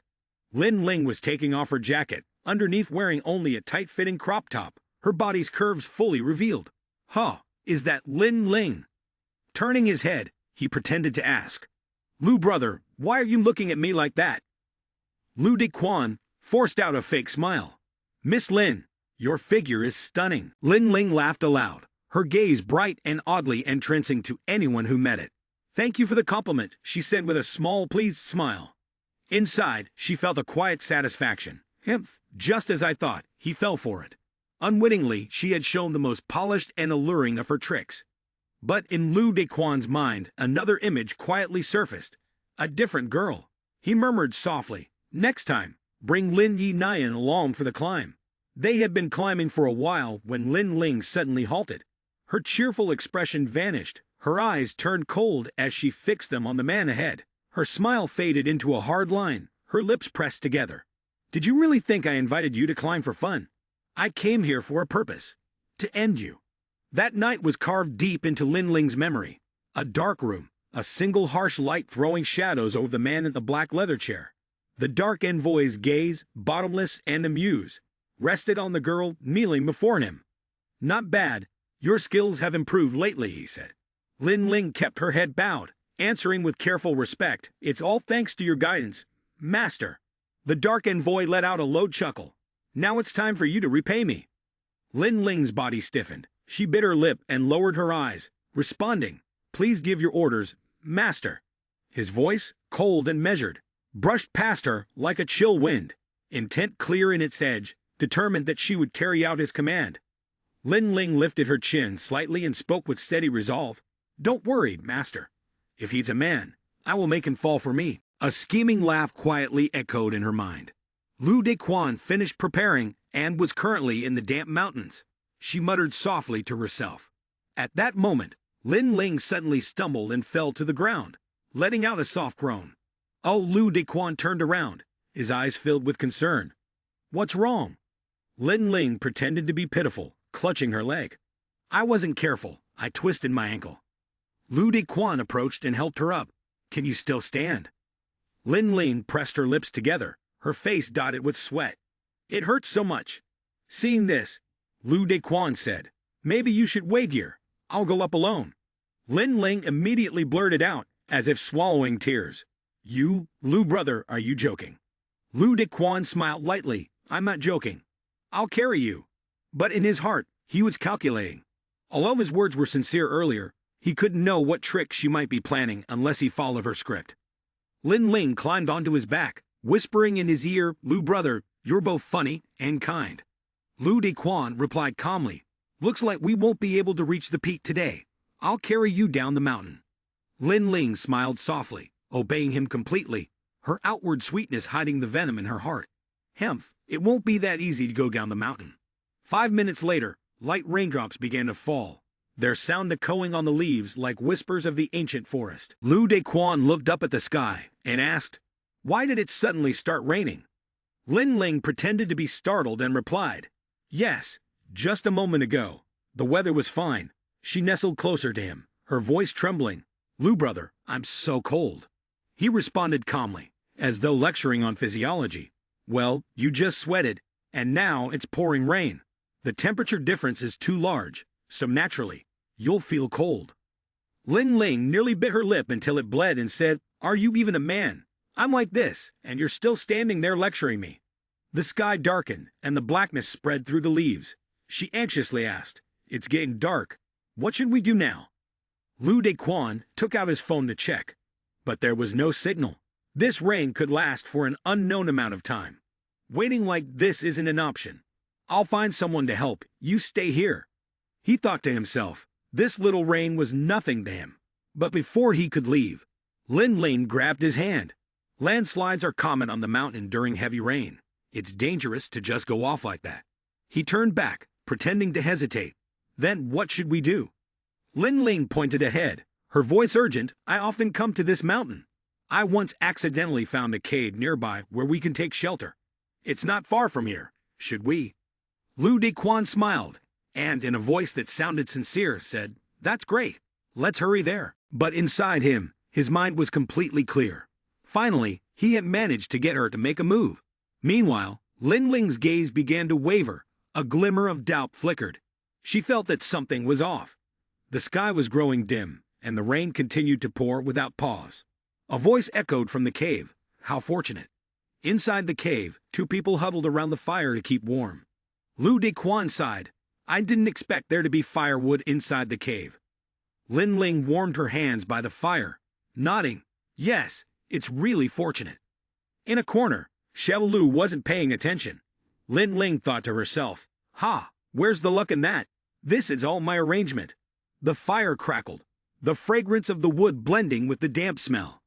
Lin Ling said, "This is not ordinary wood. It's the branch of a southern pine." As soon as she spoke, Lin Ling glanced at Xiao Lu and secretly smiled. "The master says Fuaxian is immune to all poisons, but this type of southern pine branch is not toxic. It's commonly used as a tonic, strengthening yang energy. And for Huaxian, whose yang energy is abundant, it has the best effect for stimulating passion." No sooner had she finished thinking this, Lu Dequan's body began to react. He waved his hand as if to fan himself. "Why do I feel so hot?" Lin Ling covered her mouth, and with a concerned tone, asked, "Oh my, Lu brother, why are you sweating so much?" "Oh, why you feel so hot?" Finishing her words, she moved closer and placed her hand on his forehead to check. Lu Dequan was so flustered he couldn't speak. Oh no, her hand! His body felt like it was being thrown into a pile of fire. He was lost in thought. Feeling too hot, too uncomfortable. Lin Ling called his name. Lu Dequan. Her voice was like the mountain wind, sweeping through his mind, and he instinctively reached out to hold her. It's so cool, I want more of this. When his awareness returned, Lu Dequan was holding her around the waist, his face flushed with embarrassment. He immediately withdrew his hand, keeping a distance from Lin Ling. Sorry, Miss Lin. Seeing his reaction, Lin Ling smiled faintly. She then controlled her expression and began to question him. Lu brother, what's wrong with you? I was just trying to show concern. Lu Dequan sat in the corner, raising a hand to stop her from coming any closer. Stay away from me a bit, that's the best way you can show concern. Lin Ling sat down as he asked, but she couldn't hide her smile. All right then, Lu brother, you should calm down a bit. After saying that, she picked up a log and murmured to herself, let me add some more fire and see how long you can hold out. On his side, Lu Dequan's mind was no longer clear. He hugged his chest, feeling confused. What's going on? It feels like I want to do something. Tai, realizing the urgency of the situation, appeared and warned him. The situation with the master seems like he's been poisoned by a venomous aphrodisiac. But clearly, the master is immune to all poisons. The firewood she added started to take effect. Lu Dequan couldn't help but secretly glance at Lin Ling's body. She leaned against the rock wall, her eyes closed, a satisfied smile still lingering on her lips. He stood up abruptly, walking forward while thinking. Really couldn't hold it in any longer. The rain was getting heavier. Elsewhere, Lin Bao Nai stood by the window, her face full of worry as she thought. With this heavy rain, I wonder how Lin Ling and Lu Dequan are doing. Suddenly, a voice interrupted her thoughts. Bao Ni. Shiki Ni, seeing her in a daze, asked, You seem distracted. Is something wrong? Lin Bao Nai looked at her, hesitated for a moment, then said, Sister Ki Nei, here's the thing. Half an hour later, after hearing the whole story, Shiki Nei couldn't help but reproach her. I don't care if you set Lu Dequan up with another beauty, but with this weather, it's dangerous for them to be climbing a mountain. Lin Bao Nai sat on the sofa, nervously clutching her dress until it wrinkled. I didn't expect it to turn out like this. But Lu Dequan is Huaxian. He should be fine. Shiki Nai stormed toward the door. No matter what, we have to go check on them. Knowing she had some responsibility in the matter, Lin Bao Nai spoke up. I'll go too. In the cave, Lu Dequan was suffering from the effects of the drug, his speech slurring. Miss Lin, He exhaled hotly, cursing himself inwardly. Damn it, my body is completely out of control. Shai Exe, pulling in with all of her strength, said, Sir, the flowers haven't fully bloomed yet. Don't let the hormones cloud your judgment and ruin your purity. Hold on. Lin Ling seized the moment and threw her arms around him. In this situation, no man could possibly hold himself back. I understand you. In fact, I really like you too. So don't feel guilty. Just do what you want to do, she whispered, leaning in to press her lips against his. Lin Ling thought to herself, I don't believe he can resist this asterisk. His nervous system seemed to split into two opposing camps. Lu Dequan's brain screamed, you don't want this, you mustn't. You can't agree to this asterisk. But his body, how could it possibly endure? In the end, he tore at his clothes. I can't take it anymore. With that, he pinned Lin Ling beneath him. She arched her body seductively. Come on, I'm ready. But it wasn't over yet. Lu Dequan suddenly slammed his head straight into a rock wall. He collapsed to the ground, unconscious. Hatsai slapped her forehead. Lord Holakshian, you truly are merciless. Lin Ling was stunned. She hadn't expected him to go to such extremes. Lu Dequan, just to avoid touching me, you go this far. Fine then. Since you've already lost consciousness, killing you now will still serve my purpose. She sneered, picking up a sharp stone from the ground. Pointing its jagged tip toward his head, she felt a twisted thrill bloom inside her. Go to hell, Huaxian. Sin Sim gasped in horror. Lord Huaxian. Just as the stone was about to strike, a shout rang out. From a distance, Jia Qinai and Lin Bao Ni hurriedly ran over. Get out, Qinai shouted, as she immediately assumed a fighting stance. Lin Ling had no time to react. Her pupils contracted. In less than a second, Xia Qinai kicked her, causing her to fall heavily.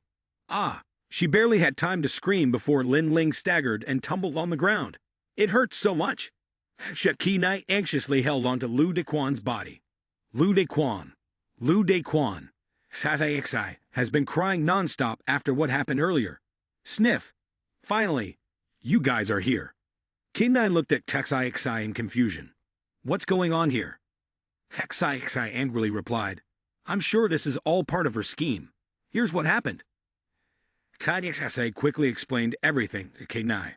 Understanding the full situation, Lin Bao Ni, with her arms crossed and a cold expression, stared at Lin Ling. Lin Ling, why did you try to kill Lu Dequan? Lin Ling looked at Lin Bao Ni and began to play her act. Bao Ni, you've misunderstood. As she spoke, she was calculating something in her mind. Bao Ni is so naive, she can be fooled by a performance. Understand what? Before she could explain further, Shaki Nai stepped forward and delivered a sharp slap. How dare you try to play tricks with my man? Lin Ling's gaze remained innocent. Big sis, why are you getting me out of nowhere? Seeing she was still trying to talk her way out, Shaki Ni had no hesitation in exposing everything.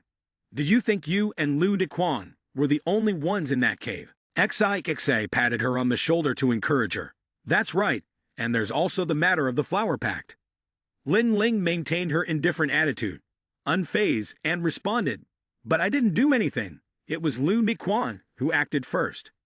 Seeing her confident demeanor, Lin Ling raised an eyebrow. What did that statement mean? Alongside Lu Dequan, there was also Phantom. The image of Taxaixi's phantom self immediately flashed in her mind. Lin Bao Ni, who had heard everything that had happened, shot her an angry glance. Oh, Lin Ling, you can sleep with Lu Dequan, but you can't force yourself on him. Lin Ling froze, her face stiff with disbelief. What kind of logic was that? From a corner, where no one was paying attention, Lu Dequan had already woken up. Oh, his head was killing him. As his vision cleared, the figures of the three girls gradually became clearer in the distance. Lu Dequan was confused. Why were the two of them here? Seeing him approach, Xia Qinai immediately pressed charges. If we hadn't shown up, this poisonous snake would have killed you. Lin Bao Ni, standing beside her, added, Lu Dequan, it's all my fault for not noticing sooner. Lu Dequan waved his hand with a faint smile. It's fine. I've known from the beginning that she's no good. It's just a matter of reeling in the big fish with a long line. He had walked up to Lin Ling and regarded her like a fool. Finally, her true intentions were revealed. Turns out, the reason she approached me was to lure me into her trap and ruin my life. Lin Ling angrily spoke up. Master Huaxian's methods are truly too much, forcing me to reveal myself, so I can't deny it. He coldly questioned her. Since it's been exposed, you surely don't mind telling me. The one behind you, ordering you around, is the charmed demon, right? Lu Dequan began to play the emotional card. So what if it's true? After all, he won't come to save a discarded pawn. Why don't you just take me in, master? After all, my looks and talents are no worse than any of the girls by your side. Sounds fun, doesn't it? She draped her arm round Lu Dequan's neck. He disdainfully shoved Lin Ling away. Everything about her was stolen. It was truly disgusting. She was stunned. Have you already figured it out? Lin Ling wondered. Did he already know the secret of the bracelet too? Before she could think for long, Lu Dequan tore the bracelet off, looking at her with mockery. You should come to terms with yourself. Lin Ling's expression changed. Haha, Master Huaxian, I'm afraid things won't go as you wish. Lu Dequan grabbed her tightly, not giving her a chance to escape. He couldn't believe it. How could her face remain unchanged? Lin Ling squirmed, grinning in satisfaction at the foolish look on his face. As long as I wear the bracelet for 3 years, the dark poison will completely reshape both my body and hers. No more lingering deformities. Haha, you question her. Then what about Lin Yinayan? Lin Ling sneered, her tone smooth and teasing. I advise you to go back and meet her. Otherwise, I can't predict what the consequences will be. Lu Dequan didn't hesitate, running off in a hurry. Before leaving, he instructed the two girls. Please take her down the mountain and watch over her carefully. I had something urgent to attend to, so I must leave now. They nodded, mischievously. Got it.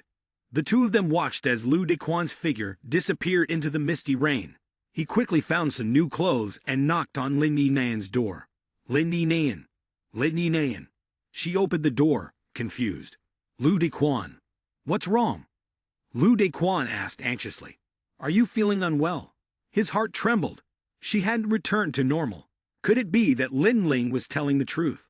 Although Lin Yi didn't fully understand, she still answered. I'm fine. Nothing's wrong. Suddenly, she gasped. Oh, my head hurts so much. Lin Yi clutched her head, about to faint. He rushed over and caught her as she collapsed into unconsciousness. Lin Yi. Lu Dequan quickly carried Lin Yi into a resting room, his impatience growing. She's already consumed my blood. Why isn't she waking up? Could it be that the dose wasn't enough? I couldn't bear to see him in pain. But she had no other choice.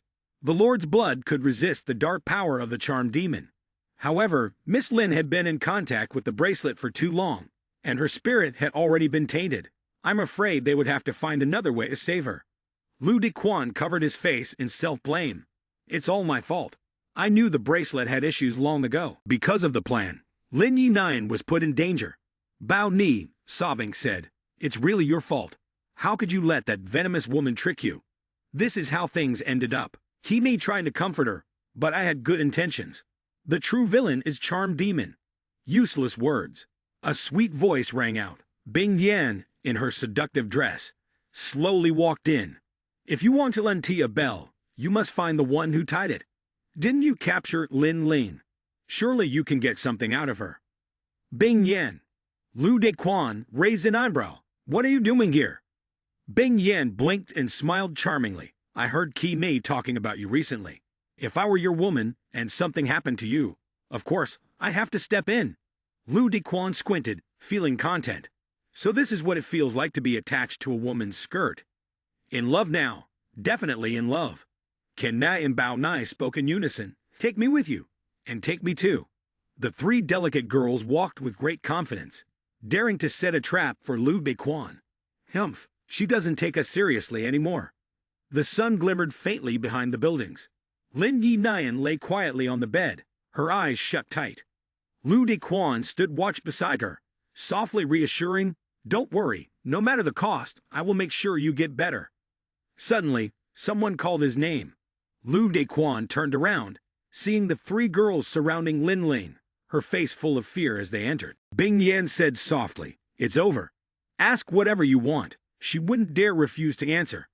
Lu Dequan jumped, his mind reeling. What did you do to her? How did she end up like this? Qi Nai replied cautiously, giving a curt explanation. Of course, women understand other women best. It's simple. Bao Ni chimed in. That's right. You just reaped the fruits of our labor. Above all, Bing Yan's confident expression flashed at everyone. As for the method, leave that to the reader's imagination. Lu Dequan stepped forward. Lin Ling, tell me how I can make Lin Yi regain consciousness. She trembled slightly when he approached.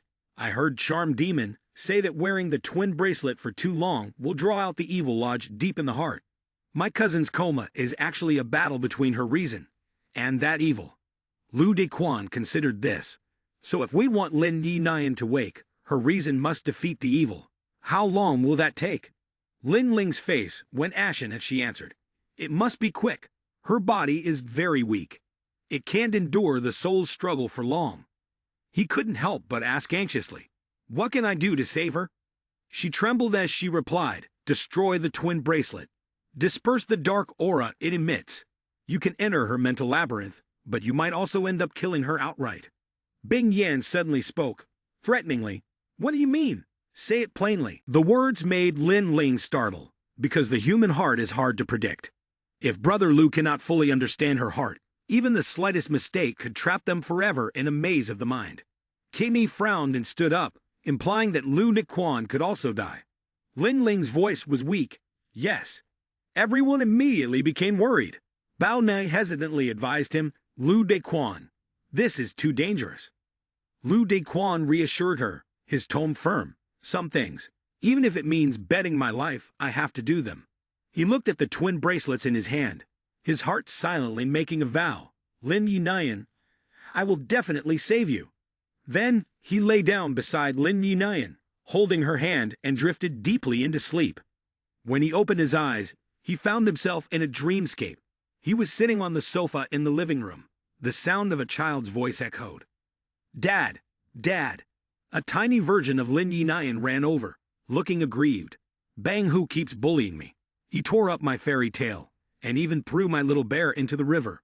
He silently shouted in his mind. "Is this little Lin Yi so cute?" Lin Yi looked at him with tears in her eyes. "Dad, what should I do?" Sob. Lu Dequan pinched her cheek gently, comforting her. "Don't cry, don't cry." He tried to guess his role in this dream. It seemed that the maze of Lin Yi's mind was about playing the role of a parent.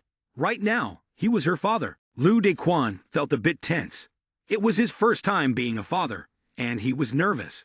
Lin Yi hugged him and coquettishly asked, "Daddy, do you think I should forgive Bangu? Or should I take revenge?" Lu Dequan hesitated, unsure of the answer to this question. Well, that's a good question. He couldn't help but worry. The first test had already appeared, and the choice between good and evil seemed to have a standard answer. But why did it feel so wrong? Looking into the sparkling eyes of the little girl in his arms, Lu Dequan made a firm decision. "Let's go. We'll go teach Bang Hu a lesson. I have a toy in my hand." Lu Dequan sternly warned the boy in front of him. "Bang Hu, isn't it true that you like to destroy other people's toys?" The boy helplessly watched as his toy was snatched away. Hoo. He handed the toy over to Lin Yi. "Yi, as long as you're happy, you can do whatever you want with Bang Hu's toy." The little girl innocently asked, "Can I break it?" Seeing the trusting look in her eyes, he gently patted her head. "Mem, it's yours. Go ahead." He silently thought to himself that if he truly had a daughter, and she were being bullied by a mischievous child, he would never let her sacrifice her own feelings and forgive the wrongdoer. Lu Dequan folded his arms, deep in thought.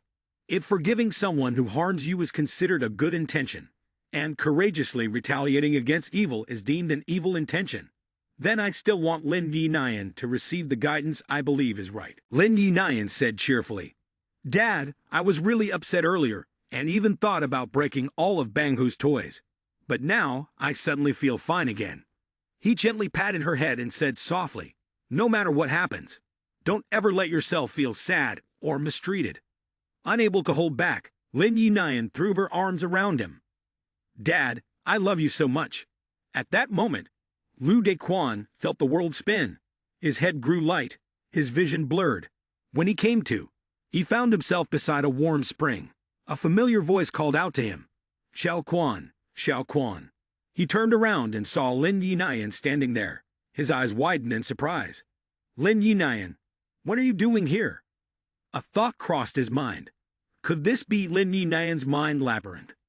Lin Yi looked at him curiously, puzzled by his expression. As he glanced down, realization struck him, and he froze in place. Lin Yi looked worried. "What's wrong? If something's bothering you, please tell me. We're best friends, right?" As she stepped closer, he instinctively tried to keep some distance, feeling a bit awkward. Inwardly, he sighed. I never thought Lin Yi's mind labyrinth trial would feel like stepping into a game. Seeing his actions, she couldn't help but stomp her foot. "Xiao Quan, what are you doing?" Lu Dequan rolled his eyes, feeling a bit embarrassed. He had just woken up and was still a little dazed. He awkwardly twitched the corner of his mouth. It was probably an unconscious movement after shifting from being masculine, and then seeing Lin Yi gracefully tuck her hair behind her ear. "Xiao Quan, could you scratch my back?" Lu Dequan blushed and immediately pushed her hand away. "Huh? That's not a good idea," he muttered to himself. "Why did God make me experience something so strange?" Lin Yi's voice urged him on. "Hurry up, you know the pressure I like the most. You can't refuse and swim away." Lu Dequan repeated in his mind, I'm a girl, I'm a girl, I'm a girl. This is just the bond of close friends, not some kind of indecent game." Suddenly, Lin Yi spoke with a melancholic tone. "Xiao Quan, I have a secret I want to tell you." As he carefully scratched her back, he thought to himself, "Just say it. This secret is probably related to the challenge." Suddenly, Lin Yi turned around, causing him to widen his eyes, and her tone became forceful. "Xiao Quan, I don't want to be a good girl anymore. I want to rebel. I want freedom. Lu Dequan tightly held the towel, watching Lin Yi Nian wrap herself in the towel with great determination. Yi Nian, don't get worked up, just take it slow and talk. She leaned back into the warm water, her voice filled with sorrow. Since I was young, I've always lived within the framework of being a good girl, she sadly recounted, her voice full of regret. Compared to the guzheng, I prefer playing the drums, but adults say that girls who play the guzheng have a special aura. Lin Yi Nian continued to express her dissatisfaction that had been building up for so long. I don't like furry animals, but adults say that good-hearted girls always love small animals. They never paid attention to her feelings. Lin Yi Nian happily shared her wish, her eyes sparkling. I also want to go to a bar, run wildly in the rain, confess to the senior I like, and then suddenly, it turns dark. But those are things a well-behaved, gentle girl shouldn't do. Lu Dequan shouted. Who says that? He sternly admonished her. Is a person's character judged by those things? That's too subjective and shallow. Her eyes widened in confusion. Huh. Lu Dequan, full of logic, comforted her. Not harming others, enjoying your own life, and being responsible for it. How can that be considered bad? His words moved her to tears. He rested his forehead on hers, his voice soft. Don't let others' rules tie you down. He secretly felt excited. Finally, he knew the key to getting out of Lin Yi Nian's mental maze. In his mind, he could see an angel and a demon arguing. The demon whispered in her ear, and if she didn't listen, she was evil. The angel, on the other hand, defended her. What she disagrees with, why should she listen? Lu Dequan could clearly see that Lin Yi Nian had always been torn by an inner conflict, her self-awareness fighting against the external prejudices. Now he could see through this maze. She didn't know whether to be her true self, or to be the version of herself that others saw. Lu Dequan returned to his true self and kissed Lin Yi Nian's forehead. Wake up, Yi Nian. Stick to your own direction, that's also kindness. He blinked lightly and suddenly shouted in realization. Yi Nian. The several girls were chattering excitedly. Lu Dequan, you're finally awake. You scared us to death. Bing Yan even proudly sighed in relief. My man isn't allowed to die unless I say so. As soon as he sat up, he asked, I'm fine. Is Lin Yi Nian awake? Lu Dequan turned to look at Lin Yi Nian, still unconscious on the bed, sticking to herself. Kindness. She suddenly sat up. Dad Xiao Quan. As soon as she opened her eyes and saw Lu Dequan sitting beside her, Lin Yi Nian reached up to touch his face. Dad Xiao Quan, Lu Dequan, they're all you. Lu Dequan. So you understand me like this. It was you who saved me. As soon as she finished speaking, she gave him a passionate kiss. The other three girls in the room watched this scene and nearly exploded in anger. Why do you have to do this in front of us? A moment later, all three girls exclaimed in unison, so beautiful. Lin Yi Nian stepped out in her new outfit, cheerfully waving at them. Hello, everyone. Bao Nai walked over and took her hand. Even though Lin Ling stole your looks, she's nowhere near as beautiful as you. Not even half. Lin Yi Nian maintained a modest demeanor. You're too kind, Bao Nai. She turned to look at the other two girls. By the way, may I ask what your relationship is to Lu Dequan? In her heart, she secretly admired. Are they relatives of Lu Dequan? They're all so stunning. Kei Nai and Bing Yan exchanged looks, hesitating. It's a long story. Cough asterisk. At that moment, Lu Dequan entered, saying, Yi Nian. Lin Ling insists on seeing you. She agreed, so you should meet her. There needs to be some understanding between you two. Lu Dequan, still uneasy, added, You need to be careful. If anything happens, just call me. She looked at him with admiration. Okay, Lu Dequan, you really are the best, most thoughtful man I've ever met. Lu Dequan, flattered by the praise, smiled. It's nothing. Asterisk Asterisk noun, you're making me embarrassed. After Lin Yi Nian left, the three girls glared at him with anger. Lu Dequan, tell us the truth. The girls asked him one by one. Lu Dequan, have you fallen for Lin Yi Nian? Be honest, and we'll be lenient. Resist, and there will be consequences. He broke out in a cold sweat. I have this feeling of being interrogated. Tas Ixi next to him giggled. It's time to test the Great One's desire to live. Lu Dequan thought for a moment before speaking honestly. I do feel that Lin Yi Nian is a very good girl, but even though I think she's great, that doesn't mean she likes me. Bing Yan arrogantly and coldly said, as a man, Xia Bing Yan has seen many people, and yet she still rejects me. Qin Nai spoke fiercely. If she dares to speak ill of you even once, I'll scratch her face. Bao Nai was just as enthusiastic.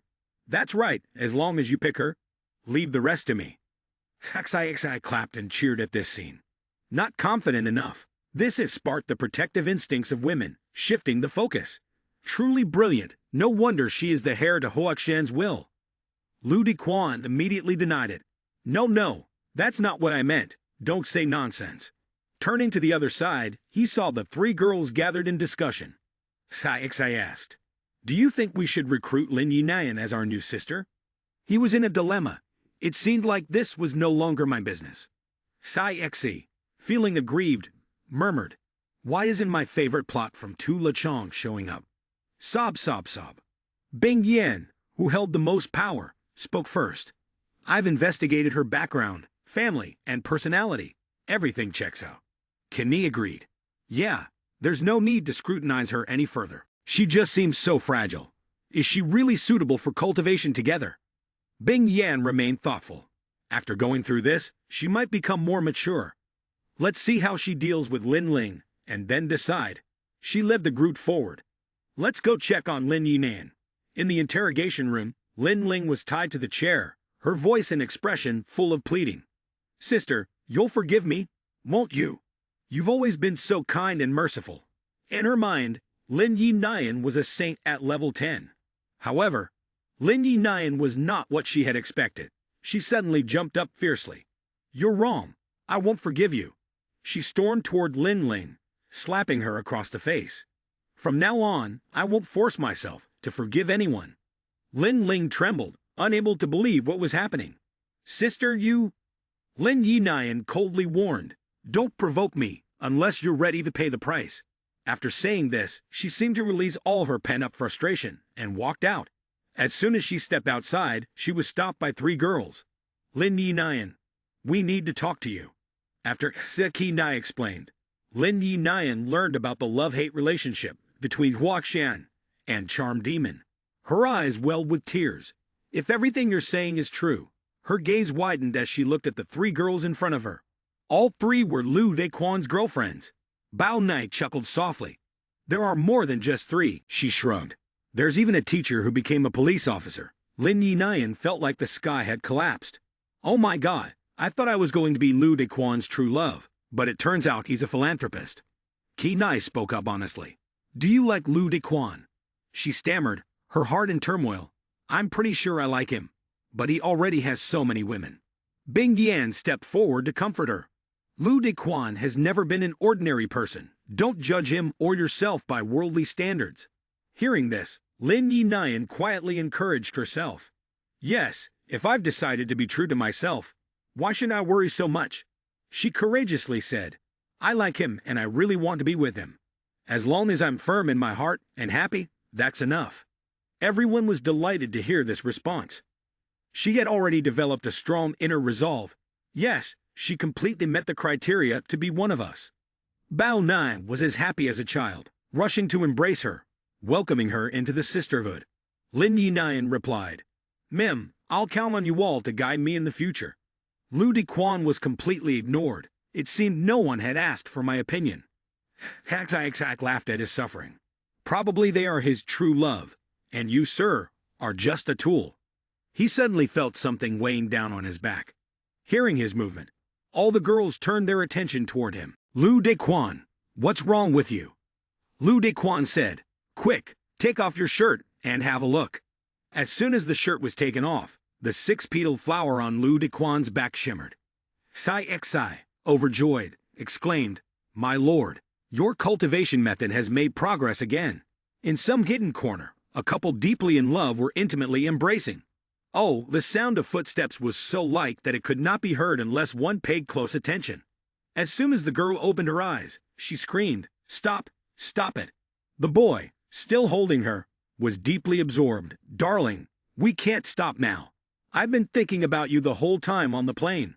Just moments ago, they were playfully cuddling. Oh, how annoying. Wasn't he afraid someone would see them? The boy enjoyed the shy expression on the girl's face. Oh, didn't you also want to be seen? At this moment, the girl's face turned pale, her whole body trembling as she pointed behind her. There's someone. The boy turned around, only to see a figure that was neither human nor beast, wrapped in bandages, walking toward them. Before he could scream, the strange being used some mysterious power to ensnare him. In just a moment, with a flick of the being's hand, the boy was drained dry and lay lifeless on the ground, his sagging face twisted in a strange manner. In the blink of an eye, the creature had a smooth, normal-looking complexion. Haha, who'd have thought that, apart from Huaxian, there are still people with such high karmic value. This will be enough to sustain me for a while. A short-haired man stepped forward and knelt beside the creature. Congratulations, charmed demon king, my lord. Your subordinate speaks. I have an even better suggestion. The one called the charmed demon king is quite essential. Let me tell you, I have a brilliant plan to share. This person's name is Oscar, a super warm superstar. Fan Zhejiang won't marry anyone except him. And he's got countless admirers. If the charmed demon king could replace him, wouldn't it be even more beneficial for gathering our life energy? All that could be heard was charmed demon's sneer. Haha, he waved his hand and sent you flying. Ha! Then, with cold disdain, he said, how dare you still have the nerve to speak? Charmed demon's mood was far from good. A Huaxian reincarnation hasn't even fully awakened yet, and you couldn't even deal with that. You let his fourth petal bloom early, and now I have no choice but to intervene personally. What a useless fool. The subordinate lowered his head in apology. I was wrong, my lord. The second demon snorted coldly and turned to leave. Emph, Lu Dequan, I will personally meet you. Leaving behind his subordinate with a half-smile, silently gnashing his teeth. Second demon king, I will definitely help you very well. The subordinate gritted his teeth. Second demon king, I will definitely help you to the best of my ability. Meanwhile, back with Lu Dequan. He was observing the petals on his back through a mirror. Lu Dequan felt confused. Clearly, Fei Ya had said that with each petal that bloomed, he would gain a new ability. The fourth petal had been blooming for several days, yet he still hadn't felt any new power. Putting aside his thoughts, Lu Dequan opened the bathroom door. As soon as he stepped out, he saw the girls screaming. Look, it's Oscar. Oscar is so handsome. On the screen was a dashing young man answering an interview, his responses polite and measured, especially when asked about his standards for choosing a wife. I don't have a girlfriend yet, so I'll leave it to fate. The most important thing is that both people love each other. Lai Ling Ling was infatuated with the person on the TV, feeling both warmth and tenderness, like an older brother. Haxai Xi approached to give her assessment. Even an ordinary person can sense his overwhelming charm and romantic aura through the screen. Bing Yang crossed his arms, clearly unimpressed. He's just a celebrity. No matter how great he is, he can't compare to my boyfriend. Ling Ling turned her head and saw her brother grinning foolishly. Brother. After speaking, Bing Yang turned and clung to him, her voice playful. Right, Aquan. At that moment, Bao Nai rushed in. Special, special. She proudly announced. Hey, Lin Bao Ni.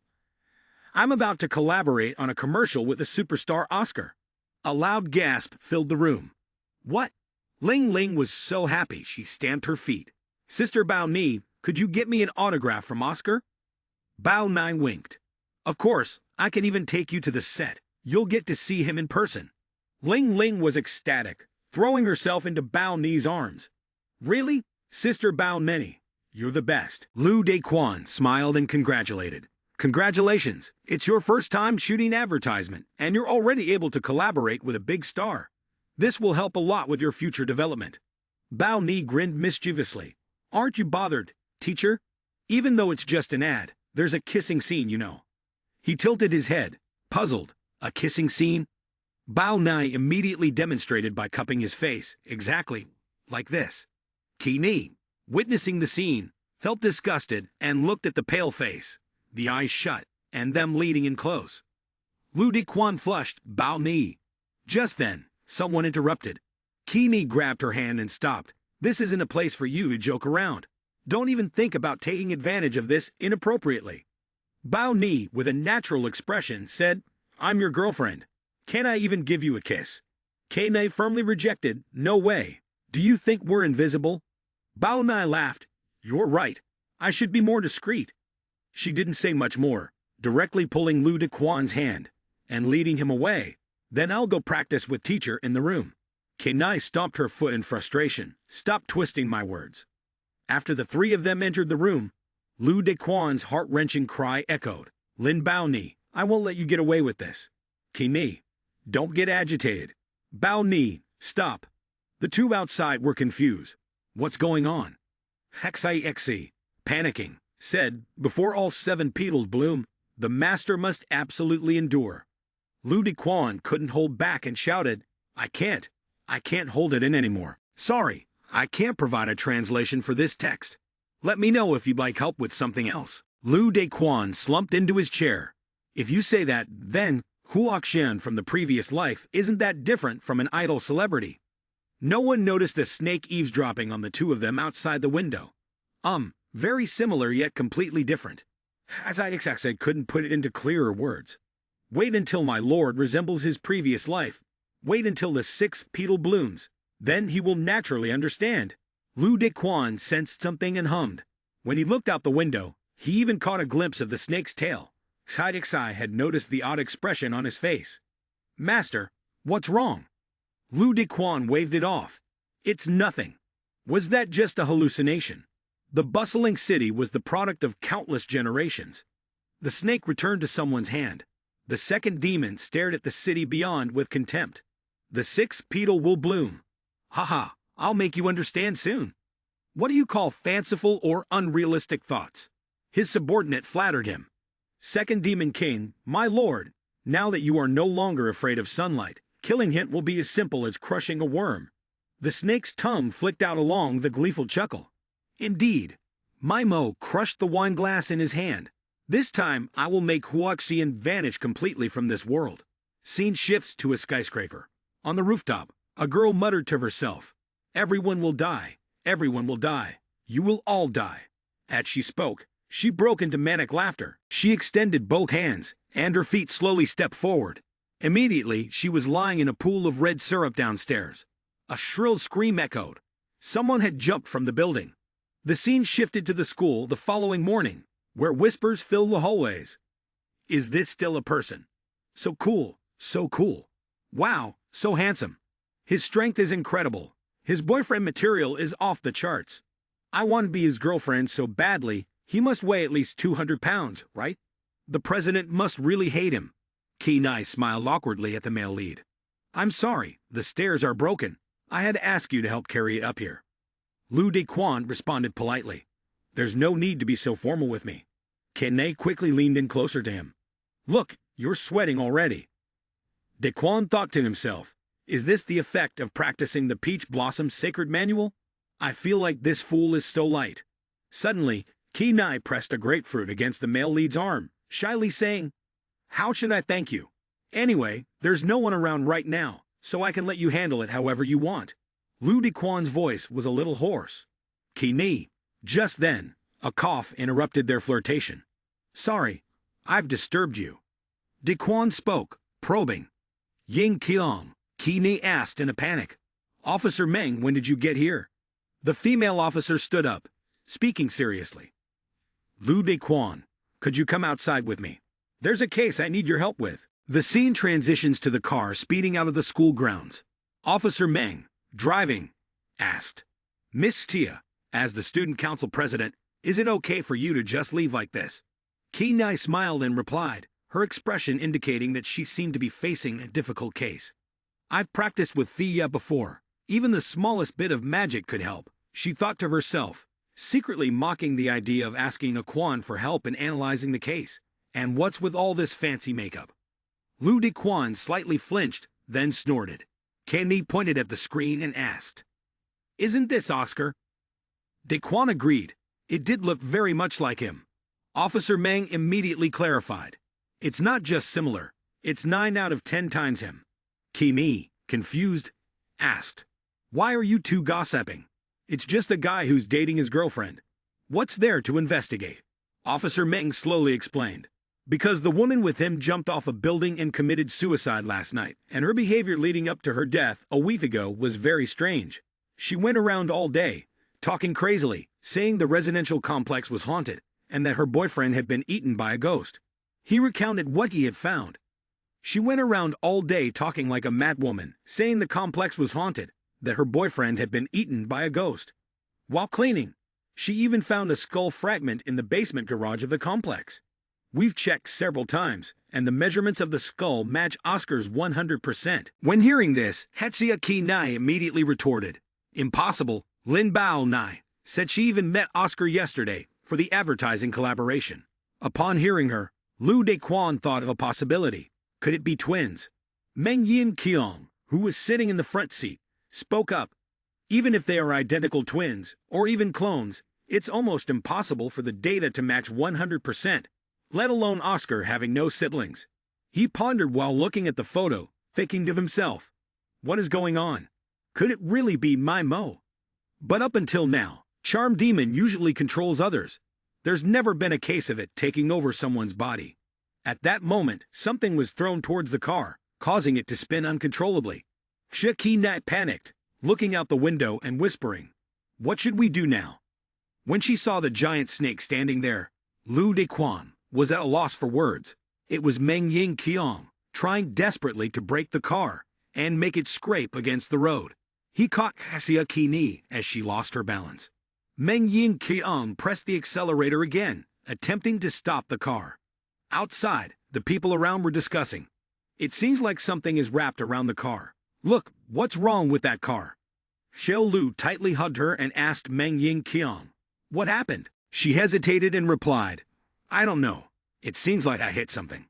He looked at the car that was still not working and muttered to himself, "It seems like no one else can see the snake." At that moment, the python shoved the car to the side. The person inside the car screamed in panic, and the crowd suddenly scattered in fear.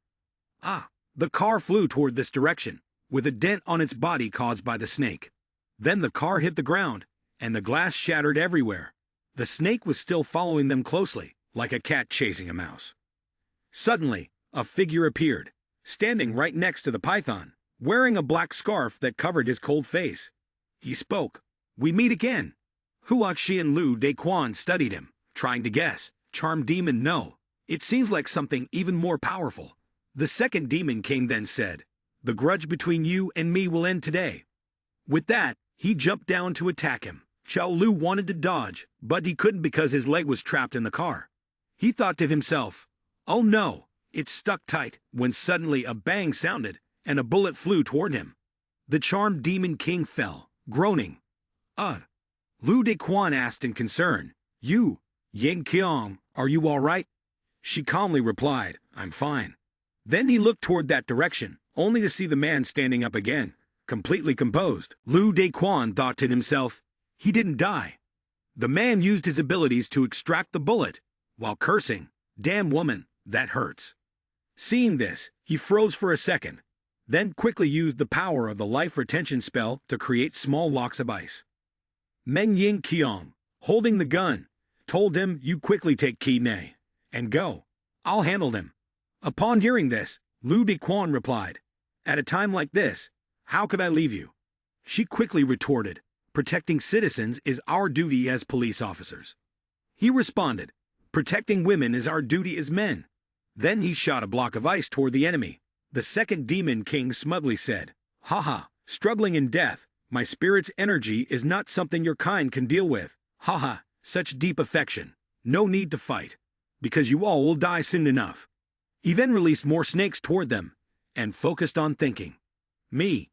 Meng Ying Qiong was still using the gun to eliminate the snakes, but unfortunately, there were too many, and one of them was about to bite her. She screamed in panic, "Ah!" He shouted in alarm, "Be careful." Another snake had wrapped around Meng Ying Qiong's neck. She struggled, thinking, "This is bad," before losing consciousness. Seeing this, the snakes shifted their target toward Lu Dequan and Qi Nai. Outside, a voice cried out, "A Quan." He heard it and found it familiar, so he called back, "Qi Nai." Immediately after, Qi Nai had fainted from being bitten by a python, and he was tightly wrapped by the creature. The charmed demon king landed on the ground, then arrogantly laughed aloud. Ha! How ridiculous! Huaqian's reincarnation. Yet so weak that it needs a woman to protect it. I had rushed over and shouted, "Shut up! Don't speak disrespectfully to our lord." He turned around, gripping her throat tightly, then said, "I thought who it was. Turns out it's just a helpless young lady, relying on others, and still causing me harm." She cried out in pain. Ah! Seeing this, he shouted her name. Texai. Then he saw she had latched onto him, biting with all of her strength, and said, "I'm biting." The demon king then used his powers to squeeze her throat. Hexai fell to the ground but still struggled to speak to him. "Lord, run quickly!" Lu Dequan, his eyes brimming with tears, called out, "Hexai." As he watched everyone fall unconscious, he cried, his tears mixing with his words. "You're right, I am Huaqian's reincarnation. How could I let a woman protect me?" Then he absorbed a surge of power, and the petals on his back began to glow. The energy was also slowly healing Meng Ying Qiang and Texia Kinai. Sai, stumbling, called out to him, "Lord." When he saw that power, the charmed demon king excitedly said, "This is Huaqian pure life energy. Very good. Stop struggling and hand everything over to me. As long as I drain your life energy, I can become a true god, forever immortal. Haha." Then he shrank himself down, and as he got out of the car, he expanded again, silently thanking her in his mind. It was thanks to XIX's appearance that I finally figured out a way to escape. After that, Xiao Lu flew up, aimed straight at the charmed demon king, and used his power to attack him. The punch landed even though the charmed demon king was already airborne, sending him crashing into a giant tree, which was indirectly uprooted. He groaned in pain. Lu Dequan spoke up. "It's been many years, and your violent temper hasn't changed a bit." Second demon king, the charmed demon king, struggled to stand up, then replied, "Huaqian, somewhere nearby. The dark evil envoy is watching the situation." And then he laughed triumphantly, saying, "Hemph, finally awakened. So it's time for Huangku to make his move." With that, he shot off in the opposite direction from them. Seeing this, Lu Dequan absorbed energy to create an energy ball, and said, "If you want to end it this way, today I will help you succeed." The second demon king screamed desperately, "No, it's mine. These life energies belong to me." The dark evil envoy's eyes lit up upon seeing them, thinking to himself, "Haha, all these years of painstakingly practicing the absorption technique. I've been waiting for this moment." When he noticed someone approaching, he curiously called out, "Left envoy." That person had seized the energy and began absorbing it. Seeing it being stolen, the charmed demon king cursed, "Damn it," while continuing to relish the energy. "Oh, this feels incredible." The sensation of being enveloped by an endless supply of energy. The second demon king transformed back into a physical form and shouted at him, "Give the energy back to me, you traitor. I won't spare you." Lu Dequan watched and assessed. "Haha, so ugly." Then, while forming another energy sphere, he added, "Leaving your opponent at this moment is the stupidest move." Slowly, he absorbed the energy from the cart to create an even larger energy sphere. Afterward, Lu Dequan aimed his bow at the charmed demon king, thinking, "Go ahead, absorb it all. When you've used up all your strength merging the energy, the weaknesses of your bodies will be fully exposed, and that will be your end." While the two were fighting over the energy, he knew it was the perfect time. Then, he shot the arrow, hitting them both one after another. The second demon king groaned, and then both of them slowly collapsed to the ground. In unison, they screamed, "Ah!" Lu Dequan looked at them and calmly said, "The source of Huaqian's energy is water. Water is everywhere. If you want to drain Huaqian's energy, you should first check if you have the ability to do so." He then stepped closer to the charmed demon king and asked, "Want to fight again?" The charmed demon king, unwilling to accept defeat, replied, "Wait for me. This is just the beginning." When he saw that the opponent had already fled, Lu Dequan breathed a sigh of relief and thought, "That was too close. Just now, to suppress him. It seems I've drained almost all of my energy. If he counterattacks, I'll definitely be doomed."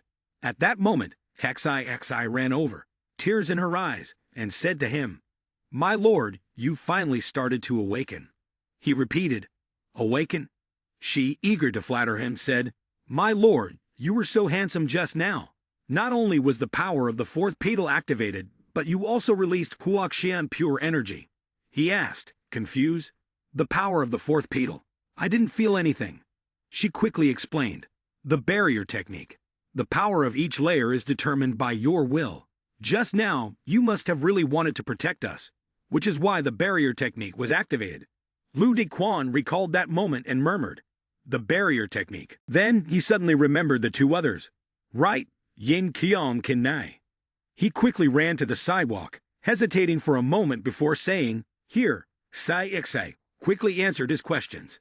"I've helped the master rescue his girlfriend. Don't worry, they're still alive." At the hospital, Lu Dequan was using his powers to treat Kinai. She closed her eyes and thought to herself, "Oh, this is amazing. Every inch of my skin that's touched feels full of vitality." At this moment, Lu Dequan seriously said to her, "Kinai, if you ever face danger again, remember to hide behind me. Don't rush forward." Upon hearing this, fell silent for about 3 seconds, then suddenly jumped up and lightly patted him, comforting him. "Don't be so serious. Isn't it fine?"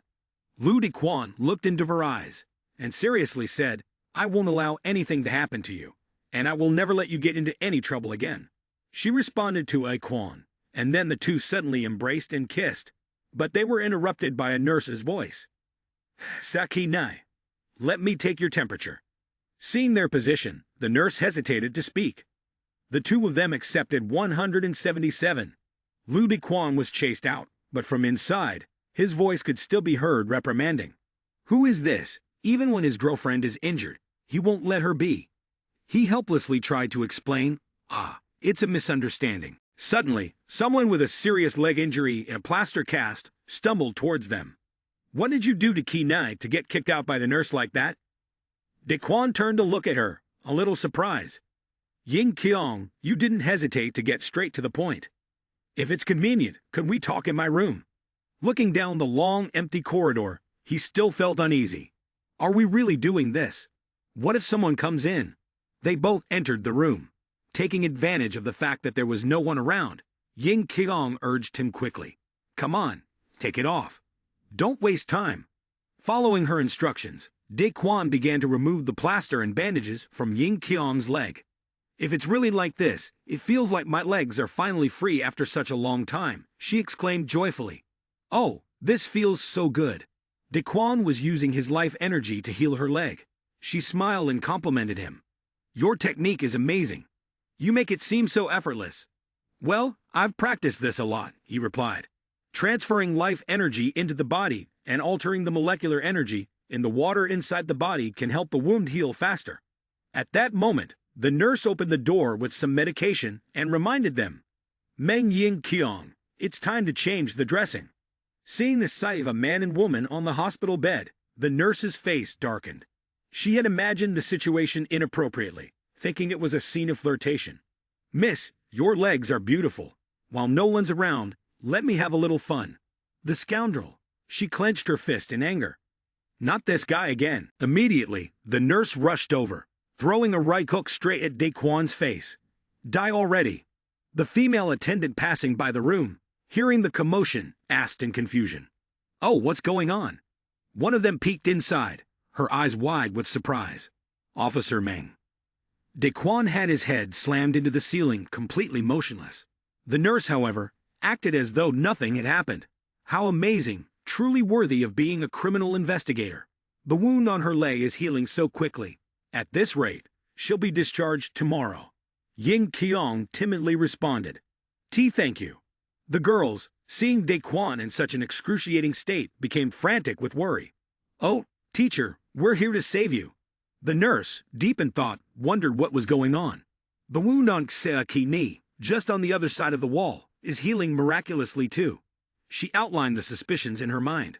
A car accident as serious as that, with one person unscathed, and the other two only slightly injured but recovering this quickly, there was no scientific explanation. The more she thought about it, the more suspicious it became. The nurse glanced over at him. Couldn't it be that the other person? The scene before her eyes seemed impossible. The nurse was so stunned she couldn't even speak. For some reason, there before her was Daquan, surrounded by a grand harem, each of them smiling as they stood by his side. The gentle girl tenderly wiped his sweat and lips while speaking sweet words. "Great king, is it really only because I hid beside you that it made you feel so hot?" Even Lin Baonai also devoted herself entirely, saying, "Your Majesty, let me treat your injuries." Guan Yishen, who was usually shy, now revealed his true nature. The king opened his mouth, and Meng Ying Kiang lay down languidly, speaking in a soft voice. "Your Majesty, shall we continue from earlier?" Liu Ling Ling obediently stood by, massaging his shoulders. "Your Highness, look, how much these ladies adore you." But that was only in the imagination of the nurse. In reality, they hadn't done anything inappropriate.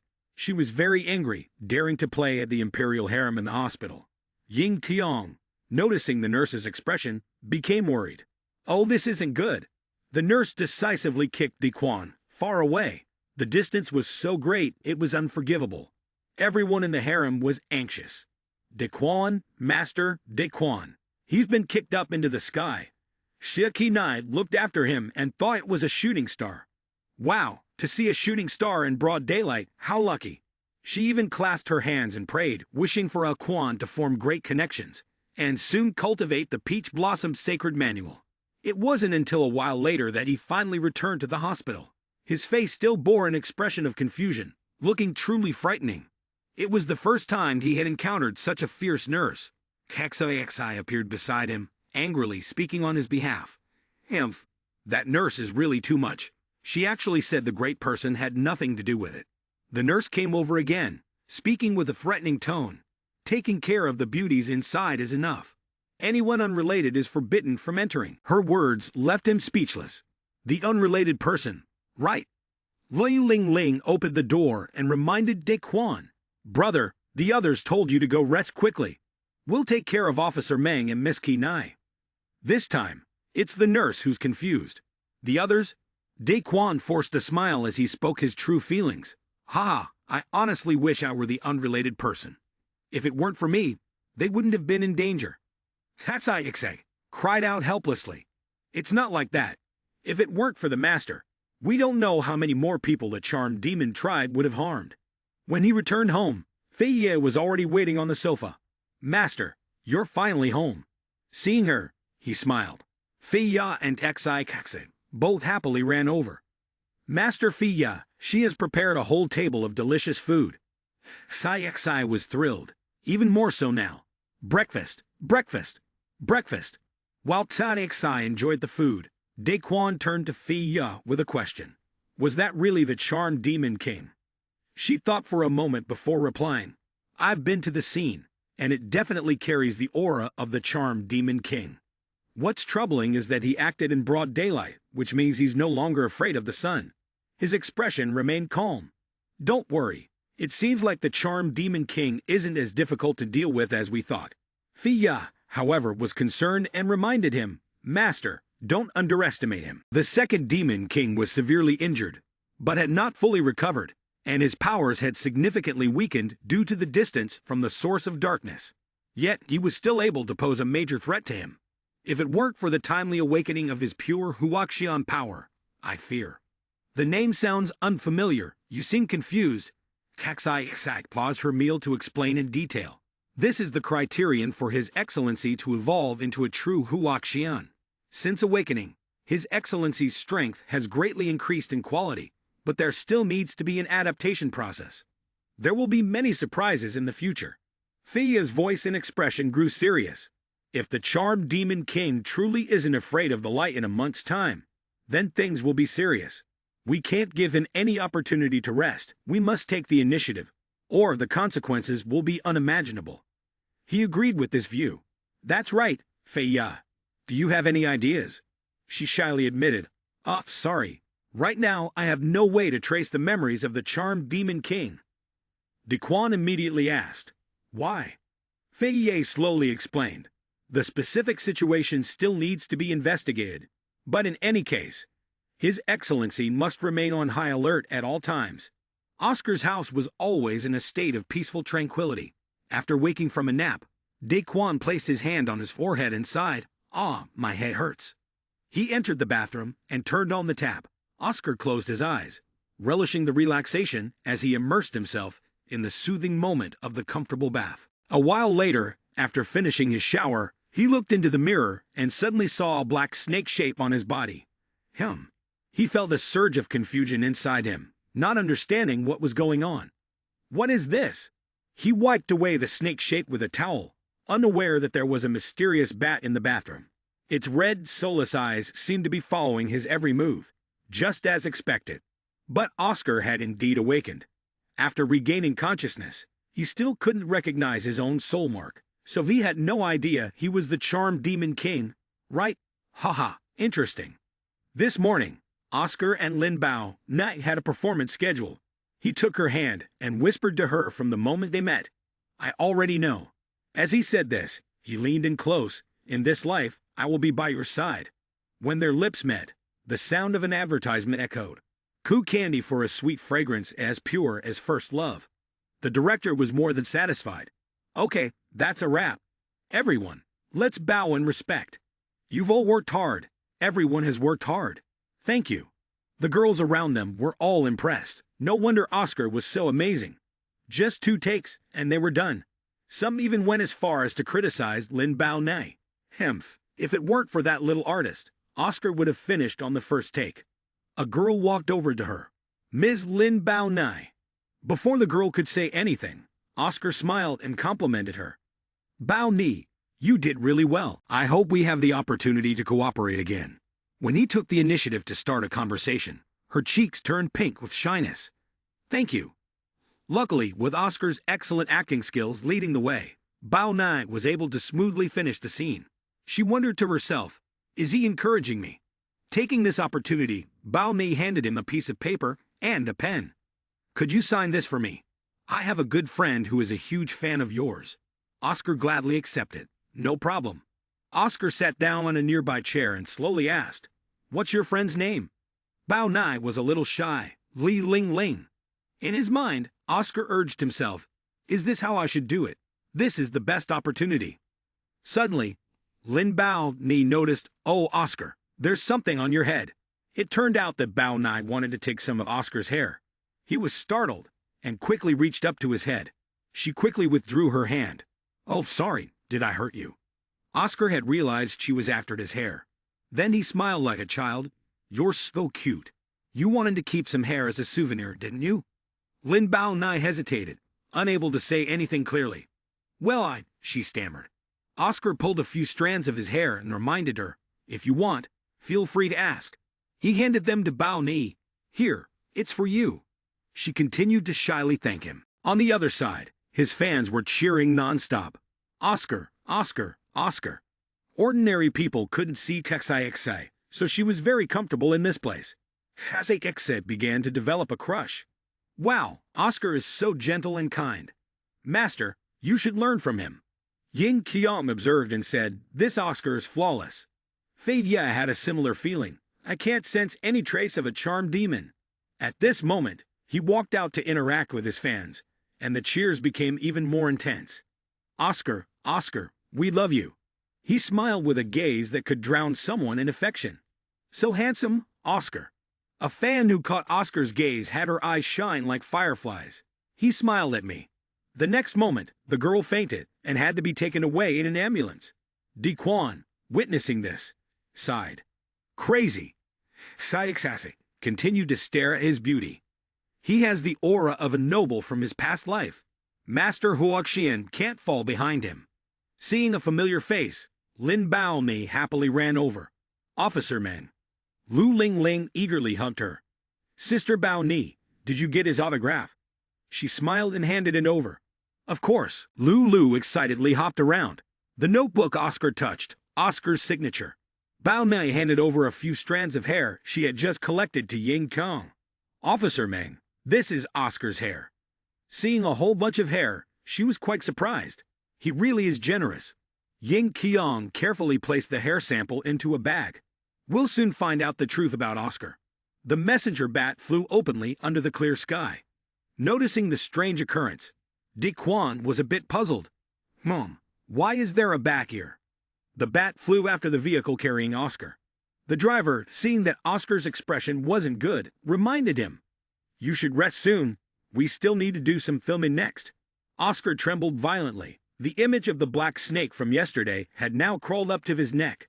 Scales resembling snake skin suddenly grew on his pale face. Through the car mirror, the driver glanced back at Oscar. He had completely transformed into a grotesque figure, his mouth wide open, reaching out as if to grab the driver. The car suddenly slammed on the brakes, and eerie, disturbing sounds echoed from inside. Daquan immediately sensed unease, feeling like an electric current was running through his body. What's going on? Daquan and Ying Qiang got into the car and bid them farewell. I'll head back to the station now.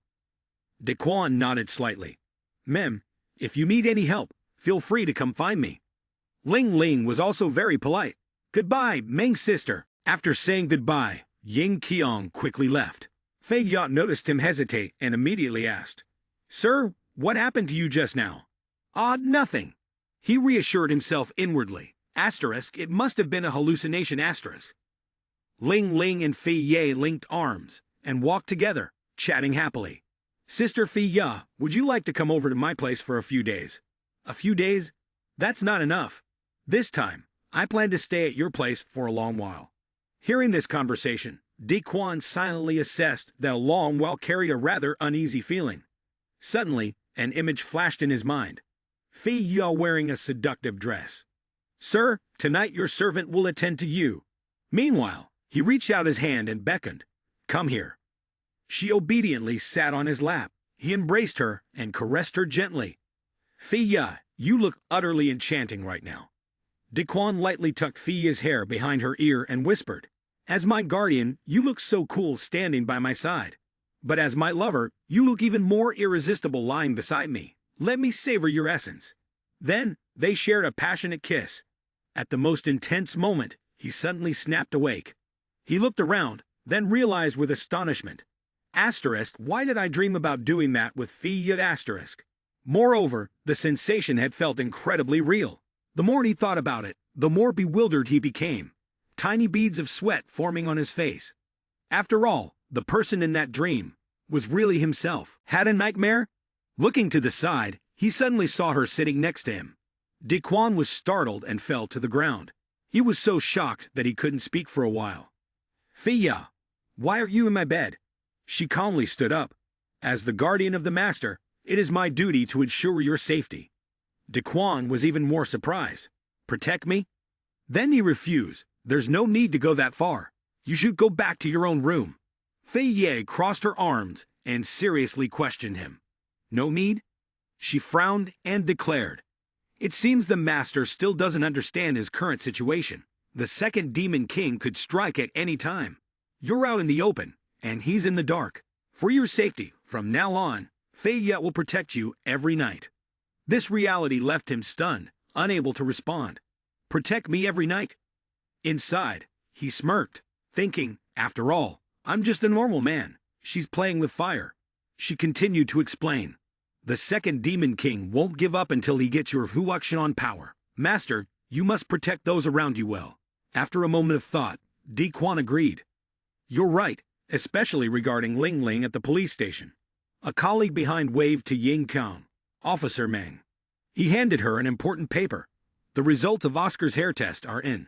Ying Qiang smiled. Thank you. After reviewing, she widened her eyes in shock. How could this be? On the paper was information that no one could have imagined, matching the data 100%, and the identification was that it was the same person. Outside the airport hall, there was a large crowd of people moving about. Bing Yan firmly said, Don't worry, the senior neurologist you mentioned. Even if I have to turn the entire nation and upside down, and spend as much money as needed, I will find them. Daquan held Ling Ling in his arms and continued, Then it's up to you. Seeing that she wouldn't let go of Bing Yan, he called out, Ling Ling, let's go. Ling Ling pouted and stubbornly refused. No, Ling Ling wants to stay with him. Daquan patted her head to comfort her. Ling Ling, be good. I still have things to take care of. After I finish, I'll come to Nation N to pick you up, okay? Once the two of them had walked far enough, Fei finally spoke up, fabricating a neurologist expert to send them searching for. The Lord truly works hard. As you waved goodbye to them, you also admitted that the farther I am from them, the safer they will be. You are worried about everyone else, including Qi Nai, Bao Ni, Yi Shen, Yin Qiang, Yi Nian. Before dealing with the second Demon King, you need to stay as far away from them as possible. On television and social media, the breaking news spread quickly. 5 days ago, the car of the movie and television star Oscar was involved in a serious traffic accident on Haixin Road. His assistant tragically died at the scene, and Oscar was slightly injured, but was discharged from a hospital 2 days ago. This information caught his attention. A traffic accident? That's right. At that time, Oscar was surrounded by a lot of reporters. He lied, saying, "We worked together for 5 years, and suddenly he left. I really can't accept it. I need time to adjust my emotions. So in the coming time, I will temporarily stop accepting new work." Fei Ya is the one who knows the truth. This news was hidden for 5 days before it was revealed. Oscar's team is indeed strong. Hearing her say that, Daquan was confused. Wasn't 5 days ago, the day he filmed the commercial with Bao Ne. He thought about it for a moment, and the feeling from that day was still fresh in his mind. I still remember that day when I suddenly felt like an electric current ran through me. Could it be? No, it must be just a coincidence.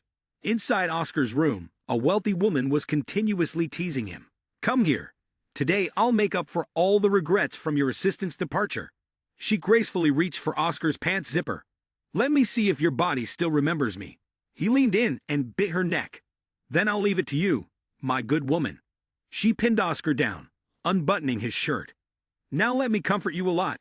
She took the liberty to touch the black snake tattoo on his body. "That snake tattoo here is so sexy." He was puzzled by the snake tattoo. "Why is it like this? It was clearly on my chest before." Suddenly, he was struck by a sharp headache, causing him to sit up abruptly. The wealthy woman, full of worry, asked, "What's wrong?" He, sensing that danger was imminent, waved his hand to dismiss her. "Go quickly." She didn't understand what he was facing. "Oscar." He lowered his head, using his hands to cover his face, his body trembling uncontrollably. "I'm sorry, thinking about the assistant's matter. I'm really not in the mood. You should leave now, before those hounds find us." The wealthy woman reassured him. "Don't worry, I've already done my makeup, and I'll avoid the cameras. They won't notice us." His expression shifted completely to one of disgust. "Is that so? Well, that's great then." Oscar stood up, swung his hand, and used magic to control a wealthy woman, causing her to fearfully scream. After absorbing it, her entire body turned pitch black. He wiped his mouth with delight.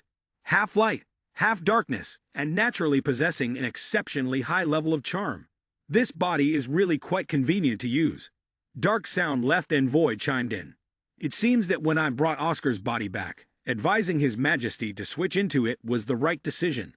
Before he could finish his sentence, Oscar suddenly threw a punch directly at his face. Now, he had become a cold-blooded individual, dissatisfied with any action from those around him. Yet they still wanted to claim credit. He grabbed Dark Sound Left and Void by the collar. Scales appeared on his face, and he furiously questioned. "I ask you, why has Oscar's personality awakened? Don't tell me you were planning to use this method to imprison me in this body." Dark Sound Left and Void trembled. "Your Majesty, you misunderstand. Please allow your humble servant to explain." Only then did he relax his hold on the Dark Sound Left and Void. "Dare utter even half a lie, and I will take your life."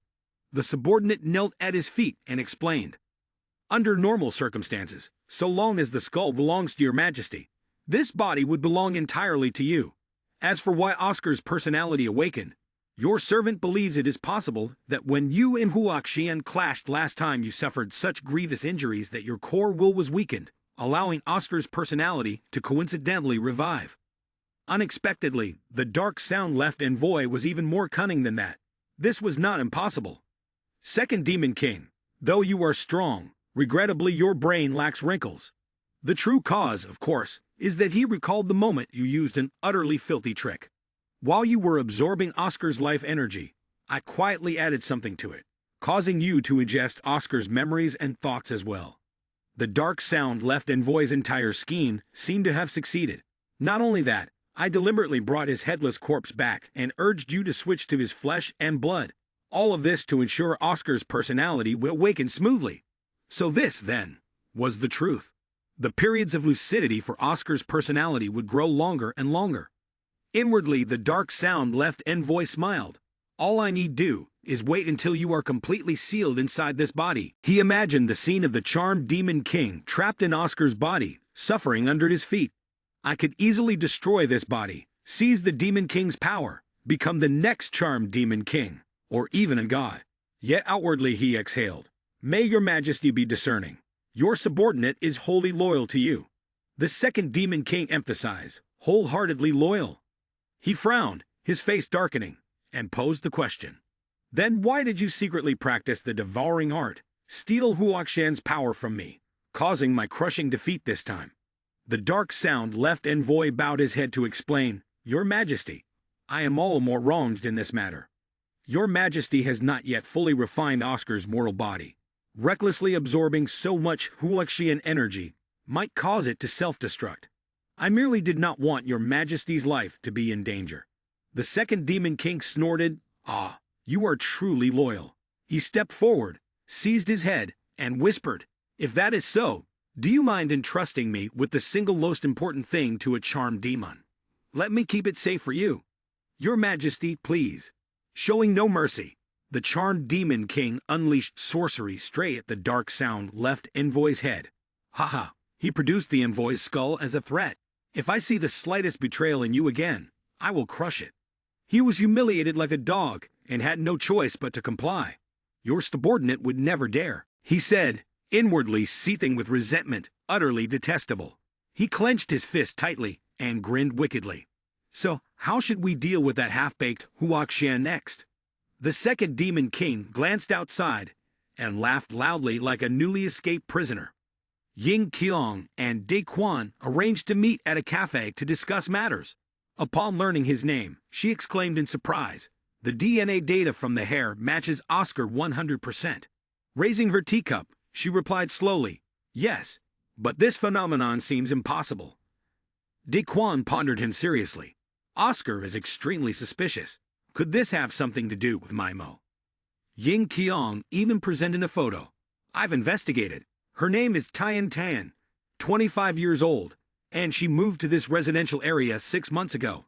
She usually keeps to herself. No one knows what she does for a living, and her social connections are vague.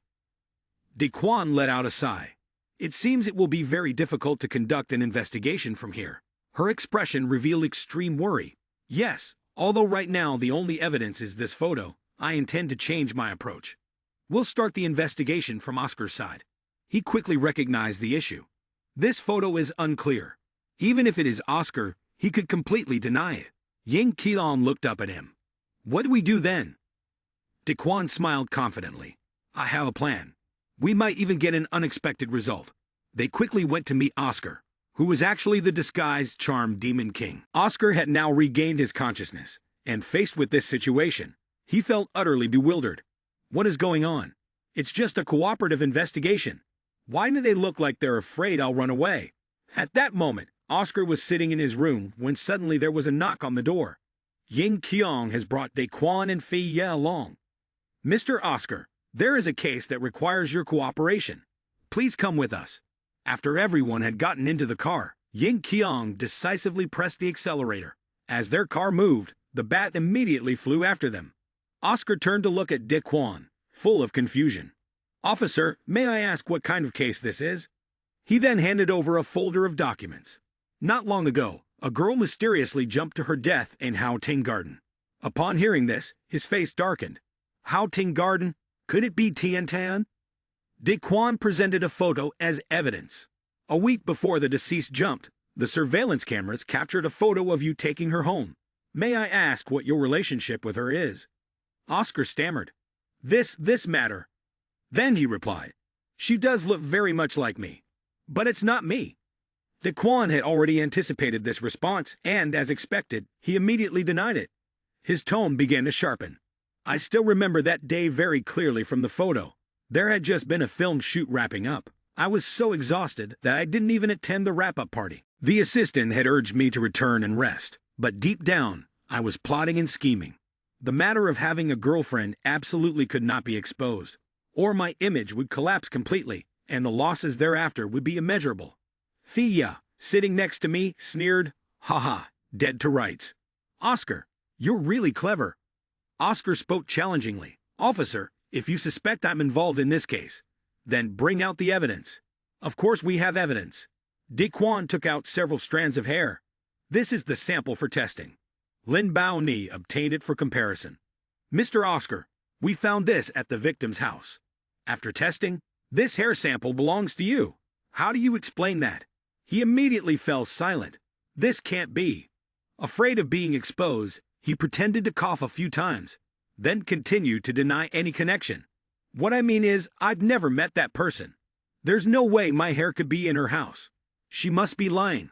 I've never been to Tian Tian's house." Seeing his attitude, Daquan smiled lightly. "Ha! Finally, you've slipped up." He quickly recovered. "I know, she must be a fan of mine. I have fans who secretly collect my hair as souvenirs. Even the day I was downstairs at her place, I was only standing under the underground parking lot." Then suddenly his voice faltered, and he couldn't speak. His whole body trembled just like before. The moment the image of the charmed demon king harming himself flashed through his mind, he panicked, his head pounding painfully. Fei Ya felt uneasy. "Mr. Oscar, are you all right?" In his eyes, something shifted, and the black serpent shape reappeared on his neck. At this moment, Daquan felt a jolt of electricity run through his head, a sensation that made it feel as though a current was coursing through his entire body. Fia screamed, "My lord, be careful." His whole body was covered in scales, and he lunged, as if trying to grab him and drag him into death. The strength of the two of them was so great that they pushed open the car door, forcing it to swing out.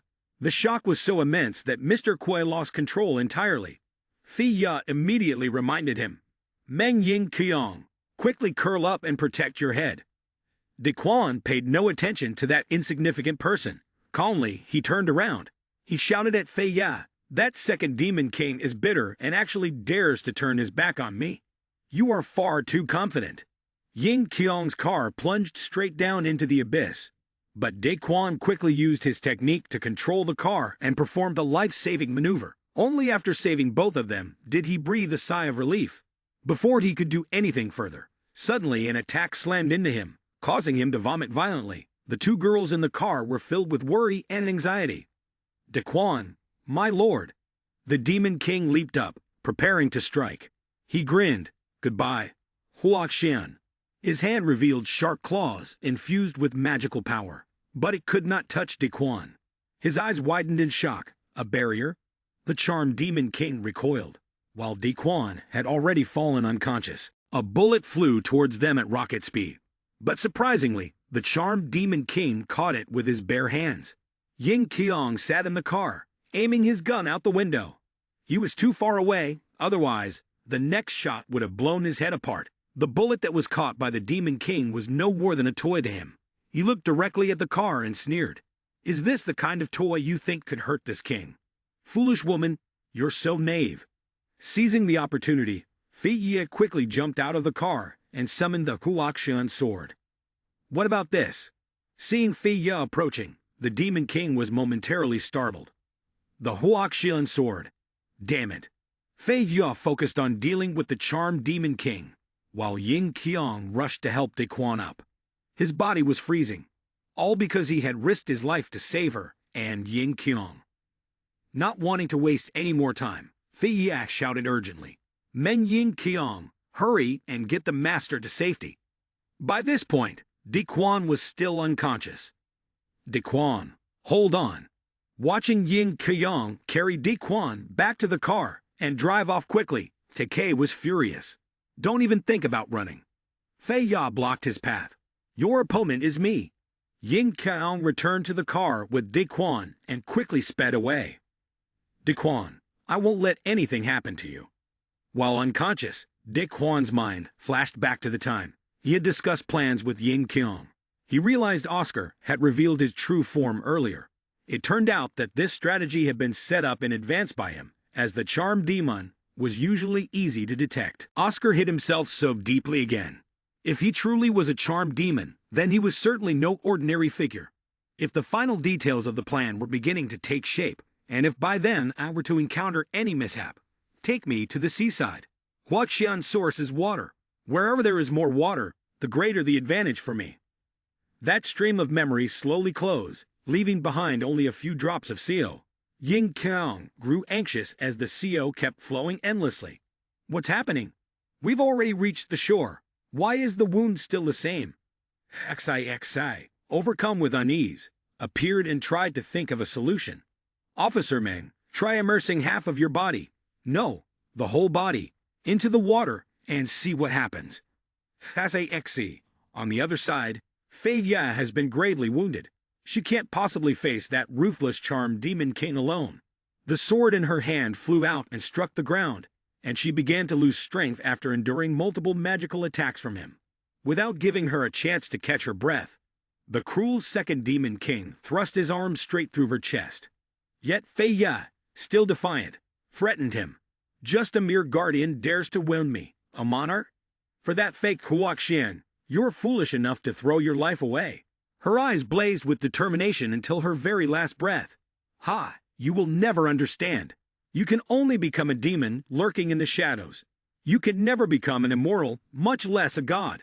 Are you certain you won't fail? Driven to fury, he swung his arm violently, slamming her into the wall with a painful crash. You want death?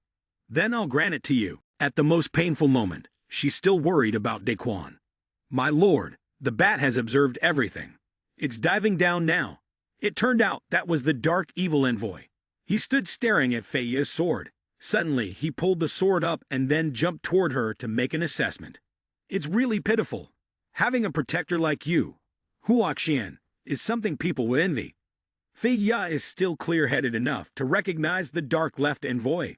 He laughed loudly with delight. Such a pity, huh? You've given so much for him, yet he doesn't even remember who you are. As he spoke, he pointed the tip of the sword at her. Why don't I give you a hand? Following Xixi's instructions, Ying Qiang let half of Daquan's body touch the seawater. The gathered energy began to heal his wounds. Ying Qiang was overjoyed, squeezing his hand. Great, the wounds are healing at a visible speed. Xi shared the same sentiment. Yes, the Lord should wake up soon. Suddenly, the other girls were confused. Everyone was in swimwear, but what were they doing? Seeing his condition, they anxiously knelt down. Daquan noticed. Guan Yishen spoke up and asked, Ying Qiang, what happened? It's a long story. Suddenly, at that moment, a strange voice rang out. Haha, who would have thought even Huaqian's harem is here? He arrived uninvited. All the girls looked up at the charmed demon king in panic. Charmed demon king? Xi turned pale with fear. This is bad. The master still hasn't woken. The charmed demon king broke into a sly, malicious smile. My dear girls, don't be afraid. As long as you obediently hand over the Huaqian household, this king will not harm you. All the girls responded in unison. As long as we still draw breath, we will never let anyone near a Quan. Amused, he sneered. Haha, do you know what it means when a grasshopper tries to butt a chariot? He was cruel, with no intention of sparing anyone. If you insist on making a scene in front of everyone, if he reveals his true form as a black serpent, this king will grant your wish. Ying Qiang had only a single gun to lean on. She probably knew she could not handle it. Energy from the surroundings converged into an illusory mass before Daquan's chest. The girls who noticed realized a barrier. Daquan had finally awakened. His soul manifested as a colossal dragon, which struck terror into the charmed demon king. Damn. Judging by this power, it seems Huaqian's cultivation technique has advanced to the second tier. His gaze turned cold and fixed on him. Daquan asked sternly, Second Demon King, do you know what price you must pay for bullying the women of this immortal? His harem rejoiced with joy and excitement. Aquan and Master Daquan Xi were moved to tears. Master, this is so great. Up until this moment, the charmed Demon King remained stubborn and smug. Haha, it's just a second-tier cultivation technique. Do you really think this is enough to defeat me? The soul forms of both rushed at each other, ready to tear each other apart. Lady Nyan was extremely worried about him. Daquan. In this battle of soul forms, it was clear that Daquan had the upper hand. He frowned, irritated by this one who clung to him like a leech, truly worthy of being the charmed demon king. Even with the advantage on his side, he still manages to unleash such immense power. If this keeps up, the charmed demon king will get more serious than ever. I wonder how much longer you can hold on. As long as the Huaqian sword isn't in your hands, don't even think about it. At that moment, Fei Ya's Huaqian sword pierced through his body unexpectedly. His soul form immediately began to dissipate as Cizo followed him, and everyone was once again filled with relief. Ying Qiang let out a sigh of relief. Thank goodness, she's okay. However, Xi Xa noticed something strange. There seemed to be something wrong with Fei Ya. The second demon king went berserk, attacking her wildly, causing Fei Ya to lose her balance and fall. Again, it's you. Daquan reached out, trying to grab her. The charmed demon king clenched his fist around the Huaqian sword and pulled it out with force. His hand gradually evaporated due to the power of the sword, his heart full of bitterness. Damn it, she died on this sword last time as well. As long as this sword strikes a vital spot, the wound will spread uncontrollably. I must return to the source of darkness quickly. Otherwise, Daquan will get her to the shore. Xi hurriedly approached. Master Fei Ya, oh my god, she's badly injured. Ying Qiang suddenly exclaimed. This is bad. The charmed demon king is escaping. Xi reminded him. Master, we can't let the charmed demon king escape. Huaqian's sword is still with him. If you want to eliminate him, this is the best chance. Clenching his fist, he could no longer bear it. He was right, they couldn't let Fei Ya's injuries go to waste. Daquan extended his hand and activated the life-preserving technique, instantly halting the charmed demon king, making him unable to move. Suddenly, a mass of dark energy formed inside, containing a skull. No one understood what was happening. The dark evil envoy appeared, and Daquan entered a combat stance. You arrived at just the right time. I'll take care of you as well. The dark evil envoy faced him calmly. Huaqian, instead of wasting time killing me, you be better off figuring out how to save your own technique. If you delay any longer, you won't be able to save her. He looked towards Fei Ya, as if understanding something. The dark evil envoy smiled faintly. Haha, she's only managed to last this long because of my charmed demon power. He recounted the moment just now when he had pointed the tip of his sword towards her. Why not let me lend you a hand? As he spoke, he firmly drove the sword into the ground to deal with the charmed demon king. In his past life, Huaqian had expended all of his mental and physical energy to forge this sword. Taking advantage of Fei Ya's urgent situation, he devised a plan. As long as you agree to thrust it into the heart of the charmed demon king, I will help you seal away the feeling of pain. This way, you'll be able to fight until your last breath for the one you love. Without hesitation, she replied, I agree. The corner of his mouth curled into a faint smile. Then it settled. After that, he transferred his energy into her chest. At that moment, the dark sound left envoy flew up and reminded them, when the power of the charmed demon dissipates completely, that will be the moment Fei Ya dies. Huaqian, you must hurry. Lin Bao Ni, filled with fear, spoke up. Master, the charmed demon's power on Fei Ya's head is about to vanish. As he prepared to use his own superpowers to save her, Xi revealed. Master, your CO is useless against Fei Ya, because she has already drunk your blood long ago. This information stunned him. What? Immediately after, Xi pointed out the way to save her. Hurry, kiss her. Let her absorb Huaqian's pure energy quickly. If not, it will be too late. Daquan's heart was burning with intense emotions. Although he did not fully understand what was going on, he gently pressed his lips against hers in a sweet kiss, urgently trying to save her. Suddenly, the scene of the two of them standing under the cherry blossom tree appeared in both of their minds. At that moment, they had also exchanged a passionate kiss. He was the boulder, and she was the reed.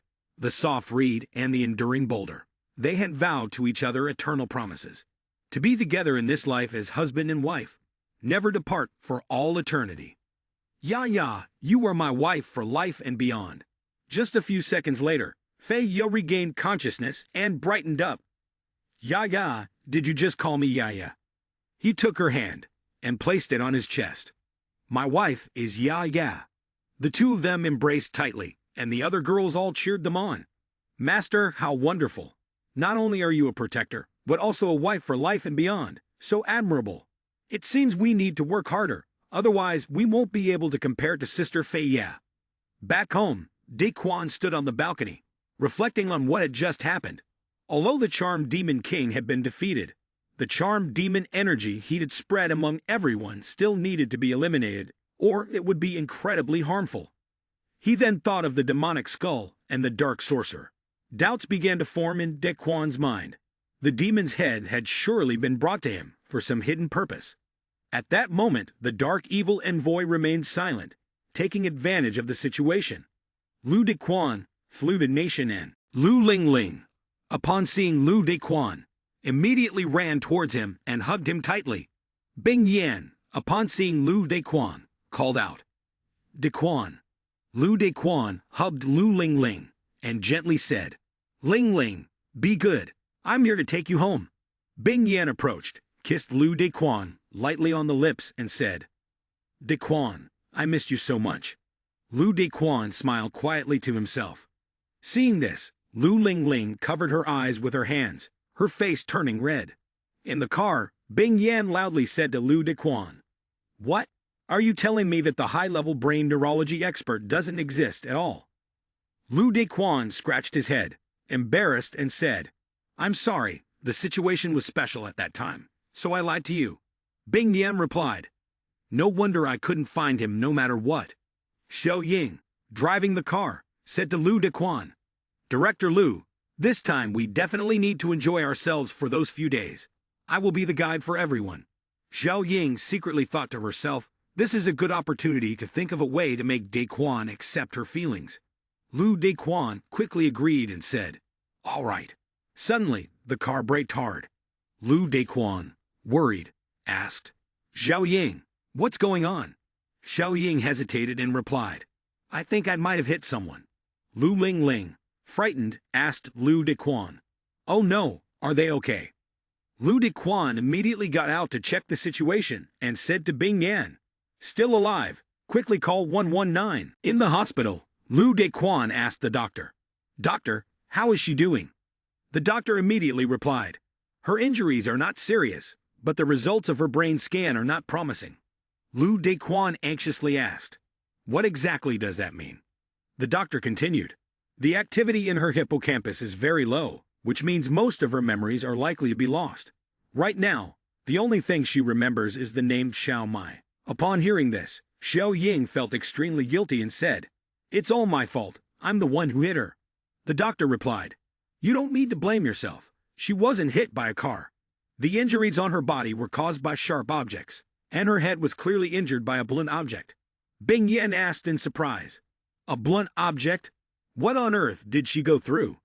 Lu Daquan looked at Xiao Mai sitting in the patient room, silently thinking to himself, Who could do such a thing to a weak girl? In the room, Ling Ling handed Xiao Mai a bouquet of flowers. At that moment, Xiao Mai held the flowers and looked directly at Lu Daquan. When Lu Daquan saw Xiao Mai at that moment, his eyes widened, and his mouth dropped open. He silently thought to himself, She's so adorable. Ling Ling took Xiao Mai's hand, and, worried, asked, Xiao Mai, why are your hands so stiff? Xiao Mai remained silent, saying nothing. Lu Daquan looked at Xiao Mai's hands, and felt that she was a pitiable girl. He thought to himself, at such a young age, her hands were covered in calluses. Bing Yan approached Xiao Mai's hospital bed, took her hand, and gently stroked her cheek.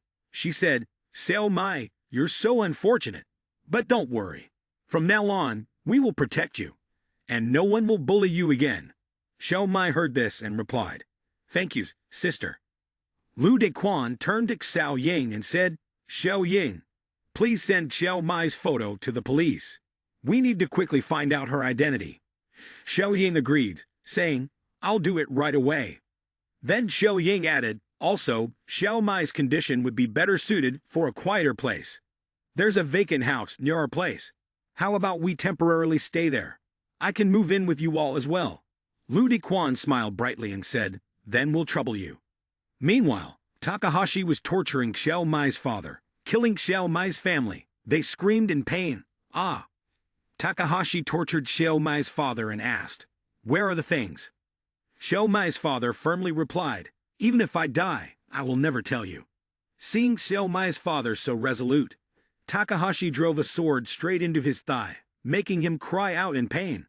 Takahashi grinned and said, "Let's see how long you can stay stubborn." Suddenly, one of Takahashi's subordinates ran in.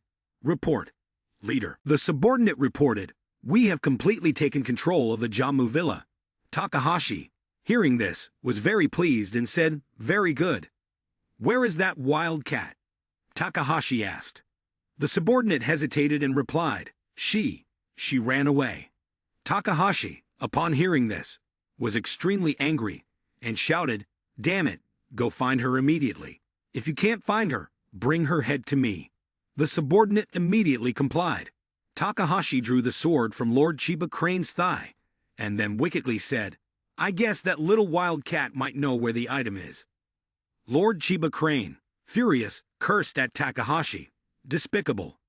Xiao Mai tried on clothes. When Lu Lingling saw, she couldn't stop complimenting her. "Xiao Mai, this set is so beautiful." Xiao Mai looked so good that even Lu Dequan blushed awkwardly. Xiao Mai smiled and asked, "Really?" Bing Yan then took out another outfit and handed it to Xiao Mai, saying, "Xiao Mai, this one is also very nice. Try it on." Xiao Ying, standing nearby, added, "This one is so cute too. It would definitely suit Xiao Mai even more." Lu Dequan took the bank card and said to the shop assistant, "Excuse me, could you please wrap up all the clothes they try on?" The shop assistant cheerfully replied, "Certainly." After shopping, everyone headed back together. The shop assistant came out to see them off and expressed her gratitude. "Thank you for visiting. We look forward to your next visit." Lu Lingling happily said to Xiao Mai, "Xiao Mai, just tell me what you want to buy. Anything your brother can get it for you." Xiao Mai smiled and replied, "I've already bought so much." Suddenly, someone walked past Xiao Mai, causing her to stop in her tracks and glance back. Seeing this, Bing Yan asked Xiao Mai, "Xiao Mai, what's wrong?" Xiao Mai responded, "Someone just brushed past me, and it made me feel uncomfortable." Upon hearing Xiao Mai, Lu Dequan also turned around to look, thinking to himself, could it be someone she knows? Lu Dequan sighed and said to everyone, "Let's go back." Then, the person with green hair seemed to truly know Xiao Mai, smiling as they said, "Found you." That evening, Lu Dequan relaxed as he soaked at the bath, sighing, "I'm so tired. Shopping with women is really a physical job." Meanwhile, Ling Ling, Bing Yan, and Xiao Mai were sitting outside in the garden, eating fruit. Ling Ling, holding a piece of watermelon, happily said, "A walk followed by fruit, it's just the best feeling." Noticing Xiao Ying's absence, Xiao Mei turned to Bing Yan and asked, "Where's Xiao Ying? Why didn't she come here?"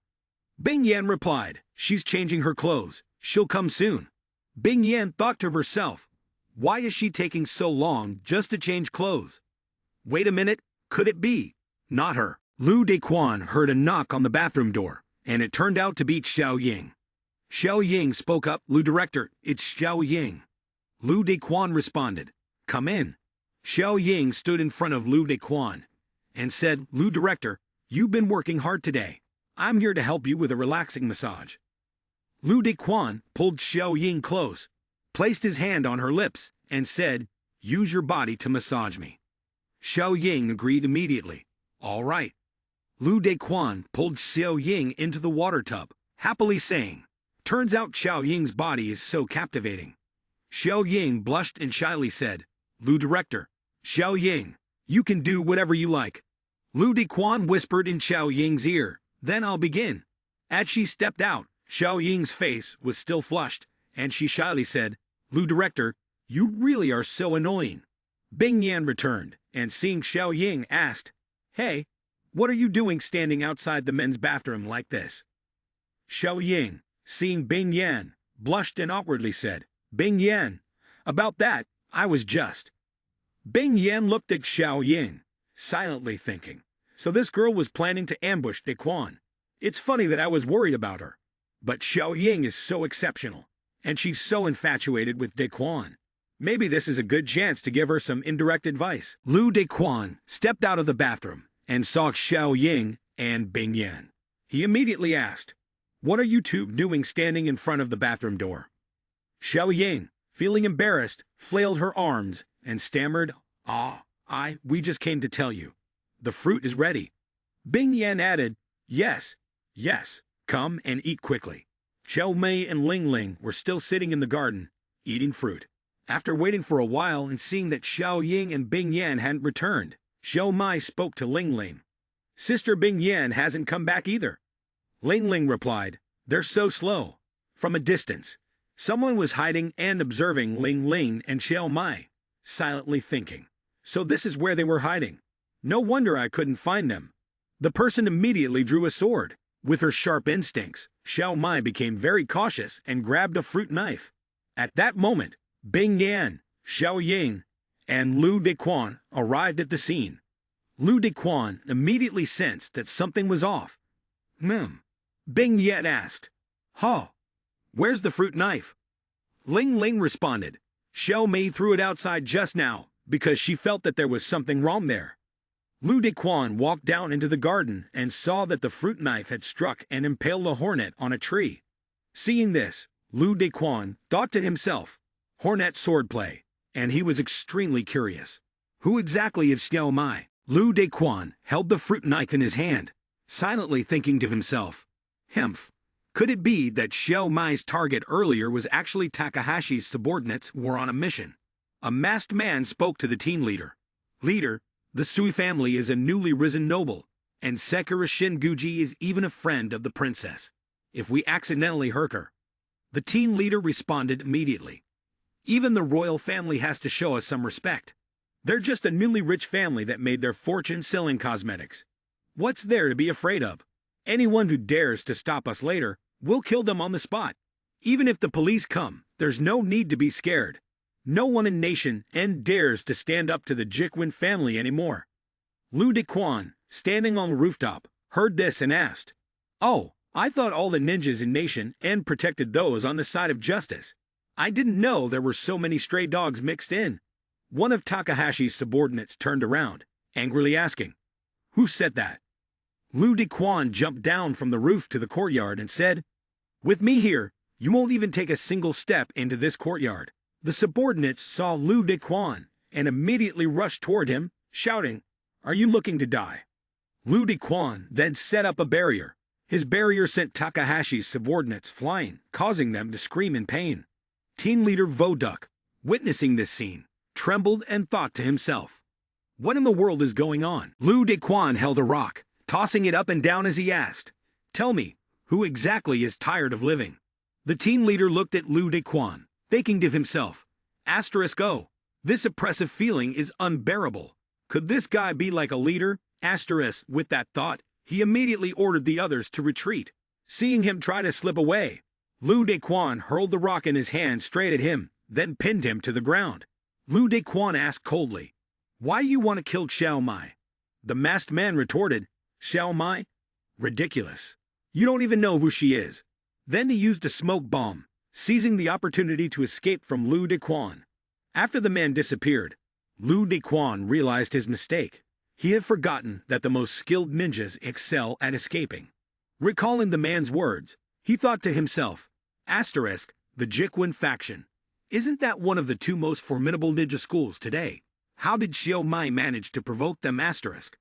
Early the next morning, Xiao Mai woke up, stretching with a sense of exhilaration, thinking, what a good sleep.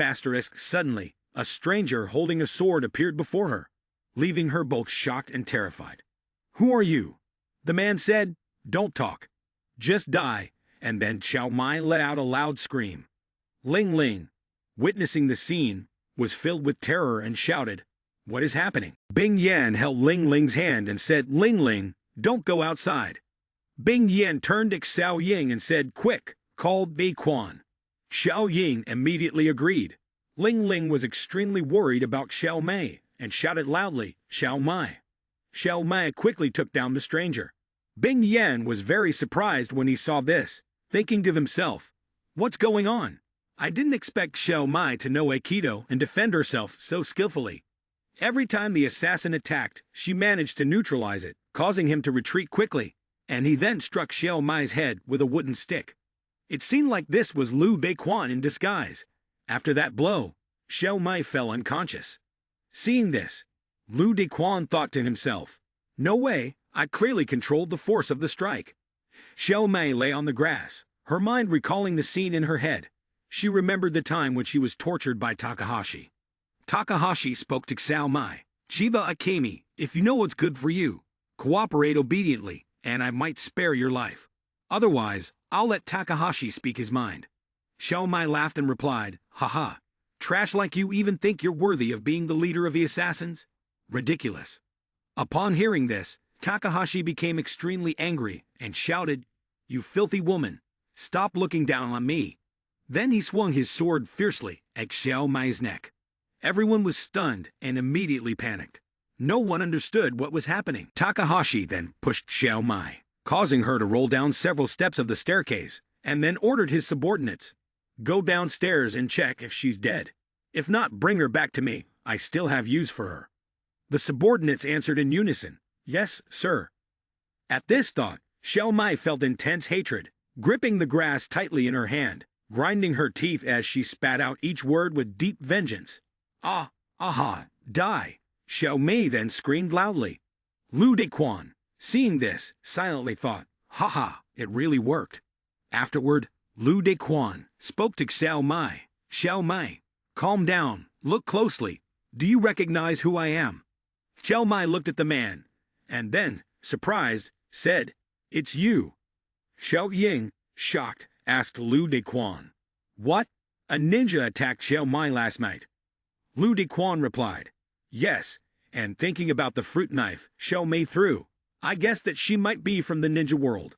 That's why I used a transformation technique to test her." Bing Yan, hearing this, said, "I didn't expect this to happen. I didn't notice anything at all." Lu Beiquan looked at Xiao Mai seriously and asked, "Based on your reaction just now, you must have remembered everything, right?" Xiao Mai honestly replied, "I remember everything now." Xiao Mai then began recounting everything to Lu Beiquan. "My name is Chiba Akemi, and my father is Chiba Crane. The leader of the Jamu clan, Xiao Mai, threw darts with impeccable precision, making everyone admire her immensely. Because my mastery of ninjutsu was ranked first in the Jamu clan, many of my fellow disciples hoped I would succeed the position of clan leader. My father also had high expectations for me. Originally, he planned to hand over the clan leader seal to me after my 18th birthday. But 2 months ago, Takahashi, a ninja from the Jikwin clan, who was usually not well known, suddenly experienced a dramatic increase in strength. For reasons unknown, his ambitions grew, and he sought to control the entire ninja world of the country. First, he killed the leader of the Jamu clan, took the clan leader's seal, and replaced him. Then he attacked other major ninja clans, taking their clan leader seals as well. Xiao Mai recalled that her father had protected her so she could escape. She fled quickly, but in the end, the Jamu clan was not spared. Her father was captured by Takahashi while protecting her. Xiao Mai also remembered the day she was stabbed and pushed down several steps of the staircase by Takahashi. That heartless man even told his subordinate, "Go down and check if she's dead. If not, bring her to me. I still have use for her." "Yes." Xiao Mai continued, "Because I was knocked down the stone steps and temporarily lost my memory, I was lucky to escape." When the subordinates descended the stone steps and didn't see Xiao Mai, they asked each other, "Where is she? Don't let her escape." Chasing after her, Xiao Ying, upon hearing Xiao Mai recounting the story, was greatly surprised. No wonder the police had been unable to trace her true identity. "So you're a ninja from the 12 major sects?" Bao Ni, confused, asked Xiao Ying, "What do you mean by a major sect?" Xiao Ying explained, "Among the ninja sects currently existing in Nation N, there are 12 major sects that are extremely famous, and within these, the Jamu sect and the Jamuan sect have the greatest influence. All 12 sects work hard for important figures and have infiltrated the National Security Department, which is why their true identities are kept secret from the police." Upon hearing this, Lu Beiquan said, "So that's how it is. Controlling the entire ninja world means indirectly controlling Nation N." Bing Yan, upon hearing this, turned to Lu Dequan and said, Dequan, this isn't a small matter. I fear. Seeing everyone's reactions, Xiao Mai stood up resolutely and said, I absolutely cannot involve everyone. I'll leave right away. Ling Ling, seeing this, quickly rushed over and tightly hugged Xiao Mai's arm, saying sorrowfully, Don't go, Sister Xiao Mai. Stay and play with Ling Ling. Lu Dequan smiled and said to Xiao Mai, It's useless for you to leave now. I fought them yesterday, and I've already been dragged into this. Xiao Yang smiled and added, Xiao Mai, don't be afraid. Lu Dequan will protect you. Xiao Mai said sadly, It's useless. Takahashi has already mastered the legendary techniques of invisibility and shadow clones. By himself, he can sweep through the world of ninjutsu. No matter how powerful Brother Lu's skills are, he's just an ordinary person, completely no match for him. Lu Dequan smiled and said, An ordinary person. Then, Lu Dequan moved some objects. Xiao Mai was extremely surprised by the scene in front of her, and asked Lu Dequan, How did you do that? Bing Yan hugged Lu Dequan tightly and said, My man is no ordinary person. This is just a small trick. If you knew Dequan's real abilities, you'd see that Takahashi is nothing more than a weak chicken in front of him. Lu Dequan also smiled and hugged Bing Yan. Xiao Mai, still shocked, asked, What is Lu Dequan's real ability? Lu Dequan assured her, There's definitely nothing to worry about, Xiao Mai. In any case, with me here, no one can harm you. I will definitely help you rescue your father and stop Takahashi's plot. Xiao Mai was deeply moved when she heard Lu Dequan say this. Seeing this, Lu Ling hugged Xiao Mai tightly and said with a smile, That's great. Did you agree to stay and play with Ling, Xiao Mai? Xiao Mai replied, I hope you'll take good care of me. Lu Dequan silently thought to himself, The invisibility and shadow clone techniques are just flashy moves used by ninjas of Nation N to show off. They can't truly be mastered, unless what Takahashi is using isn't ninjutsu, but the power of the charmed Demon King. Over here, Taka handed the counselor the black documents. Holding the materials given by Takahashi, the counselor laughed loudly and said, Haha, with these black materials, let's see how those people try to compete with me. Then, turning to encourage Takahashi, Well done. When I become Prime Minister, you'll be my #1 contributor. By then, whatever you want, you'll get it. There won't be any shortage of benefits for the Jiquin family. Hearing that, Takahashi replied, Then, thank you in advance, Mr. Prime Minister. After the counselor left, Takahashi laughed smugly. Ha! What a fool! All I need now is the seal of the Jammu sect leader, and Takahashi will be able to control the entire nation, becoming the heavenly emperor after solidifying power. And you'll just be a puppet in my hands. Returning home, a subordinate reported to Takahashi. Leader, the mission has failed. Hearing this, Takahashi was furious and said, Useless. The subordinate quickly knelt down and hurriedly explained, Please, leader, hear me out. It was a Nation A person who sabotaged our plan. His technique was extremely tricky. With just one move, he knocked out more than a dozen of our people. We had no choice but to retreat. Takahashi was shocked and asked, What? Takahashi silently thought to himself, with just one move, he'd had knocked out more than a dozen elite ninjas. This was definitely not something an ordinary person could achieve. Could it be that he possesses that mysterious power? Then, Takahashi laughed loudly and said, Haha, if I could obtain his power, wouldn't that make me even stronger? Go investigate his origins for me. The subordinate immediately responded, Yes, sir. Lu Dequan said to Xiao Mai, Last night, after we sneaked into the Jammu mansion, we found the entire mansion deserted, and Mr. Chiba's whereabouts are still unknown. Xiao Mai, crying and feeling wronged, said, What should we do now? That damn Takahashi is so scheming. I'm sure my father has suffered a lot, and now we don't even know if he's alive or dead. Bing Yan then patted Xiao Mai's head, trying to comfort her. Xiao Mai, don't worry. As long as your father doesn't hand over the sect master seal, Takahashi won't dare to kill him. Xiao Ying chimed in. Mom, please trust Lu Dequan. He will definitely help you rescue your father. Finally, Takahashi appeared. Upon seeing Lu Dequan, he laughed loudly and said, Haha, Liu Master, it's great to finally meet you. Upon seeing Takahashi, Xiao Mai angrily shouted, Takahashi, you bastard, hand my father over.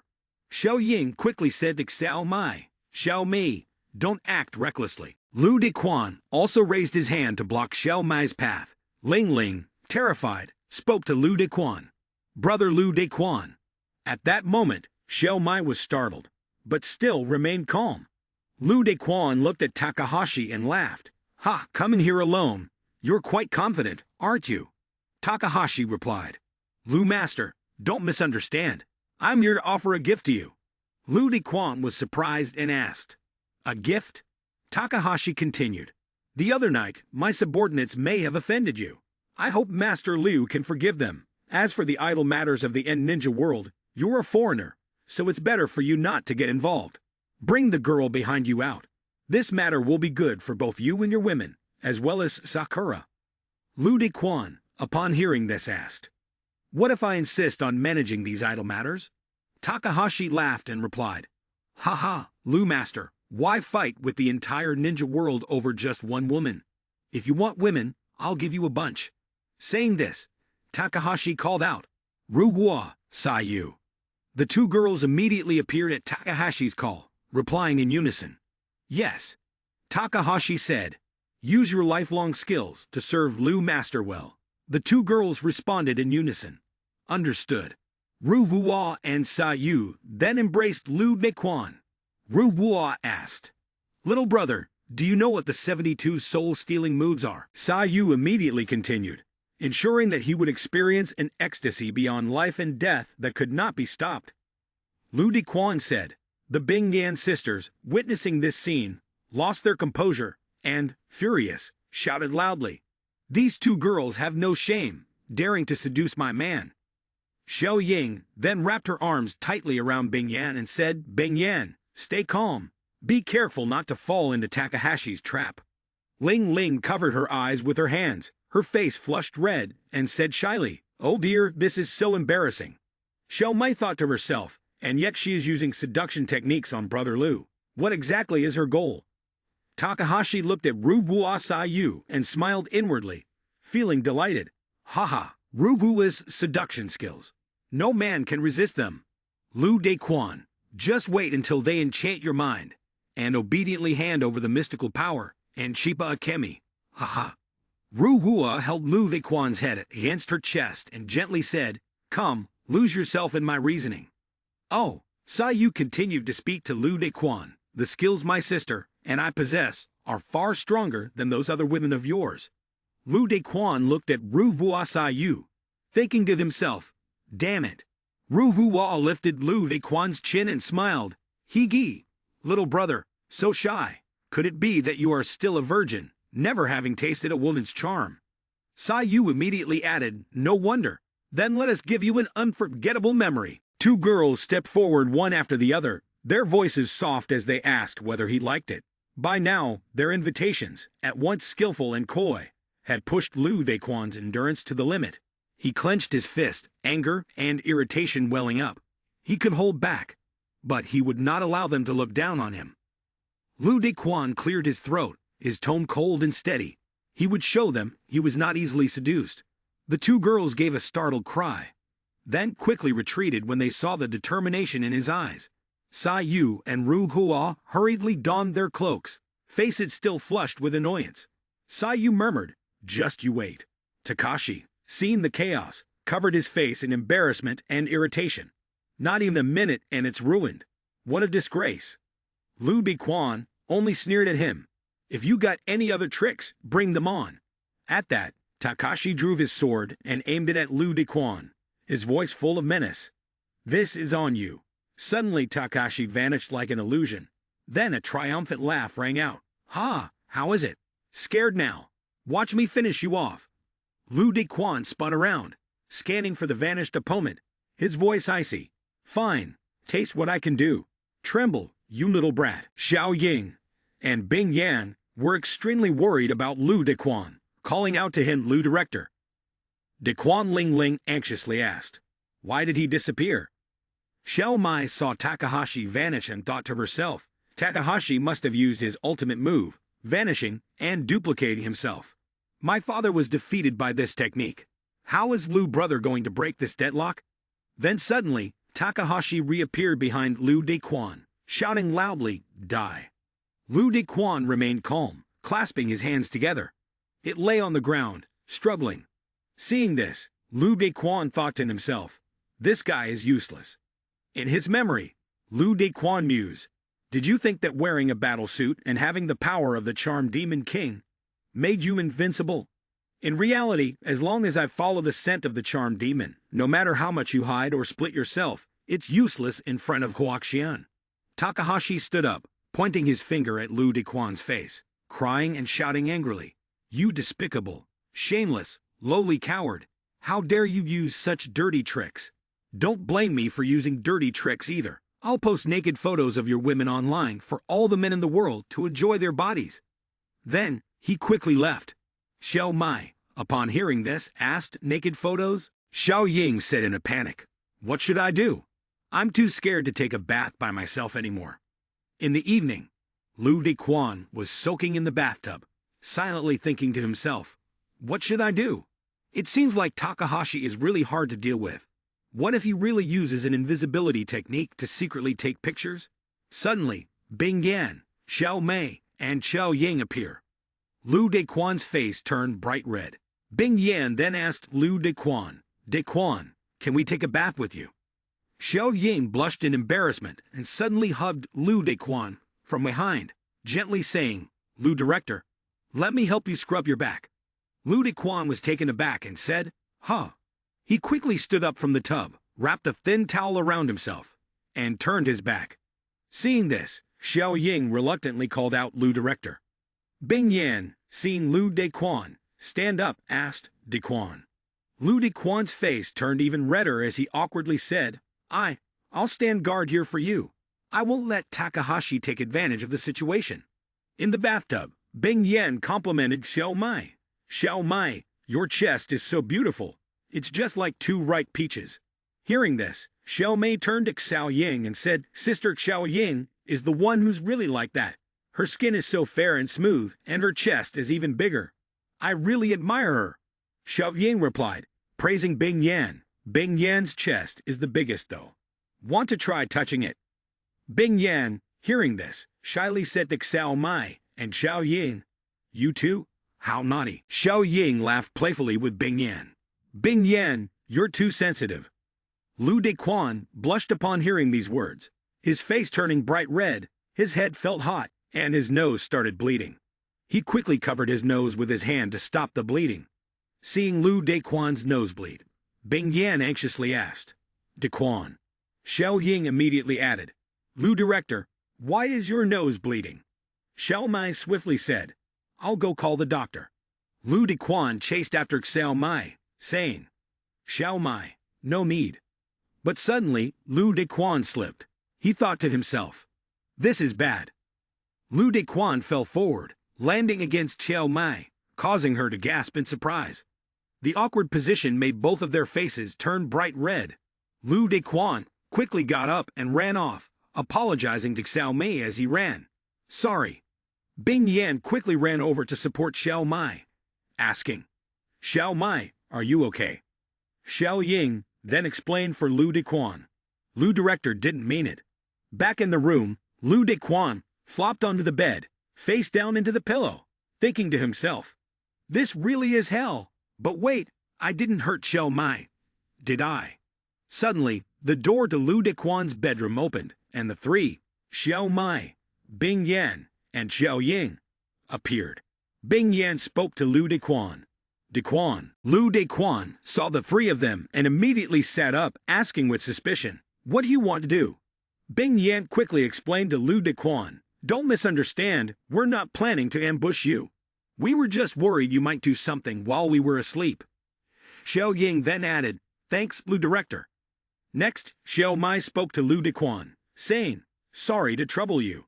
Bing Yan leaned on Lu Dequan, gazing at him gently, and softly said, "Dequan, you said you would protect us." Lu Dequan awkwardly replied, "Well, the way I sleep isn't great. I'm afraid I might touch you by accident."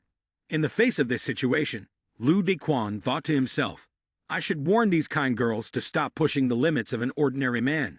Hearing Lu Dequan, Xiao Ying said, Xiao Ying doesn't mind if Lu Director touches her. Xiao Mai immediately followed. If it's Lu Brother, I don't think Xiao Mai would mind either. Upon hearing this, Lu Dequan felt extremely flustered and thought to himself, No, don't come any closer. Lu Dequan shouted, Help! The next morning, the three girls stretched and happily left Lu Dequan's room. Bing Yan stretched and said, Phew, thank goodness for Dequan. I had such a good sleep last night. Just then, Lu Ling opened the bedroom door, and upon seeing Bing Yan, Xiao Mei, and Xiao Ying walking out of her brother's room, she asked in surprise, Did all three of you sleep in his room last night? Where's he? Until Lu Ling saw Lu Dequan, she exclaimed in surprise, Oh, why you look like you've been hollowed out. With a gaunt face, dark circles under his eyes, and a look as if his soul had left his body, Lu Dequan tiredly replied, I'm fine. Lu Dequan just went out to wash his face. Sai Xe, who was right next to him, nudged Lu De Toto Anoi, and said, I thought last night the master would lose his composure. Lu Dequan, weary, responded, Don't underestimate me. I'm not that kind of man. Seeing this, Sai Xe asked further, You were unaffected by the seductive techniques of Ru Vuo and Sai Yu, yet you almost lost your composure in front of those three. Lu Dequan hesitated before replying, I don't like Ru Vuo or Sai Yu. Of course, they couldn't enchant me. But those three? Sai Xe, hearing this, laughed joyfully, and said, So what about those three? Do you like them, master? Looking at the situation, it seems the fifth petal of the master's flower might finally bloom. Suddenly, distant noise echoed in the background. Hearing it, Lu Dequan asked Xi Xe, What's that sound? Xi Xe replied, It's suspicious. It's coming from Lu Dequan's room. Takahashi was rummaging through Lu Dequan's chest to find something, and angrily muttered, Damn it, why can't I find it? Takahashi, in a semi-transparent state, puzzled and wondered aloud, Where exactly is Lu Dequan's magic item? Suddenly, Lu Dequan appeared at the door of the room. Upon seeing Lu Dequan, Takahashi thought to himself, Oh no, I've been discovered. Couldn't it be that he has seen through what I said, and the moment he took a photo, it was to divert his attention, so I could steal his magic artifact? No, that's not it. I'm hiding right now, he can't see me. He's probably just suspicious about who has been rummaging through his room. Thinking this, Takahashi stood up and ran back and forth in front of Lu Dequan, laughing loudly. Ha, as expected, he can't see me. Seeing that Lu Dequan seemed not to notice him, Takahashi drew his sword and prepared to attack Lu Dequan, saying smugly, Very good, time to die. Seeing this, Lu Dequan punched Takahashi, sending him flying into the air, and angrily said, Stop acting in front of me. Takahashi, in pain from the punch, screamed loudly, but he still saw me when I returned to the training area. Takahashi grumbled in frustration. Damn it, Lu Dequan, just you wait. I'll make you understand what a real festival is. Meanwhile, Lu Dequan and Xiao Mai were standing in front of the enemy's headquarters. Lu Dequan said, Earlier, I purposely didn't stop him, because I wanted him to lead the way. Your father must have been taken by him, by now. Upon hearing this, Xiao Mai said with determination, speaking to Lu Dequan, I will go rescue my father. Lu Dequan laughed and replied, Breaking into the enemy's headquarters is not a wise move. I have an idea that could allow us to enter with full legitimacy. Lu Dequan and Xiao Mai, both dressed in black cloaks that covered their bodies, entered the headquarters, finding no one inside. Xiao Mai, quite surprised, said to Lu Dequan, Strange, why is there no one here? Lu Dequan cautiously replied, Be careful, there might be a trap. Lu Dequan and Xiao Mai turned around and opened the door to a room behind them. Inside, a man was kneeling on the floor, his hands tightly bound with long iron chains. Xiao Mai looked at the man and shouted, Father. Lu Dequan, upon seeing the man, exclaimed in surprise, Lord Chiba Crane. Lu Dequan and Xiao Mai immediately rushed to rescue Xiao Mai's father. Xiao Mai's father said to them, Don't worry about me. While they haven't discovered you yet, you two should run. Hearing this, Lu Dequan responded. Lord Chiba Crane, rest assured, I will make sure to bring both of you back safely. Xiao Mei then added, speaking to her father, Father, Lu brother will definitely keep his word. As they made their way outside, Takahashi and his soldiers were already waiting, prepared for the three to emerge. Upon seeing Lu Dequan, Takahashi let out a loud laugh and said, Haha, who would have thought? Actually, I've known you were following me for a long time.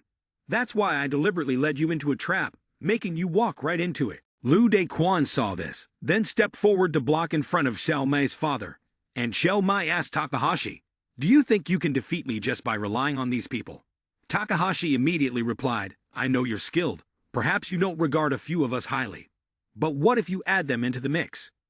With that, more police stepped forward, obediently giving up resistance and allowing themselves to be bound, folding their arms. Otherwise, don't blame the bullets for having no eyes. Lu Dequan saw the police on our side and thought to himself, What's going on? Are the police actually pleading to join him? Lu Dequan remained extremely calm, unafraid, and said, Haha, do you think that adding them will make me take you seriously? The second counselor sitting in the police car, hearing Lu Dequan say this, angrily said, Big mouth, how dare you look down on us? The nation and police. Riddle him with bullets for me. The other policemen shouted in unison, yes. Lu Dequan immediately used a barrier technique.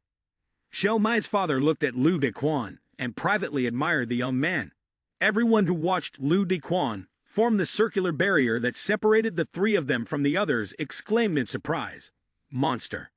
Takahashi, seeing this, stepped up to the counselor and said, Counselor, this is his unique ability. My stealth and decoy techniques cannot counter him. We still haven't found a way to dispel it. He then said decisively, In any case, we must eliminate him, to prevent ruining our grand plan and to ensure we return to safety. Xiao Mei's father immediately praised Lu Dequan. Xiao Lu, your skills really make me sigh in admiration. In the past, I never believed in extraordinary abilities like this. How should I thank you? While treating Xiao Mei's father's injuries, Lu Dequan humbly replied, Sir Chiba Kren, you're too polite. Xiao Mei and I are friends, and her father is like my own father. It's only natural for me to save him. Upon hearing Lu Dequan's words, Xiao Mei's father smiled, thinking to himself, his father is also his father. Does this mean? Seeing his daughter worry so much, Sir Chiba Kren spoke up. Xiao Mei's father, don't stand there any longer. This secret chamber is not easy to find.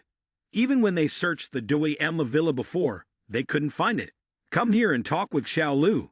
As he spoke, Xiao Mei's father walked away. I've been up all day, I'm tired. You two youngsters can take your time talking. Don't mind me, pretend I'm not here. Xiao Mei blushed and didn't say anything, while Lu Dequan thought to himself that it seemed like her father had misunderstood something. The next morning, Lu Dequan and Xiao Mei returned. As they opened the door, Lu Dequan cheerfully said, We're back. When Lu Ling saw that Lu Dequan had returned, she ran over to hug her brother, sadly recounting, Brother, you're finally back. Sister Bing Yan and Sister Xiao Ying were taken away by the police yesterday. Lu Dequan was extremely surprised when he heard this and asked, What? He then patted Lu Ling's head and gently comforted her. Ling, be good. Stay at home and wait. I will go pick them up. Upon hearing Lu Dequan, Lu Ling felt reassured and said, Okay, hurry up.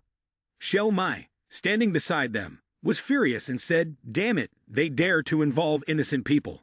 At the police station, when Lu Dequan asked, the police officer said, Xia Bingyan and Sakura Shinguji are involved in a major illegal fundraising case. They must be detained for further investigation and cannot be bailed out. Lu Dequan, upon hearing this, became extremely angry and said, Are you trying to frame them? The police officer then responded, Our nation's police force is strict and disciplined. We have enough evidence to detain them. Please leave immediately. Do not interfere with our work. Xiao Mei, seeing this, hugged Lu Dequan's arm and gently persuaded him, Lu brother, being tough with the police won't help. Let's think of another way. Suddenly, a masked person approached and said to Lu Dequan, Lu brother, the leader Taka asked me to pass on a message to you. Lu Dequan saw the person and immediately asked, "Is it you?" The masked person, with a disgusting tone, replied, "The leader says your girls have beautiful bodies, and he really likes them. If you don't bring the Jamusek seal to exchange for them within 2 days, they will belong to him. He will post embarrassing pictures of them online to make money." Lu Dequan was extremely angry, shouting loudly, "Damn it!" The masked man disappeared after speaking, but not before giving Lu Dequan one last piece of advice. 2 days, don't forget about it. Xiao Mei, who had witnessed the entire scene, said to Lu Dequan, "It seems the police station has been controlled by Takahashi. Bing Yan and Xiao Ying staying here is very dangerous. We should rush in and save them." Lu Dequan then held Xiao Mai's hand, urging her to calm down. "Don't rush, they're not in immediate danger. Before we rescue them, I want to clarify something." Xiao Mai asked, "What is it?" Lu Dequan replied, "With Takahashi's abilities, even without the sect leader seal, it wouldn't be difficult for him to control the entire world of ninjutsu. Why does he insist on having the sect leader seal?" At home, Xiao Mai's father explained to Lu Dequan and Xiao Mai, "The sect leader seal in the hands of the 12 major sects can not only command the entire ninja world, but also hides a major secret related to Nation N." Xiao Mai, surprised, asked, "A secret related to Nation N?" Xiao Mai's father confirmed, "Yes, this secret has been passed down orally among the leaders of each generation. Only by officially becoming a leader can one be qualified to learn this secret." Then Xiao Mei's father took out a small green box, turned to Lu Dequan, and said softly, "Xiao Lu, at this moment, only you have the power to defeat Takahashi. Old man, I must ask you, please help the ninja world, and help Nation N by taking on the role of leader of my Jamu faction." Lu Dequan was taken aback. "What?" he asked in disbelief. Clearing his throat, Xiao Mai's father continued, "As you know, the 12 major factions are loyal to the leading politicians. Our people from the ninja world are spread throughout the national police and military systems." Lu Dequan sighed inwardly. "He's not even letting me finish my thoughts." Xai smiled at Lu Dequan and teased, "Looks like Mr. Chiba is determined to pass the title to you. My lord, just accept your destiny. Today you saved Nation N. Tomorrow, you might save the world."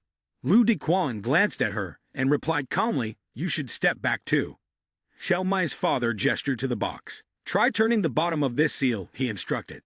3 turns counterclockwise, 2 turns clockwise, then 3 more counterclockwise. Lu Dequan blinked. "The chip?" he asked in surprise. And in that instant, it all clicked. "So that's it. The chip is what Takahashi's really after." "That's right," Xiao Mai's father confirmed. "Each seal contains a fragment of a super chip, holding information about key political figures. But within our Jamu faction's seal lies not only the identities of major politicians, but also data on the Prime Minister, the royal family, and certain military secrets. Therefore, obtaining the 12 sect leader seals is no different from holding the fate of the entire nation and in one's hands, able to summon a storm of blood and chaos at any time. Takahashi's true ambition is to become the heavenly emperor, wielding real power." Then, Xiao Mai's father knelt before Lu Dequan, tears in his eyes, and said, "Leader, you have great foresight and a noble vision. You are the emissary of justice, the spring breeze of this world, the embodiment of love and hope. From now on, the fate of Nation will be in your hands." Lu Dequan responded, "I will do my best."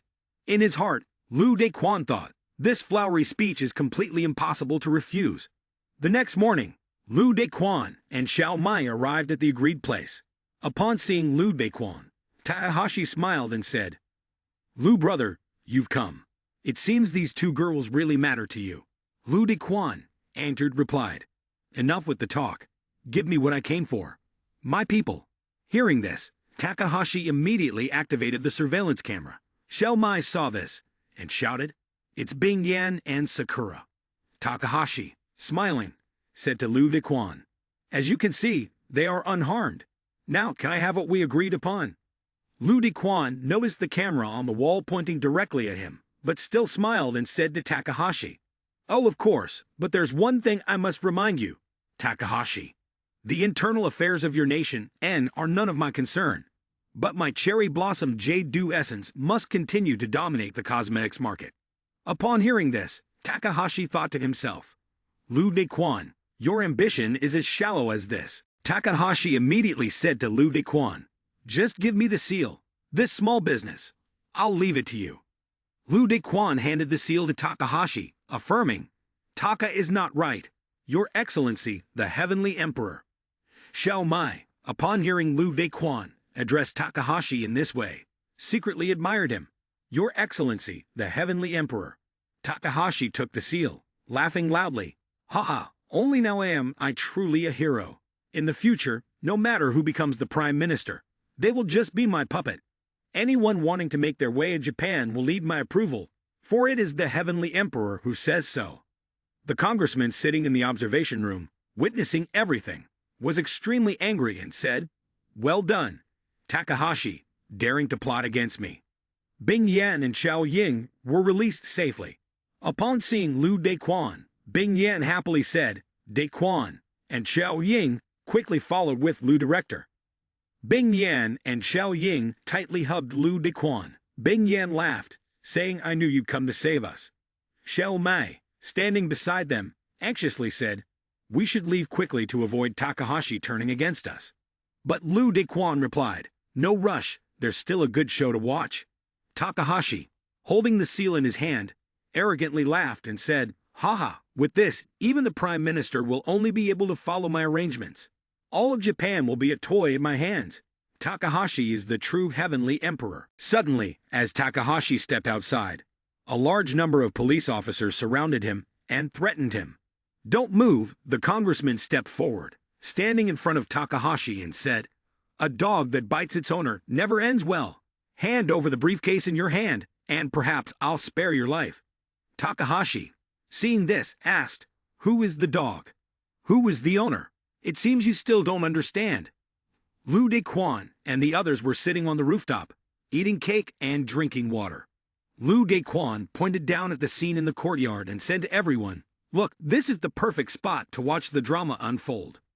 Xiao Mi then asked Lu Dequan, Leader, how did you know they would have internal conflict? Lu Dequan smiled and said, Haha, before handing over the seal, I invested some money to make a few adjustments. I discovered that the one who was actually colluding with Takahashi was Miyamoto Norio, so I kindly gave him a call. Bing Yan quickly understood and said to Lu Dequan, I bet you definitely called Miyamoto Norio to the police station's surveillance room so he could see the transaction process firsthand. Right. Xiao Mai also understood. No wonder back then he called Takahashi Heavenly Emperor. It turns out he was calling Miyamoto Norio. Lu Dequan smiled and praised. Very smart. Xiao Ying suddenly said, I heard you fighting. Takahashi quickly drew his sword and challenged the congressman. Do you think you can kill me? The counselor then spoke to the nearby police officers. Takahashi violently resisted, threatening the lives of law enforcement officers. Give the order to shoot and deal with him on the spot. The bullets were fired, but Takahashi was no longer there. He moved swiftly, taking down each police officer one by one. One officer, unable to finish his sentence, was killed by Takahashi. Traitor, Takahashi said, I have never betrayed myself. Then Takahashi turned to challenge the remaining officers. Who else is blind? Go ahead, shoot me. Suddenly, Lu Dequan jumped down, carrying Xiao Mai, and shouted loudly, Taka. Lu Dequan crashed Xiao Mai into Takahashi, knocking him to the ground. You screamed for help, Lu Dequan said innocently. Oh dear, I warned you. Why didn't you get out of the way? The officers, seeing Lu Dequan, exchanged confused looks and asked, Who's this? Is he an accomplice of Takahashi? Xiao Mai quickly dealt with the remaining officers, hitting them with stones. She didn't kill them, but it was enough to make them cry out in pain. Ouch! Ouch! Ouch! Takahashi clutched his back, stood up, and said to Lu Dequan, You sneak attacked me. Where's your martial virtue? Lu Dequan laughed and replied, Who says I didn't teach you martial virtue? I'm teaching you how to use the sword properly. Suddenly, Takahashi's clothes disappeared, forcing him to hurriedly cover himself where necessary. Shouted loudly. The police officers who witnessed the scene laughed and said, That's Takahashi. Turns out he's just a weakling. Xiao Mai quickly turned to take the handcuffs from one of the officers and politely said, I'll borrow these for a moment. The officer, seeing this, realized that the foreigner wasn't one of Takahashi's accomplices. Xiao Mei then used the handcuffs to secure Takahashi's wrists. Afterwards, Lu Dequan found what he was looking for. Holding the object in his hand, he thought to himself, "Found it, Tex. I didn't expect the charmed Demon King's power would cause this much trouble." Lu Dequan spoke to the officers. "You could take that person, but this seal must be returned to the 12 lineages." Once Xiao Mai finished her task, she turned to Lu Dequan and said, "Leader, let's head back." The officers, hearing Lu Dequan, were greatly surprised and asked, "Leader, the leader of the Jammu lineage is a foreigner." Lu Dequan returned the object to Xiao Mai's father. Xiao Mai's father examined it, then smiled and said, Good, all 12 seals are here." Lu Dequan then said, "It's just a pity. I never expected Takahashi would actually dare to act in such a public place. I couldn't save Miyamoto Norio and the other officers, but at least the mission is completed. I should return the position of chief enforcer to you now." Xiao Mai's father smiled and told Lu Dequan the secret of the seal. Refusing to take on the role of leader will lead to being hunted down by the entire world of ninjutsu. Lu Dequan hesitated and asked, "But you see, as a foreigner, it doesn't seem appropriate for me to be the leader of your top ninja clan. It would be hard to win their respect." Xiao Mai's father smiled and, holding both Lu Dequan's and Xiao Mai's hands, said, "That's easy to fix. Just marry my daughter, Chiba Akemi, and become the son-in-law of the Jammu clan. Then no one will care about your foreign background." Lu Dequan was taken aback and asked in surprise, Marry Akemi." Xiao Mai, standing beside them, blushed furiously, feeling embarrassed, and said, "Dad." Hearing this, Lu Dequan immediately replied, "I'm sorry, Mr. Chiba, but regarding this marriage, please forgive me. It's hard to comply. After all, such matters can't be decided unilaterally." Xiao Mai felt deeply saddened upon hearing his response. She said nothing and quietly left the room. Seeing this, Xiao Mai's father asked, "Xiao Mai, where are you going?"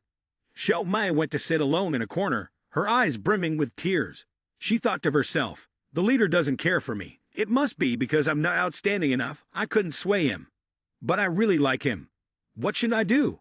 Suddenly, Lu Dequan appeared and called out, "Xiao Mai." Seeing Lu Dequan, Xiao Mei's face turned bright red, her eyes sparkled, and she said, The leader, Lu Dequan, sat down next to Xiao Mei and gently asked, "Do you want to know the secret behind Takahashi's sudden increase in strength?" Xiao Mei immediately asked, "What is it?" Lu Dequan smiled and said, "Perhaps everyone thinks I am someone with superpowers, but in reality, what I am using is divine power, even more mysterious. If one has divine power, then naturally there will also be demonic power. In this world, aside from people like me, there is also a type of creature called the charmed demon." Xiao Mai's father observed the scene from a distance, silently thinking, "Haha, these two kids, well done." Lu Dequan turned to Xiao Mei and said, "Xiao Mai, as a Huaqian, my responsibility is to eliminate the charmed demon and restore peace to the world. It's not that I don't like you, but following me will bring a lot of danger. Moreover, I already have a girlfriend." Xiao Mai remained silent upon hearing Lu Dequan's words and said nothing. Later, Xiao Mai told her father about Lu Dequan having a girlfriend. Xiao Mai's father was very surprised and exclaimed, "What? The leader already has a girlfriend?" Xiao Mei then sighed and said, "Therefore, the matter of marriage will have to wait for later." Xiao Mai's father's eyes lit up, and he grabbed his daughter's hand, saying, "Xiao Mai, you are wrong. A man like Lu Dequan don't just talk about having a girlfriend. Even if he has a wife, one should still find a way to break the vase and steal the flower." Xiao Mei then said, "Father, is there something wrong with your worldview?" Xiao Mei's father pushed her from behind and said, "What are you talking about throwing darts for? Hurry up and go chase him. Even if you have to take the initiative and offer yourself, you still need to bring my precious son-in-law back here." Xiao Mei helplessly said, "Dad, over here Bing Yan and Chao Ying are talking to each other." Upon hearing that Lu Dequan was returning to the country, Xiao Ying was extremely surprised and shouted, "Returning to the country?" Bing Yan then confirmed, "Yes, Dequan's plan recently is to bring Ling Ling back to the country. So if you want to confess your feelings, You better seize the opportunity now. Who knows when you'll see him again next time? Xiao Ying hesitantly and shyly said, but I don't dare. Bing Yan placed a hand on Xiao Ying's shoulder. Xiao Ying, I can tell that Di Quan likes you too. As long as you can show him your true feelings, he will definitely accept you. Xiao Ying then asked, really? Do you think so? Bing Yan replied, if you don't try, how will you know if you're not capable of it? At that moment, Xiao Mai was standing by the door and overheard the entire conversation between Bing Yan and Xiao Ying. She secretly smiled to herself, so Xiao Ying also couldn't let go of the leader. She couldn't let anyone else have him. Lu Lingling walked over and noticed that Xiao Mai looked a bit down. She asked, Sister Xiao Mai, why do you suddenly look so upset? I know, you're worried about him. I've been taken away by Xiao Ying, and I won't play with you anymore, right? Don't worry, I can help you steal him back. Xiao Mei then gestured for Ling Ling to speak quietly. Ling Ling, Xia. Suddenly, the door to the room opened, and the four of them came face to face. Xiao Mei and Xiao Ying locked eyes, seemingly sensing that they had become rivals. The next morning, Lu Biquan woke up and was surprised to see Xiao Ying and Xiao Mai cooking. Bing Yan, standing beside him, praised Xiao Ying. Wow, Xiao Ying, your cooking skills have improved quite a bit. Lu Lingling, on the other hand, said, yeah, but it's Xiao Mai's skill at pulling noodles that really fills you up. Lu Diquan was confused and thought to himself, why do I smell a rivalry? At that moment, Xiao Mai brought a bowl of freshly made hot noodles and placed it in front of Lu Diquan, saying, Leader, I've put in all my strength to pull these noodles. Let's see if they suit your taste. Xiao Ying also brought a portion of delicious sashimi to Lu Diquan and happily said, Lu Director, this sashimi is made from bluefin tuna caught in the Atlantic this morning, incredibly fresh. Try a piece. Lu Diquan stood in front of the two dishes, unable to make a decision. Bing Yan then approached Lu Diquan and said, Diquan, eat the sashimi. That's something even King Sashimi couldn't buy, even with money. Lu Lingling wasn't willing to fall behind. She pleaded with Lu Diquan. Sashimi ingredients are expensive, and the hand-pulled noodles take a lot of effort. Ling Ling feels that the hand-pulled noodles must taste better. Lu Diquan awkwardly asked, can hand-pulled noodles and sashimi be eaten together? In his heart, Lu Diquan thought, this is a pick-one situation, where either choice leads to disaster. Bing Yan then pointed towards the kimono and said to Lu Diquan, Diquan, look here, Xiao Ying personally made the kimono for you. It's even more exquisite than those in stores. Lu Lingling also pointed to Xiao Mai, who was arranging flowers, and praised, look at that, I thought Sister Xiao Mai only knew how to throw darts, but turns out she has such delicate skills. She's so talented. Bing Yan refused to be outdone and continued, when it comes to being multi-talented, Xiao Ying is naturally one step ahead. Her guzzing performance is nothing short of magical. Xiao Mai shyly said to Lu Biquan, well, this is the image of the leader in my heart. Lu Lingling immediately praised, how big must the image of you be in Sister Xiao Mai's heart? Lu Diquan's face turned pale with fear. Bing Yan then spoke to Lu Diquan. Diquan, Xiao Ying, and Xiao Mai have been practicing their Peking opera for days. Give us your thoughts. Lu Diquan awkwardly asked, thoughts on what? Bing Yan straightforwardly asked, who do you think, Xiao Ying or Xiao Mai, would make a better wife? Lu Diquan asked in surprise, In his heart, Lu Diquan thought, is this the reason now? Lu Lingling, who was behind Lu Diquan, firmly said, do you still need to ask? Of course, Xiao Mai can go up to the living room and down to the kitchen. She could fight off thugs and also do sculpture. Hearing this, Bing Yan said, Xiao Mai is indeed great, but Xiao Ying is considered a more virtuous housewife. Lu Diquan then responded, you girls shouldn't argue anymore. I feel like both Xiao Ying and Xiao Mai have their own strengths, and both could make great wives. Lu Diquan felt very awkward, thinking to himself, choosing one for sure means death, how annoying. Hearing Lu Diquan say this, Bing Yan laughed and said, you're right, I was momentarily confused, I didn't think of this. Then, Bing Yan pulled Xiao Ying and Xiao Mai's hands and said, Xiao Ying, Xiao Mai, follow me. Lu Dequan was left very confused, not understanding what Bing Yan was planning. Once inside the room, Bing Yan immediately asked Xiao Mai, "Xiao Mai, you must know that Lu Dequan is the reincarnation of Huaxian." "Right." Xiao Mai replied, "Yes, I know.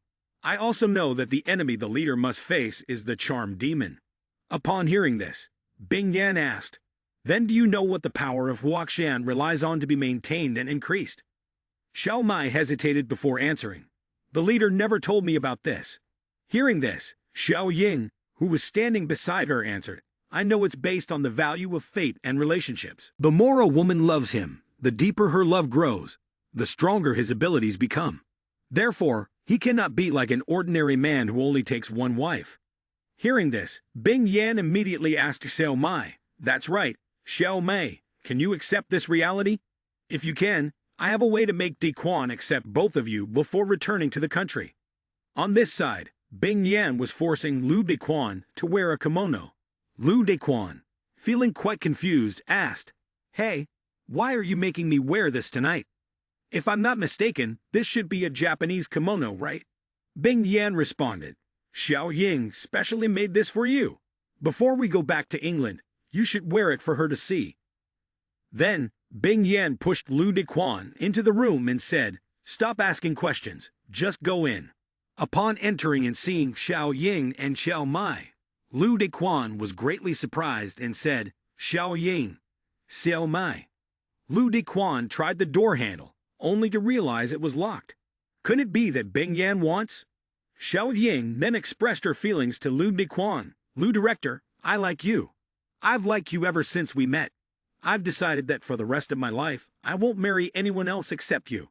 Lu Dequan, feeling extremely awkward, said, "Xiao Ying, Xiao Mai is here too. She also started expressing her feelings for you, Lu Dequan. I've decided as well. No matter how many women you have in the future, then my love for you will not be shaken at all."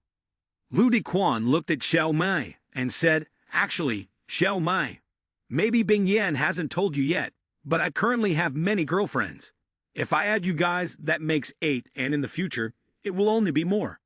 Xiao Mei, dizzy and overwhelmed, asked Lu Dequan, 18 people.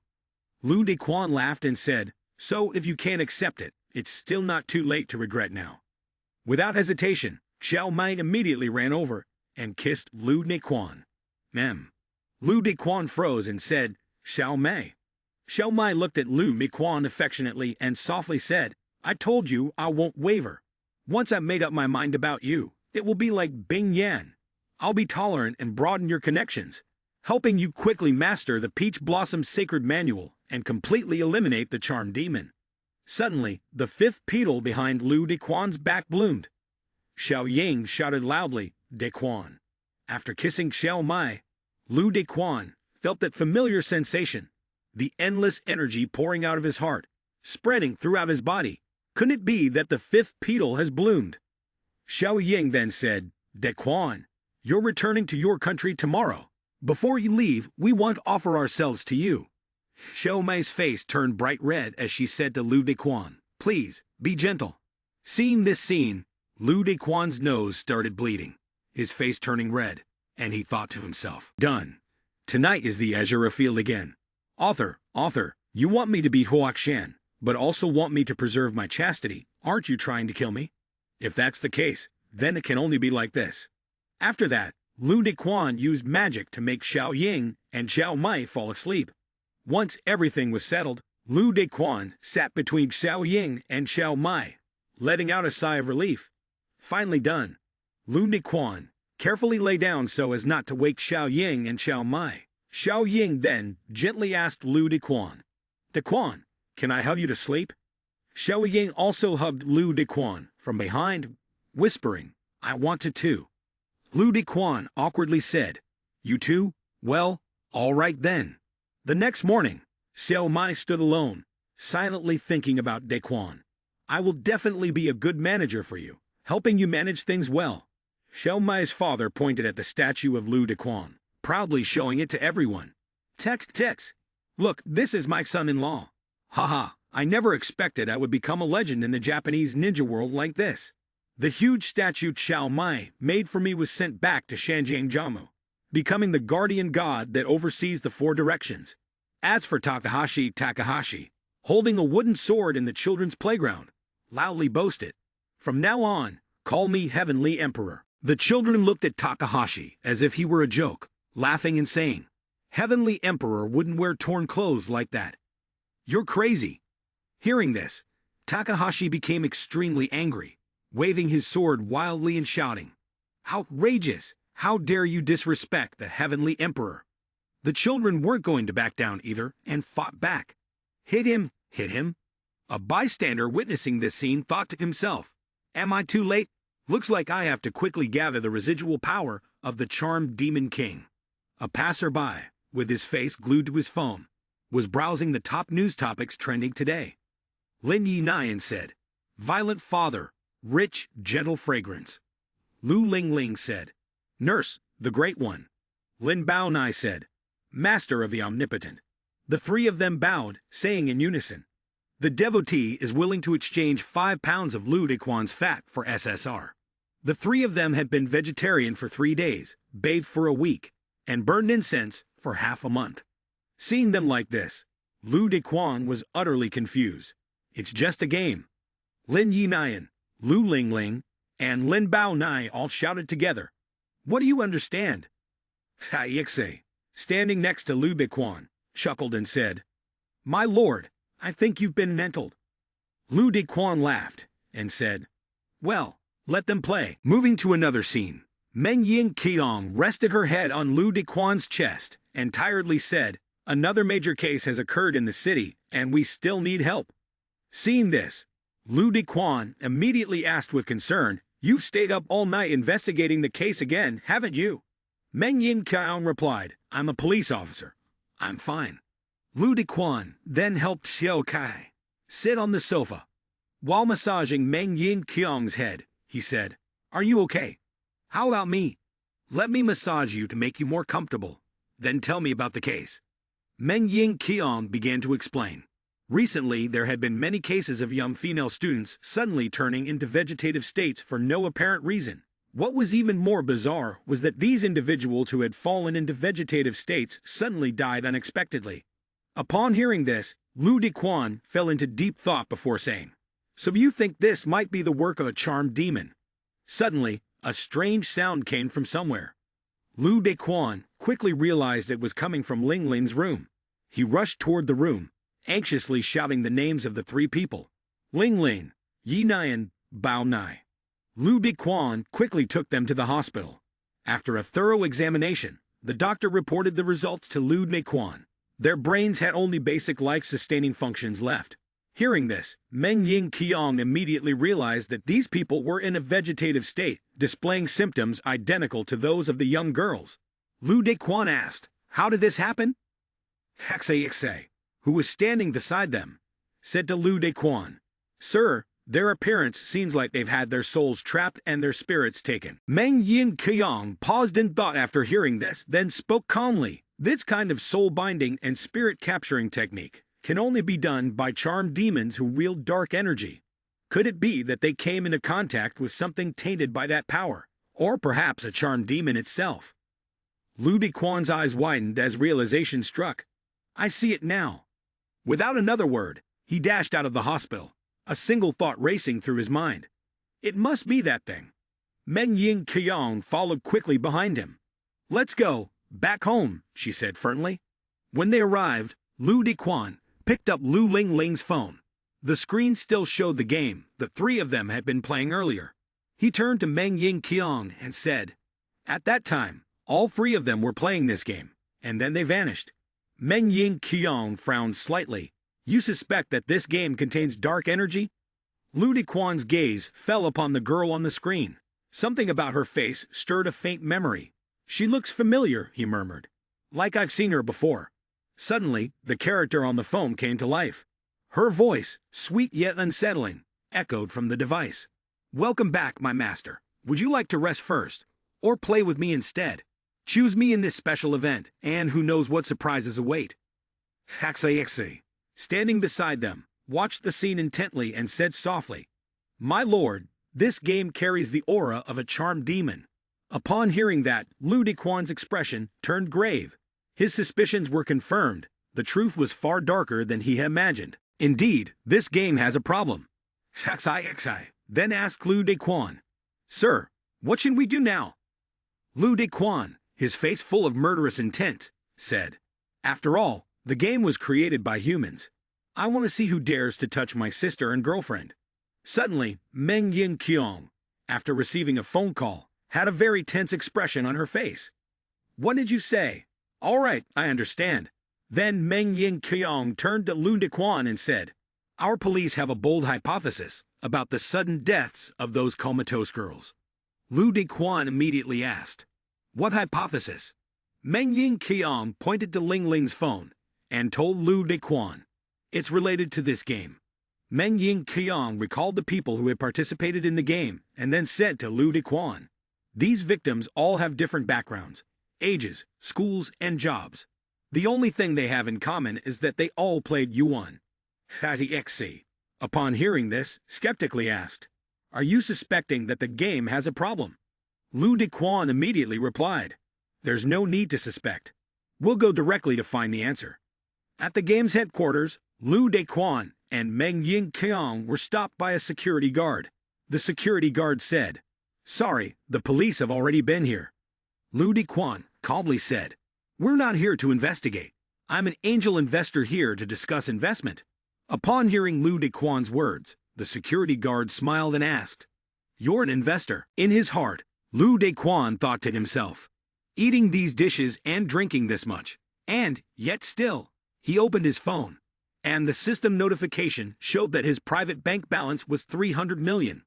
The security guard led Lu Dequan into the CEO's office. The security guard said to Director Lu, Director Lu, they've arrived. Director Lu turned around, smiled, and asked Lu Dequan, Are you here to invest in Lil Cute? No wonder you're the gold master. You really have an eye for talent. Xi observed Director Lu, then turned to Lu Dequan and said, Master, she doesn't have the aura of a charmed demon. Lu Dequan responded, Yeah, she seems like an ordinary girl. Suddenly, Director Lu pushed Lu Dequan into a chair, then sat on his lap. She wrapped her arms around his neck and softly said, This is the first time I've seen a gold master come here in person and investigate so diligently. Lu Dequan placed his hands to gently push Director Lu off, smiling as he said, My friends who play this game have all been completely addicted. It's even more important to investigate the user experience thoroughly. Xi saw how Lu Dequan handled the situation and praised him. Master, you're incredible. Then, Xi carefully examined and scrutinized the entire room. Not detecting anything unusual, she asked Lu Dequan, Master, the whole room is clean. What should we do now? Hearing Lu Dequan's words, Director Lu asked, So have you decided to buy Little Cute? Little Cute will make you even more obsessed with it. Lu Dequan smiled and replied, I really appreciate the game design of Charmed Demon, but the operation and design of the game are also crucial. I want to see the backstage operations of Origin Demon. Lu Director laughed and said to Lu Dequan, That's right. Little Cute will take you out to the outside. Lu Director, while putting his arm around Lu Dequan, spoke cheerfully, Your operation skills are extremely impressive. The server will automatically handle the players.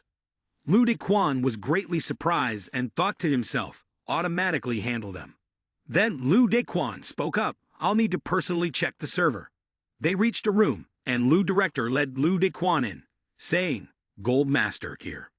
Lu Director walked over to a computer, then turned around and winked at Lu Dequan. Little Cute will perform for Gold Master now. Lu Director turned back, his face completely different from the cute one he had when speaking with Lu Dequan. Now his expression was dangerous, full of killing intent. If this was a dangerous character, then just let him in. After finishing the command, Lu Director turned back and said to Lu Dequan, Gold Master, it's starting now. In his heart, Lu Director thought to himself as suddenly two large, black hands appeared behind Meng Yin Qiong and Lu Dequan. Lu Director then ordered the hands to pull them into the game. Meng Yin Qiong raised her gun and aimed straight at the fire alarm. Lu Dequan glanced at Director Lu and said, End this, and I might just spare your life. Hearing that, Director Lu became furious and snapped back, "End it in your dreams." Then she instantly vanished into the system. Haksai Kaksak shouted, "Oh no, she'd escaped." Lu Dequan was stunned. She went into the server. Seeing that, Meng Ying Keong said, "She's entered the game. Charmed Demon's ability must be pulling people into the game itself." Ling Ling, Yi Nian, and Bao Ni had all been caught. Lu Dequan turned around, grabbed Meng Ying Keong's hand, and said, "I'll go in there and deal with Lu Zai. Leave Ling Ling and the others to you." Meng Ying Keong trusted Lu Dequan completely. "All right, I'll wait for your news. Be careful."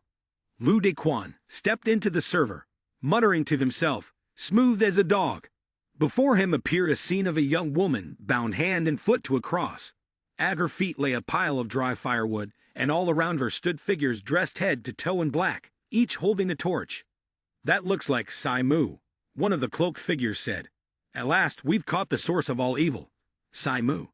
Sai Mu glared at them angrily. "You fools, you're trapped inside the game, and still don't realize it." The cloaked figure chuckled darkly. "This girl's quite a treat, since she's about to die anyway. How about before that? Even if you run, you can't escape from Lu Shen's palm. Before you die, we'll make sure you serve a purpose for a while." Suddenly, Lu Dequan made his move, dealing with all the people in black cloaks, then walked towards Sai Mu. Witnessing this, Sai Mu was extremely surprised and asked Lu Dequan, "Who are you?" Lu Dequan supported Sai Mu with his hand and said with concern, "Your leg is bleeding." Sai Mu was still very surprised by Lu Dequan's appearance and asked again, "Who are you? I'm not a player of the game." Lu Dequan then sat down, signaling for Sai Mu to get on his back and said, "Get on, I'll explain on the way." After Lu Dequan explained, Sai Mu understood everything and said, "So that's it. You chased after Lu Zai into the game to save your sister and girlfriend, while I was forced into this game." Lu Dequan then asked Sai Mu, "Do you and she have some deep-seated grudge?" Sai Mu sadly recounted to Lu Dequan, concluding with the words, "Lu Zi stole the game I designed and trapped me here, wanting me to be hunted down by players until I die. If you're the real designer of this game, you must know how to end this." Sai Mu then replied, "I know." Lu Dequan looked at the wound on Sai Mu's leg and said, "Let's find a place to rest first. If we don't treat your wound, it could get infected." Sai Mu pointed to a house and said to Lu Dequan, "This location, when I first designed it, was meant to be a grape winery, providing nourishment for passersby." Upon entering the house, Lu Dequan saw the carnivorous plants and remarked, "This looks more like it's using passersby as nourishment." Hearing this, Sai Mu responded, "A manor develops according to the heart of its owner. If the heart is evil, the manor will be a hell. If the heart is kind, the manor will be a place of joy. It all depends on whether the choice is that of an angel or a demon." Lu Dequan surveyed the scene inside the manor and silently thought to himself, just how twisted could the master of this stronghold be? Inside, 4 girls were attending to Su Shun Yi. "Master, do you want to bathe and eat first, or would you prefer to eat me first?" Suddenly, Su Shun Yi sensed something was off. It seemed he could feel someone had barged in. He spoke to the system, "Capture and feed the flowers with human flesh." The character's skill, Fire Eye Golden Spirit, could discern the most valuable items within its line of sight. Lu Dequan applied disinfectant to Sai Mu's wounds and said, "This should hold for now." But why did the grape winery turn into this monstrous form? Before Sai Mu could answer, Su Shun Yi descended and said to Lu Dequan, "Because I killed the previous owner and took his place." Lu Dequan recognized a familiar figure. It was Bao Ni, and called out loudly, "Bao Ni." Sai Mu saw this and thought to herself, "She is the Bao Ni that he mentioned, Bao Ni." Su Shun Yi wrapped his arms around Bao Ni, smiling smugly, and asked Lu Dequan, "Do you two know each other?" Lu Dequan was furious and shouted at Su Shun Yi, "This guy?" Sai Mu quickly explained to Lu Dequan, "Anyone who gets sucked into the game loses all their memories of the real world." Bao Ni smiled at Su Shun Yi and said, "Master, I'll go throw them to the flowers. Your EXP will increase quite a bit. Let me see if anyone else dares to challenge your position." Su Shun Yi licked his lips perversely and said, "Kill the men, The women wash clean and send them to my room. Don't call me tomorrow. Su Shunyi thought to himself. My fiery eyes have never seen such an extraordinary specimen. After devouring him, my EXP will rise by hundreds of thousands. Lu Dequan laughed and said to Su Shunyi, you mentioned someone challenging you. According to the rules of the game's world, I can also challenge you. Sai Mu chimed in. You're not scared, are you? Su Shunyi stepped closer, his chin brushing against Sai Mu's, and said with a smile, fine, I'll make sure you die clearly. The system announced. The challenge objective is singular. Within 5 minutes, find the most expensive wine in the cellar. Lu Dequan asked Sai Mu, do you remember this place? Sai Mu then replied, I remember, but this wine cellar is specially designed, so everything stored here is constantly updated. Apologies, the clock has struck. As soon as Su Shunyi finished speaking, he quickly ran off. Thank you, baby. Lu Dequan randomly picked a bottle of wine, just as the clock struck. Su Shunyi turned around with a bottle in his hand, smiling as he asked Lu Dequan, do you know where you lost? My eyes can distinguish everything valuable, including you. But before Su Shunyi could finish his sentence, the bottle in his hand exploded. He was very surprised and asked, what happened? After that, one by one, the expensive bottles of wine in the cellar exploded as well. Lu Dequan laughed, raised the bottle he was holding, and said to Su Shunyi, as long as all the remaining bottles are destroyed, the one I chose will be the most valuable. Before Su Shunyi could say anything, he lost and was swallowed by the carnivorous plant. The next morning, because Lu Dequan had defeated Su Shunyi, he became the new master. Bao Ni happily said to Lu Dequan, welcome back. Your master. 3 girls attended to Lu Dequan as he took a bath. Lu Dequan tightly held onto the bath towel, his face flushed with embarrassment as he said, I'll bathe by myself. Bao Ni told Lu Dequan, Master, your bath supplies are outside the door. The system reported, Bao Ni, full skill in tailoring. Sai Mu was in the room, recalling the moment when Lu Dequan had saved her. She thought to herself, asterisk, can I trust him? Let's see. If he wants to kill me, then don't blame me for striking first asterisk. Just then, Lu Dequan pushed open the door and entered. Upon seeing the pained expression on Sai Mu's face, he asked, what's wrong? What's with that expression? Lu Dequan looked at Sai Mu, secretly thinking, asterisk, she's covered in so many wounds. She must have endured a lot of pain asterisk. Sai Mu replied, I've slipped. In her mind, she thought, asterisk, he hasn't noticed, has he? He hasn't noticed, right asterisk. Upon hearing this, Lu Dequan said, then get on the bed. Afterward, fearing Sai Mu might misunderstand, he quickly added, my bloodline's innate skill is at a high level. Relax your body, I'm not a pervert, don't look at me like that. Sai Mu turned to lie face down on the bed, still highly cautious, thinking, asterisk, if I turn my back to him, if he wants to kill me, this will be his best chance, asterisk. But after Lu Dequan gave her a massage, Sai Mu was completely taken aback and exclaimed, This is an indescribable pleasure. It's like flying, up and down, oh, ah. Once everything was over, Sai Mu seriously asked Lu Dequan, Lu Dequan, do you still want to save your sister and girlfriend? Sai Mu thought to himself, the final trial, life and death will be decided here. Hearing that, Lu Dequan replied, of course I want to. How do you know? Sai Mu took out a knife and handed it to Lu Dequan, then said, the game's configuration is twin roles. Lu Zi chose to become the game's god. I was forced to become the game's demon and am now being hunted. The game's characters must continuously level up, strengthen their skills, and ultimately kill the evil demon to restore peace to the continent. The game has completely changed, and he already saw Bao Ni. Has your sister been through anything worse? Can she wait for you? Do it. Lu Dequan raised the knife. At the same time, Sai Mu closed his eyes and slowly felt death drawing near. Sai Mu held the controller's button, thinking to himself, farewell, Lu Dequan. But it turned out Lu Dequan did not stab Sai Mu with the knife.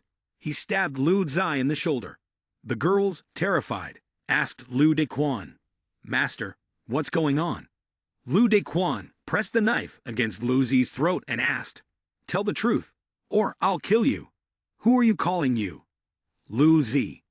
Lu Zi trembled all over, and, trembling with fear, said I'll tell you. I follow the orders of Legion Commander Tai Wang. He was a trusted subordinate of Lu Shen. Lu Dequan stood up and shouted at Lu Zi. Write down the address, appearance, and skills. Everything. Lu Zi trembled and fell to his knees in fear at Lu Dequan's feet.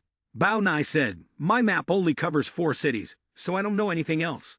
I only know that Tai Wang has the largest betting arena and red light district on the continent. Then, Lu Dequan wrapped Lu Zi in white cloth, making him look like a silkworm, and dragged him outside. Seeing this, Bao Ni grew terrified and quickly said to Lu Dequan, this person is the one who brings water to Zizhuang. Master, please believe us. We are all loyal to you. The system announced. When a character captures a building, all members within that building will automatically display absolute loyalty and will never betray unless the next challenger succeeds. Lu Dequan smiled, patted Bao Ni's head, and gently said, I know you're my Bao Ne. Do something for me. I need 2 sets of clothes identical to what those assassins just wore. Bao Ni smiled back and replied, yes, master. After Bao Ni left, Lu Dequan closed the door. Turning back, he asked Sai Mu, why did you try to kill me with hidden weapons after I saved you? Sai Mu covered her face, crying, and said to Lu Dequan, I'm sorry. I was betrayed before, so I wanted to test you. I never thought you were doing all this for me. I'm so sorry. Lu Dequan asked, now, in this whole continent, only the 2 of us still have our sanity. Sai Mu, I choose to trust you. What about you? Sai Mu raised 3 fingers in front of Lu Dequan and said, I trust you, Lu Dequan. I, Sai Mu, will never betray you. Then, Sai Mu immediately handed Lu Dequan a map and said, this is the origin demon map I rewrote from Magu. Lu Zi will be in one of these 4 main deity temples. We must guess exactly where she is. On the continent, there are 4 main deity temples, and Lu Shen will be in one of them. If we charge in recklessly, we will be struck dead by lightning tribulation, which is known as a divine punishment. At that moment, Bao Nai also entered the room and handed clothes to Lu Dequan, saying, Master, the clothes are ready. Lu Dequan took the clothes and said, the commander knows the whereabouts of Lu Zi. We will join their team. Lu Dequan thought to himself, Ling Ling, Lin Yinayan, wait for me. I will definitely save everyone. Suddenly, after Lu Dequan finished putting on his clothes and turned around, he saw that the girls had also dressed exactly like him. In unison, they said to Lu Dequan, Master, please take us with you. At the casino, Lu Dequan observed the game, thinking to himself, so it's about controlling the ball with one's will. In that case, as long as she retracts her will, I will choose the right moment. It was at that moment when Lu Dequan used the life-preserving technique. Lin Yinayan, seeing the ball move against her will, was greatly surprised and exclaimed, What's going on? Bao Ni, seeing this, laughed and said, It's 6. Everyone who witnessed the scene was utterly astonished, shouting loudly, What's going on here? The small soldiers turned their tables against the wind, instantly killing Nyan's sister. A miracle. Bao Ni turned around, hugging Lu Dequan tightly, happily saying, Master, we've won. Sai Mu, standing next to them, also clapped for Lu Dequan. Lin Yinayan looked at Lu Dequan, thinking to herself, indeed this player is no simple one. Lu Dequan stepped forward to Lin Yinayan, smiling and saying, Yinayan, you can play well and handle it. Now you're mine.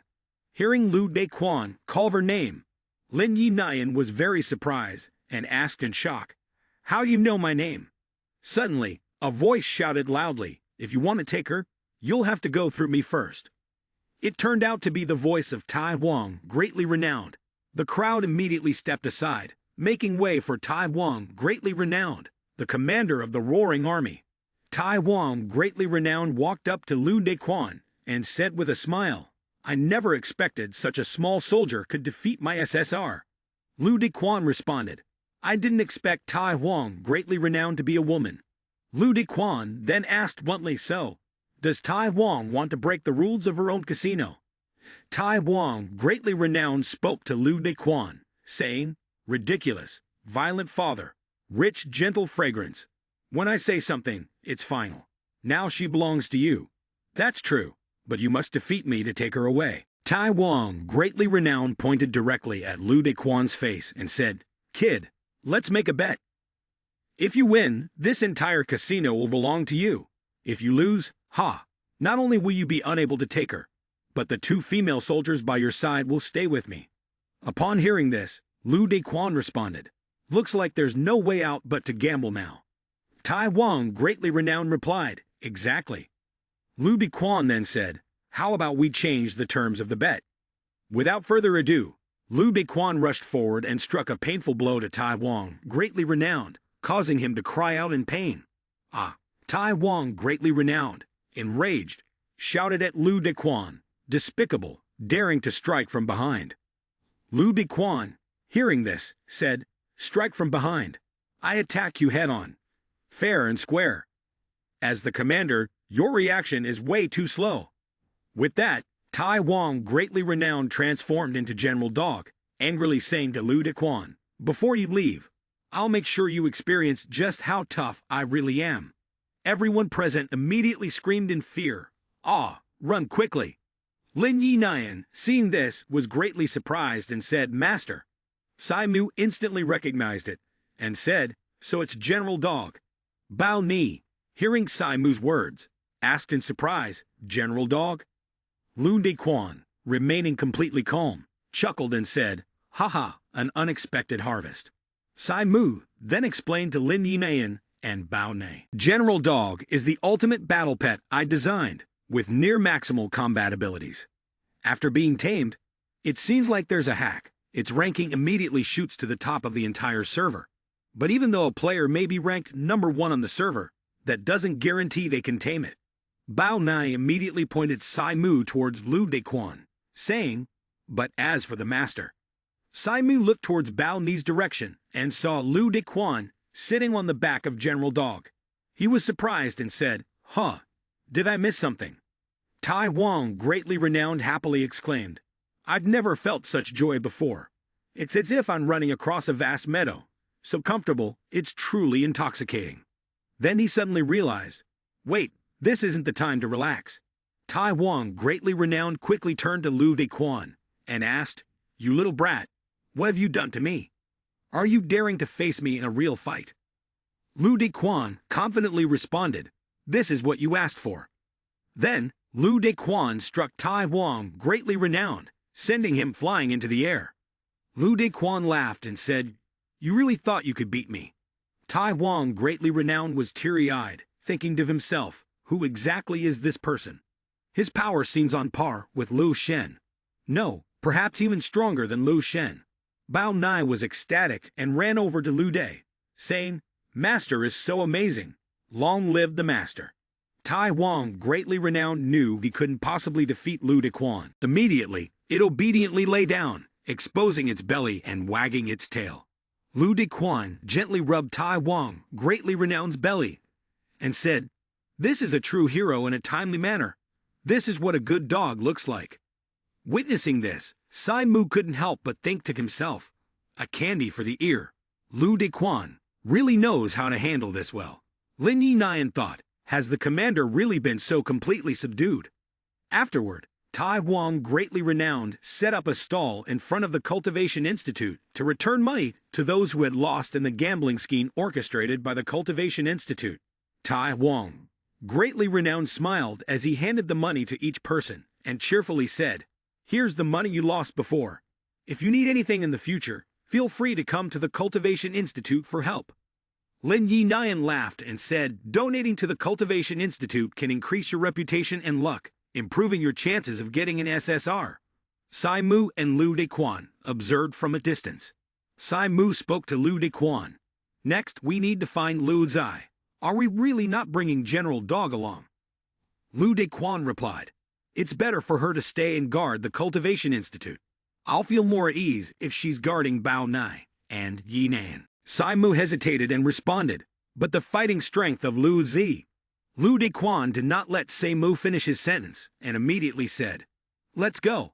Lu Dequan opened the map given by Tai Wang, which was highly regarded, and said to Sai Mu, According to the coordinates provided by Tai Wong, it will take another 2 hours from the teleportation point here to Lu Zi's temple. Suddenly, a group of people dressed in black appeared, surrounding Lu Dequan and Sai Mu. Sai Mu, startled, shouted loudly, "Who's there?" Lu Dequan saw these people in black and remained silent, thinking to himself, "It's those black-clad figures again." One of the people in black laughed and said to Lu Dequan, "Oh, isn't this Sai Mu, the demon king who fell from grace? To think you'd come knocking on our door yourself." Lu Dequan recognized the voice of this person, and in his heart, he thought, "This voice